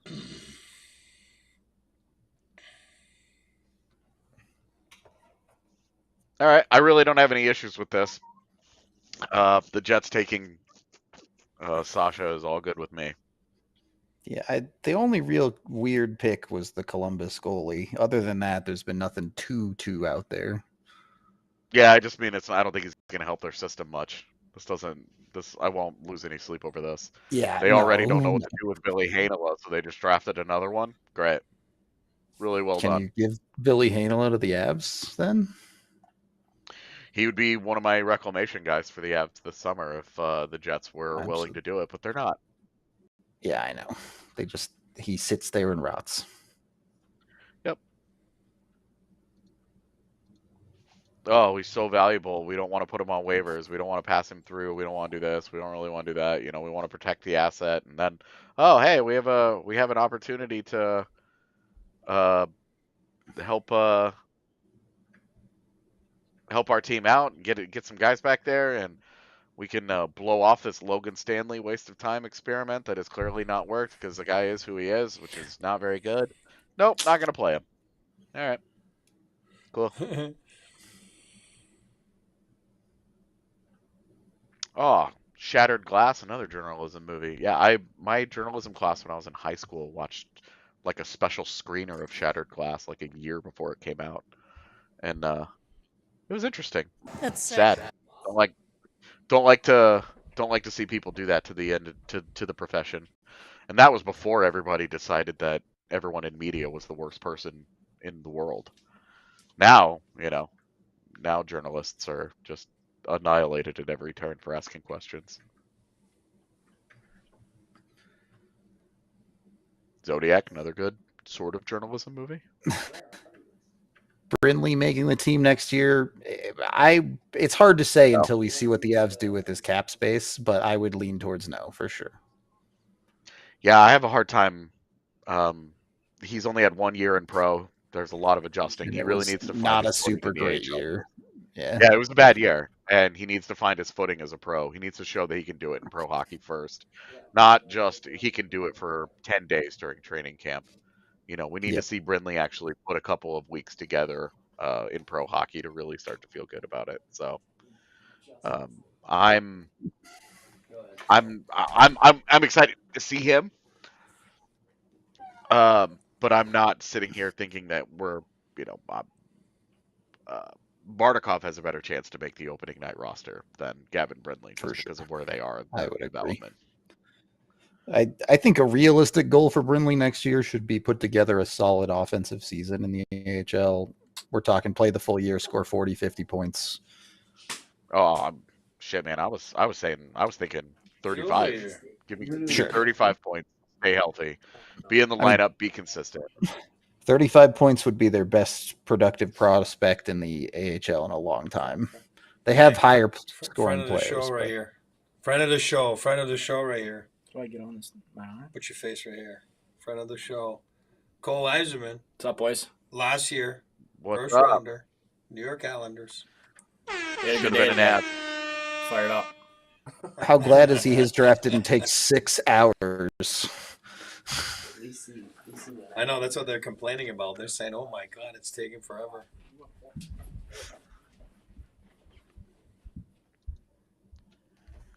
Oh, he's proud of his Islanders. Sorry, cut you off. I mean, pretty good day for them. Pretty damn good day. Yeah, they had a good day. Yeah, honestly, the Avs not hiring an assistant right now. Eric, let me ask you this, since you would know better than any of us. Them not hiring an assistant by now, it's a little odd, right? That it's taken them this long. Like a lot of those guys have taken jobs. Yeah, I'm shocked a little bit. Honestly, like unless it's been done, just hasn't been announced. You know what I mean? Like for some reason, for some odd reason, I don't know. I don't know. I really thought I was shocked to see Danny go. I was shocked to see Schneeklock go. Those opportunities came. Then you're like, okay, maybe they're waiting on someone that's, I don't know, with Florida or Edmonton or whatever, still playing, or Charlotte or Abbotsford, whatever. But I mean, maybe you'll see it here announced. I don't know. Or did they lose out on a couple guys they were trying to get? I don't know. But yeah, it's kind of, it's weird that you haven't seen it yet. You know what I mean? So I'm not even memeing when I ask this, but like, would Pete DeBoer take an assistant job just to take a year off? No. Or I'm sorry, versus instead of taking a year off, you don't think he would ever just I'm not even saying for the Avs, but you don't think he would be an assistant somewhere just to be like, I've got time? No, because been there too long, a head coach, you know what I mean? And you saw Spotter. I just saw Spotter take a job. Where was it? Rangers? No. Spotter I thought just he was took a staying job. in Dallas. No. Oh. No. Steve Spotter just took my brain is foggy tonight. Boston, was it Boston? Yeah, Boston. Pretty sure it was Boston. Yeah, it's Boston. Yeah. He's coming with Sturmy in Boston. Oh. Yeah, so, it is. Yeah. So, again, he sticks with DeBoer all the time, right? They've been Mutt and Jeff for all those years, right? Yin and yang, whatever you want to call that. So, I can't see DeBoer taking. I think he'll just take some time off. That's just my thoughts. I mean, that's just my first thought. Supposedly, Chicago is trading back into 29, so we have to wait even longer. Let's go. The best part of this broadcast is the trade button. I like the button. Keep the button. Let's go, Jack Murtaugh. Oh, BU action. Seriously, we're on Mason West alert now.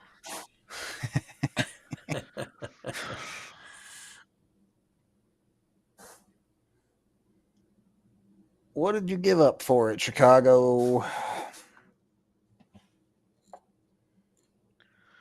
I don't know who William Byron is, but sucks that he's not making this pick anymore. Hey, dude, announce this trade your team just made. He doesn't even get to push the button because he's not there. Why is he at a racetrack? What? Is that a real racetrack? Probably not. Just an elaborate green screen. I mean, Shea Weber's sure. on like a golf course, so whatever. Hire Megan to be the In the PP coach. rough. That sounds great. Yeah. Boy, some Oh, of he's those a real NASCAR cars, driver. I guess that explains why he's there. Yeah, that All would right. make I sense. mean, at least this tracks. Believable, yeah.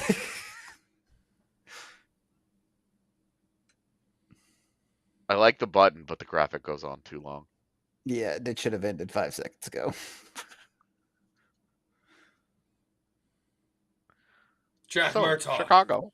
Why does You're on the Chicago's clock. war room look like an international conference? Yeah, it's the UN. There was not much progress made in the peace treaties in Chicago today. It's not even the UN, man. The way that they've drafted recently, it's like model UN.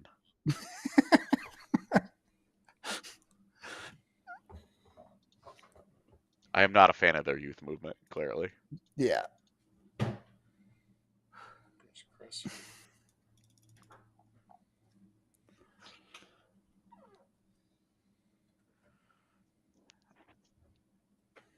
What is going on right there? Oh my god, it's a commercial. I'm like, what?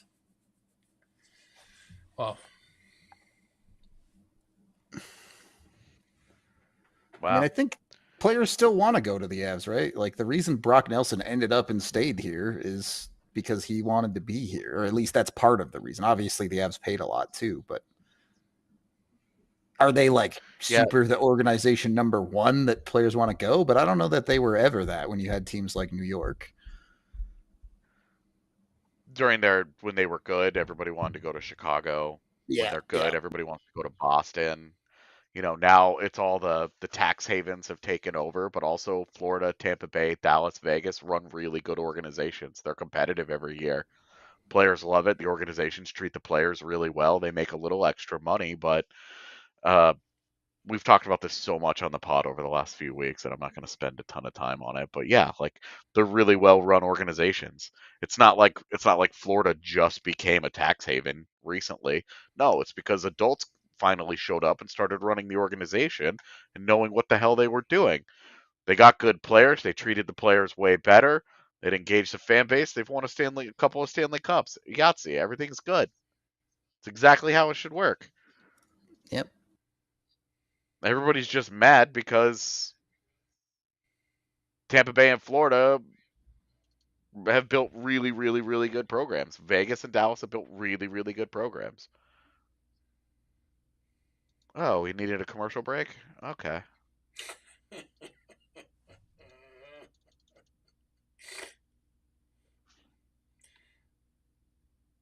Gustav Forsling. Jesus. Okay.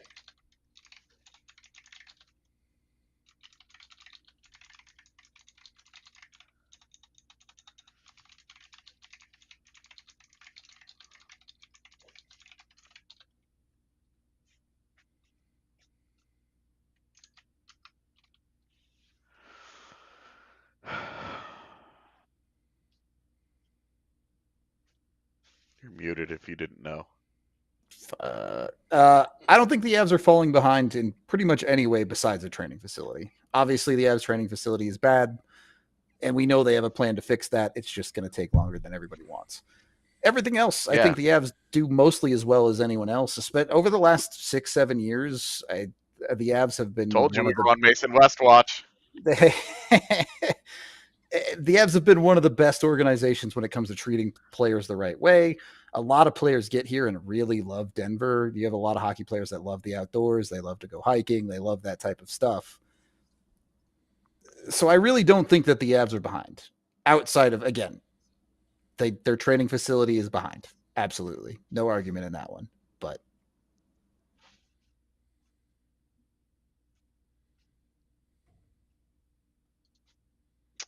yeah, I mean, overall, though, they're like players that they acquire, they often keep. They often sign to deals. Yep. They have not had a hard time retaining talent. Another big fella. God, he's a big boy. Yeah. He's like a star quarterback too. Yeah, but can he skate? I don't know, man. He's probably just Riley Tufte. That's funny. Riley Tufte could move for a big fella too.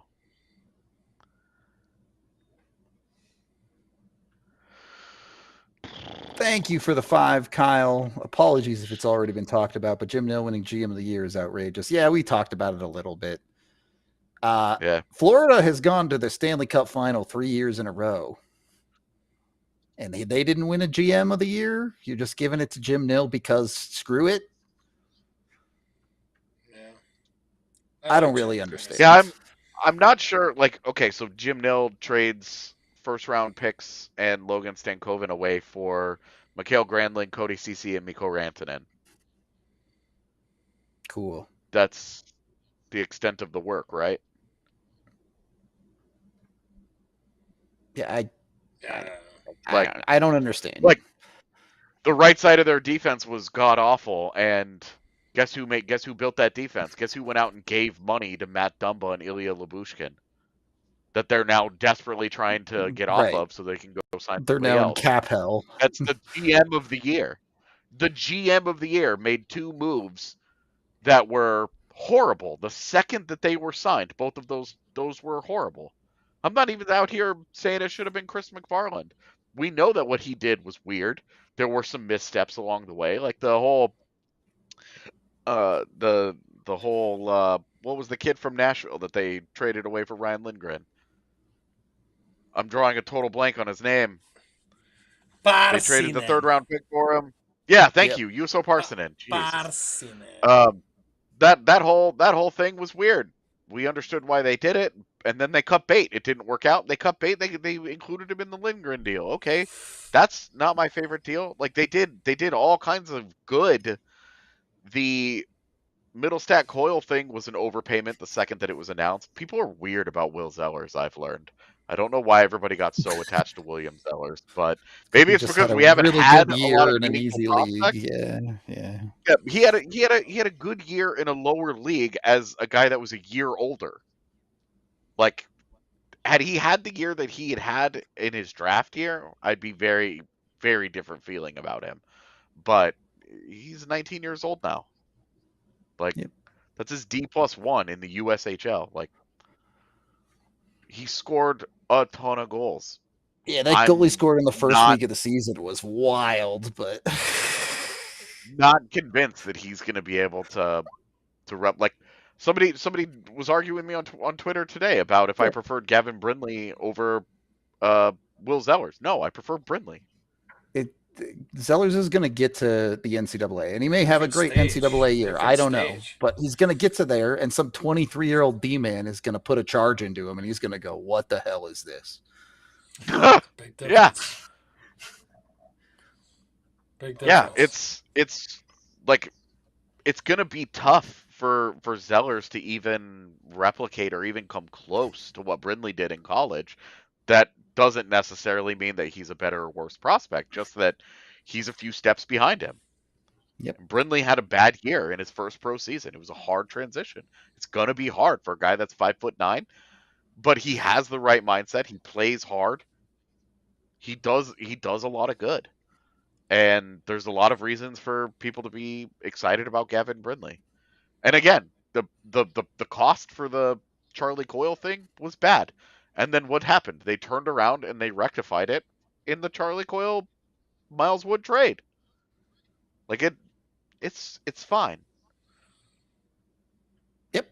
But yeah, watching Jim Nill win GM of the year was like, this is ridiculous. This is stupid. Right. It's not like what is the measure of who wins GM of the year? How are we just doing it by vibes and Jim Nill has the best vibes so he won it 3 years in a row? Like the 3 finalists are almost always guys that are from that make the conference finals. It's almost always those guys because that's when they vote on it. So Edmonton beat them in the conference finals 2 years in a row. You have, again, I already mentioned Florida on the other side. Carolina makes the conference finals every year, it feels like. Hey, 2 goalies in the first round. What a world we live in. How did they not rectify the Charlie Coyle deal today? They got off of Coyle's money. They got off of Miles Wood's money, and they gained back the second round pick and the prospect. Gavin Brindley and Will Zellers are basically 1-to-1 prospects. They're so similar. Like they gained those guys back. The assets that they gave up in that trade, they got back, and then they added a 3rd-round pick to it. Genuinely, and like obviously we don't know, different timeline, Same but how thing. much better could they really have done? I don't know that they could have done much better than what they got. They were the real problem was that Casey Middlestat completely collapsed as a functional NHL player. Yep. Like Casey Middlestat collapsed. He went from being like a solid second line player for multiple years. You kept waiting for him to turn that corner last year, and then it got to 20 games, 25 games, and it was like, I guess he just can't do it anymore. Yeah, they cleared out cap space today so that they could go get players. Also, they've been using draft picks and prospects to go get players.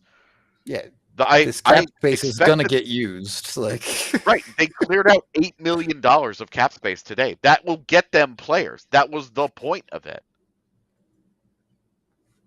Hey, sounds like San Jose likes goofy goalies. Askarov, now him. That's cool. You know, He's they got know a how to cool work name, with them. though. Ravensburgen.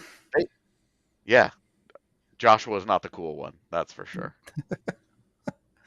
Yeah, if they don't trade Casey Middlestat when they do, and it continues to get worse, they waste that run. They don't, and we know. They lost in round 1, so it didn't matter anyway. Okay, but you're now we're pretending that you had that information on the day of the deal. He had been horrible all season. Casey Middlestat had been horrible from like game 18 on. He had been not even an NHL player. You don't just hold on to him and hope that it gets better. It's not how a team trying to win a championship operates. You can do stuff like that for a guy that's making $1.5 million. You can't do it for a guy that's making just shy of $6 million in such an important role in your lineup. You're punting on trying to win the cup that year. You're punting on it. There's a quote that, what would you attempt to do if you knew you could not fail? Well, there you go. I would put it very simply Sometimes you like fail. this. I know Charlie Coyle had a bad playoffs. I know he wasn't good in that series.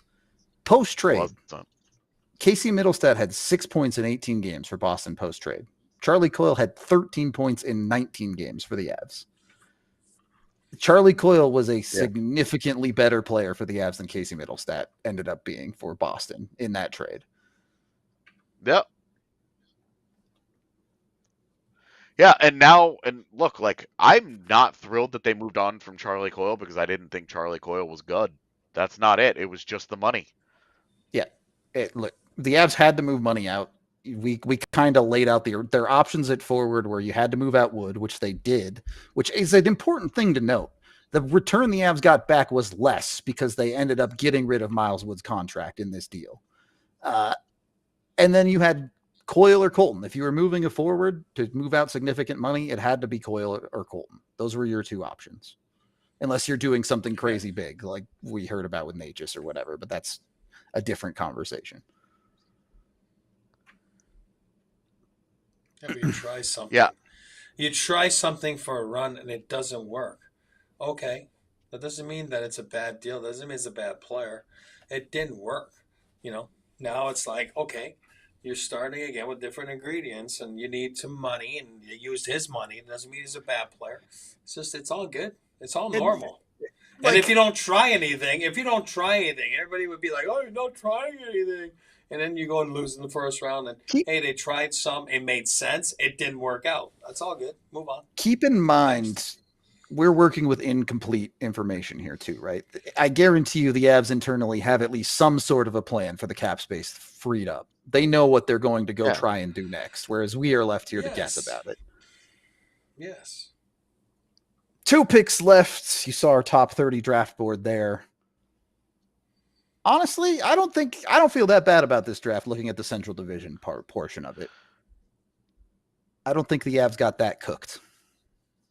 That's years away anyway. Yeah, of course. You're talking about 3, 4, 5 years into the future before these guys are even breaking into the league, but Yeah, Casey Middlestat had 16 points in the last 44 games as an Av. All right.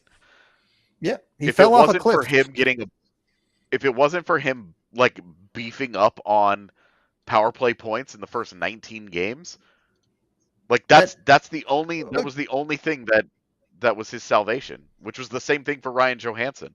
Should they have kept Ryan Johansson because he had a really hot 10 games to start his Avs tenure and then completely stopped being a functional NHL player? Should they have kept him because his overall numbers were better than whatever guy that you want to pick? Like, yeah, he had more. Middlestat had more points than Coyle on the season when they traded for him, but he had been unplayably bad for Right. 3 months.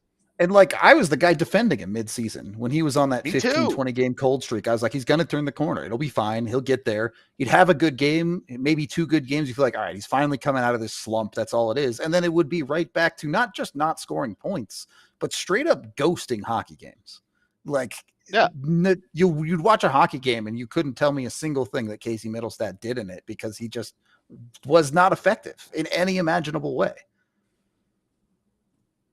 I mean, every time it started to look like he was gonna turn it around, nope, right back into the tank. His first 3 games in Boston, he scored 3 points. And if you want to, and this is where this trade tree, and then after that, this whole trade tree argument falls apart because you can say the same thing about like Byram, right? Like Byram was great here in the Cup run, and then he never really developed into what the Avs hoped he could be, and he didn't do it in Buffalo either. So you ended up trading Byram for Middlestat as 2 players that did not live up to the expectations. Right. And like the Coyle deal just wasn't a good value when we made it. We all hated that they gave up a second and Zellers for that.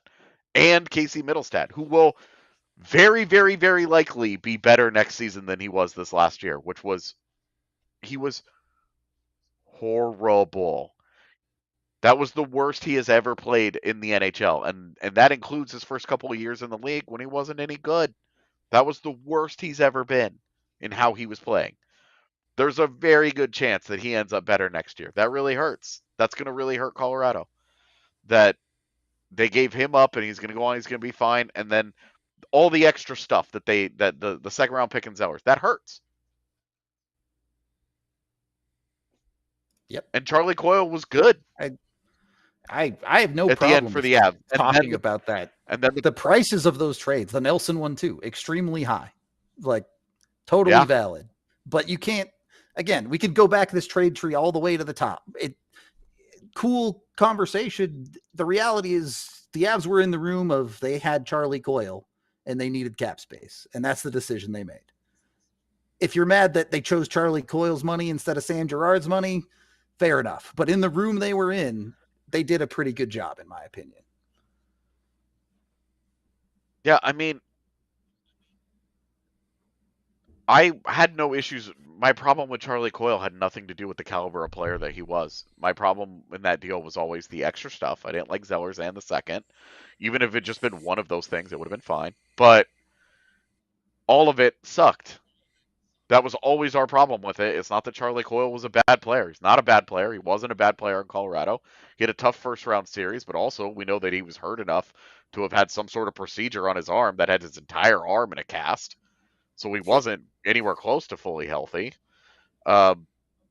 which seems like a fair bet to say that probably played some sort of role in his struggles. Yeah, no doubt. But like now they're in that position, and they ended up in a summer market where there were very few centers available, and Colorado wanted to get off the cap space. They did that, and then they used that as an avenue to get off of Miles Wood's cap space too. It ended up being pretty great. The Kings did select Hunter Brusewicz. I'm sure I just murdered his last name, but that did happen while we were ranting about this. I hate this narrative that the Avs can never win a Stanley Cup with Sam Girard because he got hurt during their Cup run, and like, So they just can't. You just, yeah, right. Like you could never win it. People thought this about Steve Yzerman too. People thought this about Steve Yzerman for a really, really long time. Steve Yzerman oh, he's not a good enough leader. He's not captain material. He's not this or that. He's like one of the 20 best players to ever play now. Won a bunch of Stanley Cups. Like, you can't win with Sam Girard because of something that you've decided upon, that you know what's going to happen next. Like, and you're mad that they traded Charlie Coyle. This is all dumb. Like, you need to see what they actually do with those things. Yes, Sam Girard was not in the lineup for the Cup Finals and the third round, but like, he was on the team that won the Stanley Cup. He played that whole regular season and a portion of the playoffs, and they won a Stanley Cup. So, like, I don't know what to tell you on that front. They were 5-1 with him in the lineup in that run.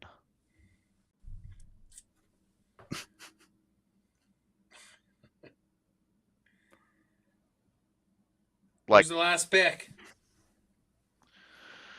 Yeah, the best part about me getting fired up about this is that it's made the last 3 picks go. Yeah, 4.5 hour draft. Unbelievable. Unbelievable. It's unbelievable, dude. 4.5 hour first round. Sorry. First round, you're right. I mean, honestly, day 2 might end up being quicker than day 1. Oh, it will be quicker. 100%. It will be, man. It will take 2 hours. Yeah.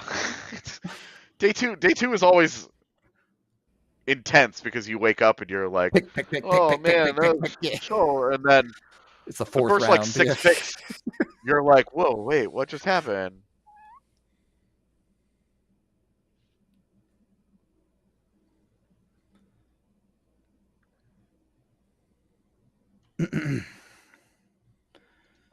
He's already been up there. He's already made a pick. Why are we telling the story? Yeah, I don't know.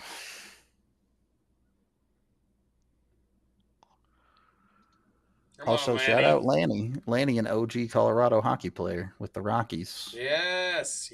Good man. Great man.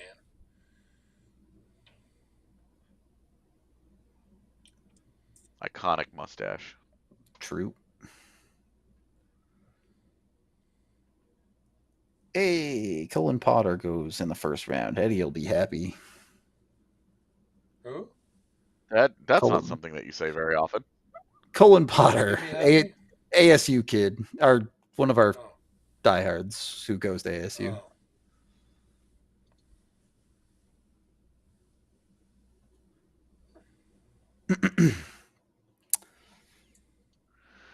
Are we good? I think we're good. We that made it to pick 32. We had a 4.5 hour broadcast and spent maybe 30 minutes talking about the draft. Yeah, we might have got a solid hour in there, and that's as much as an Avs podcast needs to talk about this draft. Probably too much, honestly, for an Avs podcast. I don't know. I hope we were at least entertaining, chat. I hope you enjoyed the conversation. We will be back tomorrow for a recap show after all of the draft action. We'll break down what the Avs did, if they did anything. Hope it might just be they made a couple picks. It might be they made a move. I don't know. We'll see. But yeah, LJ Mooney. We're rooting for LJ Mooney tomorrow. Okay, you heard it here first. We're rooting for a actor that in a basketball movie. That's the only thing I can think of when you say Mooney. But Jack Murtaugh, come on. Either way, we're going to wrap up our show. We appreciate y'all. This has been the DNVR Avalanche Draft Show, NHL Draft Show, even presented by Bet365. That's it. That's all. Goodbye. We all silly like the mayor.